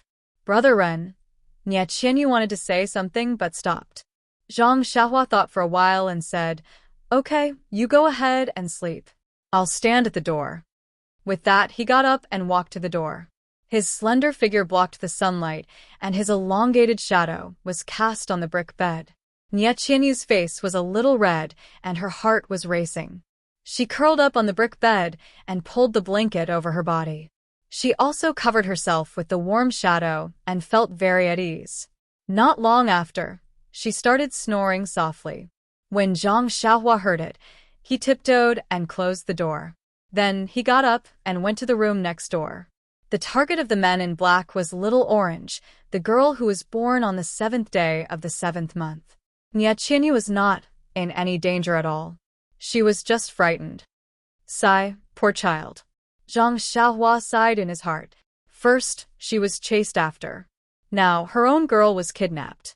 She has been in a state of fear for the past few days. I wonder how many tricks she has used. I forgot to ask her. Zhang Xiaohua returned to the small house and sat cross-legged. To be honest, he was just comforting Nye Qianyu. He did not have any confidence in himself. Pingyang City was so big. Where could he find Little Orange? Moreover, she had been missing for 10 days. He did not know where she had been transferred to. But if he did not say that, what else could he say? Sitting cross-legged on the brick bed, Zhang Xiaohua released his divine senses. His divine senses were already very powerful and could cover the entire Pingyang City. However, just like what happened in Lu Town previously, even if he could cover it completely, what was the use? You can only see, but you can't know all the movements like the back of your hand. This is divine sense, after all, not a domain. If only there was a way to leave a mark on Little Orange's body. Once he released his divine senses, no matter where she was, as long as she was still in Pingyang City, he would be able to sense her. How good would that be? Zhang Xiaohua's divine senses circled around Pingyang City for a long time, but did not find anything. He had no choice but to withdraw it. It was still early, so Zhang Xiaohua closed her eyes to cultivate. The content of the Way of Heaven was boundless and vast, so it couldn't be rushed. Before leaving the Guozhuang house, he had made jade talismans that gave him a lot of inspiration. Since he could make talismans and cultivate at the same time, why not? However, before creating the talismans, Zhang Xiaohua had something more important to do. She had to comprehend the 365 talismans in the Golden Formation in her Naiwen Palace. The first time Zhang Xiaohua chose a talisman, just as he immersed his spiritual consciousness into it, he was immediately exhausted, so he immediately withdrew his spiritual consciousness, so he still did not know anything about these 365 talismans. Now that he had some free time, he naturally had to continue to talk about each of the talismans and try to find a breakthrough in his cultivation. Looking at these 365 talismans that were connected together like tadpoles, Zhang Xiaohua was a little embarrassed. These tadpoles were almost exactly the same. From the outside, one could not tell the difference at all. However, Zhang Xiaohua knew that these talismans were definitely different from each other. Looking at the swimming talismans, Zhang Xiaohua had no choice but to immerse his spiritual consciousness into a talisman that had just drifted in front of him. Just as his spiritual consciousness entered, he felt a wave of fatigue in his head. However, this time, Zhang Xiaohua did not withdraw his spiritual consciousness immediately, but insisted on immersing it in the inner layer. As his spiritual consciousness penetrated deeper, the fatigue became more and more serious, and there was even a slight prickling pain. Zhang Xiaohua was a little hesitant, not knowing if he should persist. But at this moment, the talisman emitted a milky white brilliance, producing a strong suction force. It pulled Zhang Xiaohua's spiritual consciousness tightly, as if it was about to absorb it. Seeing this, Zhang Xiaohua was not alarmed, but happy. He was most afraid that no matter how he probed, the talisman would not respond. However, at this moment, just immersing it in for a while, it produced a suction force. Presumably, He needed to send his spiritual consciousness into the talisman. Finished thinking, Zhang Xiaohua slightly controlled his spiritual consciousness and let his spiritual consciousness slowly enter the talisman. As his spiritual consciousness was absorbed, the talisman's brilliance became more and more brilliant. Although Zhang Xiaohua did not use his eyes to look, there was a dazzling feeling. When his spiritual consciousness was about to be completely absorbed, the brilliance was extremely brilliant. At this time, Zhang Xiaohua calmly took out 2 small primordial stones from his arms, one in each hand, and operated the jade blood elixir refining technique. The true qi in the meridians of his whole body slowly turned into heart fire and directly burned the elixir refining technique. Since Zhang Xiaohua practiced the Carefree Heart Sutra to the 6th level, his spiritual consciousness was extremely profound. Cultivating the jade blood elixir refining technique had little effect, so he did not practice it much. At this time, when he saw his spiritual consciousness was about to be absorbed, he immediately thought of this technique. Sure enough, when the heart fire burned the elixir refining technique, it was immediately absorbed by the brilliant talisman. After the brilliance was extremely bright, it gradually dimmed. At this time, the talisman was no longer in the shape of a tadpole, but slowly revealed its original appearance. However, it was still somewhat faint and could not be seen clearly.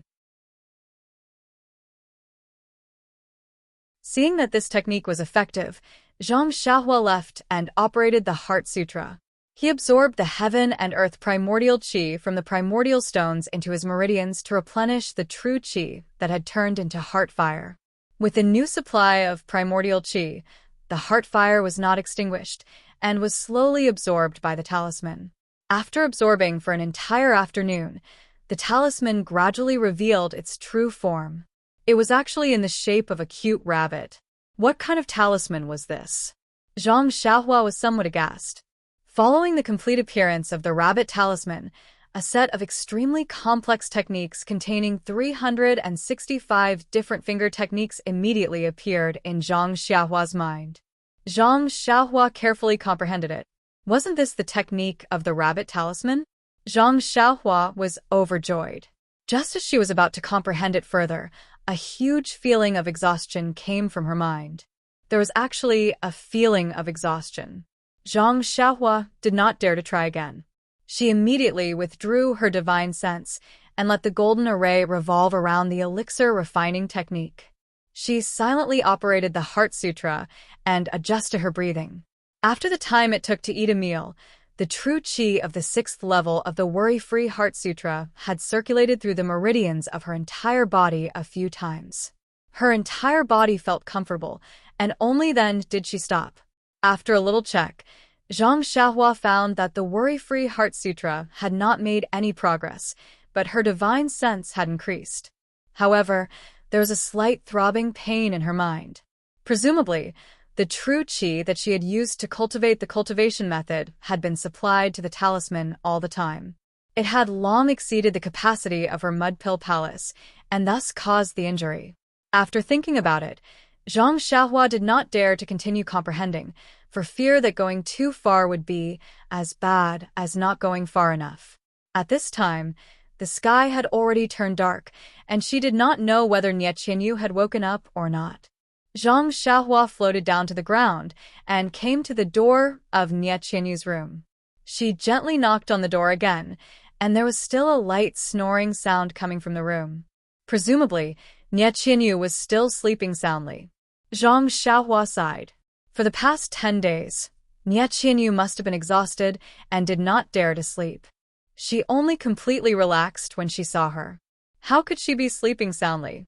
After waiting for a while with her hands clasped behind her back, Zhang Xiaohua went to the front of the inn to find some porridge and side dishes and brought them back.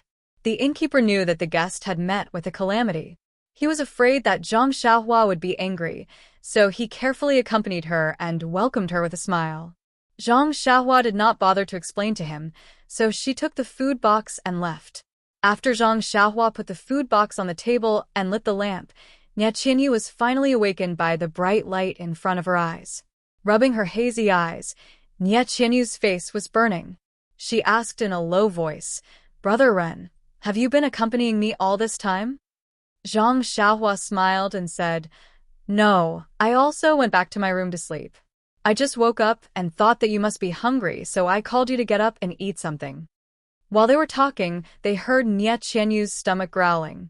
Nie Qianyu's face was burning even more. Zhang Xiaohua opened the lid of the food box and said, "Come, little fishy. Eat something first, and then go back to sleep." "Okay." Nie Qianyu nodded and said, "Brother Ren, you should eat too." Zhang Xiaohua said, "There's no need. I've already eaten. This is for you." After saying that, he was about to scoop rice for Nie Qianyu. How could Nie Qianyu let him scoop rice for her? She hurriedly jumped off the Kong bed and ran over without even wearing her shoes. "Let me do it, Brother Ren. You should rest." Zhang Xiaohua smiled and said, "Sit down, little fishy. Your wrist must not be completely healed. If it is injured again, won't you need to rest for many days?" Nie Qianyu was a little embarrassed and said, "Then, I will have to trouble Brother Ren." Zhang Xiaohua smiled and did not say anything. He took out the side dishes and the porridge and placed it on the table. He stood at the side and smiled as he watched Nie Qianyu eat in small bites. Nie Qianyu seemed to have never eaten as well as today. She actually finished the small pot of porridge. After putting down the bowl and chopsticks, Nie Qianyu said embarrassedly, "Brother Ren, you have never seen me eat so much, right?" Zhang Xiaohua said, "Of course, when I saw you before, I only tasted a little. Today, it was an eye-opener for me. You can eat more than me." Nie Qianyu smiled and said, "Brother Ren, you have never seen so much. Take your time to broaden your horizons." After saying that, she seemed to feel a little inappropriate and lowered her head slightly. However, she immediately raised her head and asked, "Brother Ren, is there any news about Little Orange?" After saying that, she laughed at herself and said, Brother Ren just said that he was resting in the room. I was too anxious." Zhang Xiaohua said, "I asked around outside first, but there were no good clues. I will go out later. Maybe I will find something at night?" I see. Nie Qianyu was a little disappointed and said, "Then be careful. Don't do anything inappropriate." Okay. Zhang Xiaohua nodded and walked to the table to clear the bowls and chopsticks. She said, "You should rest. You probably haven't slept well for many days. Go to bed. Maybe you can see Little Orange tomorrow." "Really?" Nie Qianyu was a little excited. Zhang Xiaohua shook her head and said, "I am just comforting you. I am not a god. How can I find him so quickly?" Sigh. Nie Qianyu sighed and said, "I can't help you. I just want to sleep." "Go to sleep. You will be the biggest help to me if you rest." Nie Qianyu saw that Zhang Xiaohua was not polite at all. She could only twitch her mouth and sit in front of the Kong bed again. Zhang Xiaohua took the food box out and shouted, "Little you, or lock the door." Got it. Go. Nie Qianyu said weakly, "Go, and come back early." You're tuning in to the Dreamy Chapters YouTube channel. We're so grateful for your support, and don't forget to subscribe to join us on this incredible journey through captivating stories. Your generosity through donations truly makes a world of difference, as it's the primary source of revenue that allows me to expand and enhance this channel for you. Thank you from the bottom of my heart for being a part of this adventure.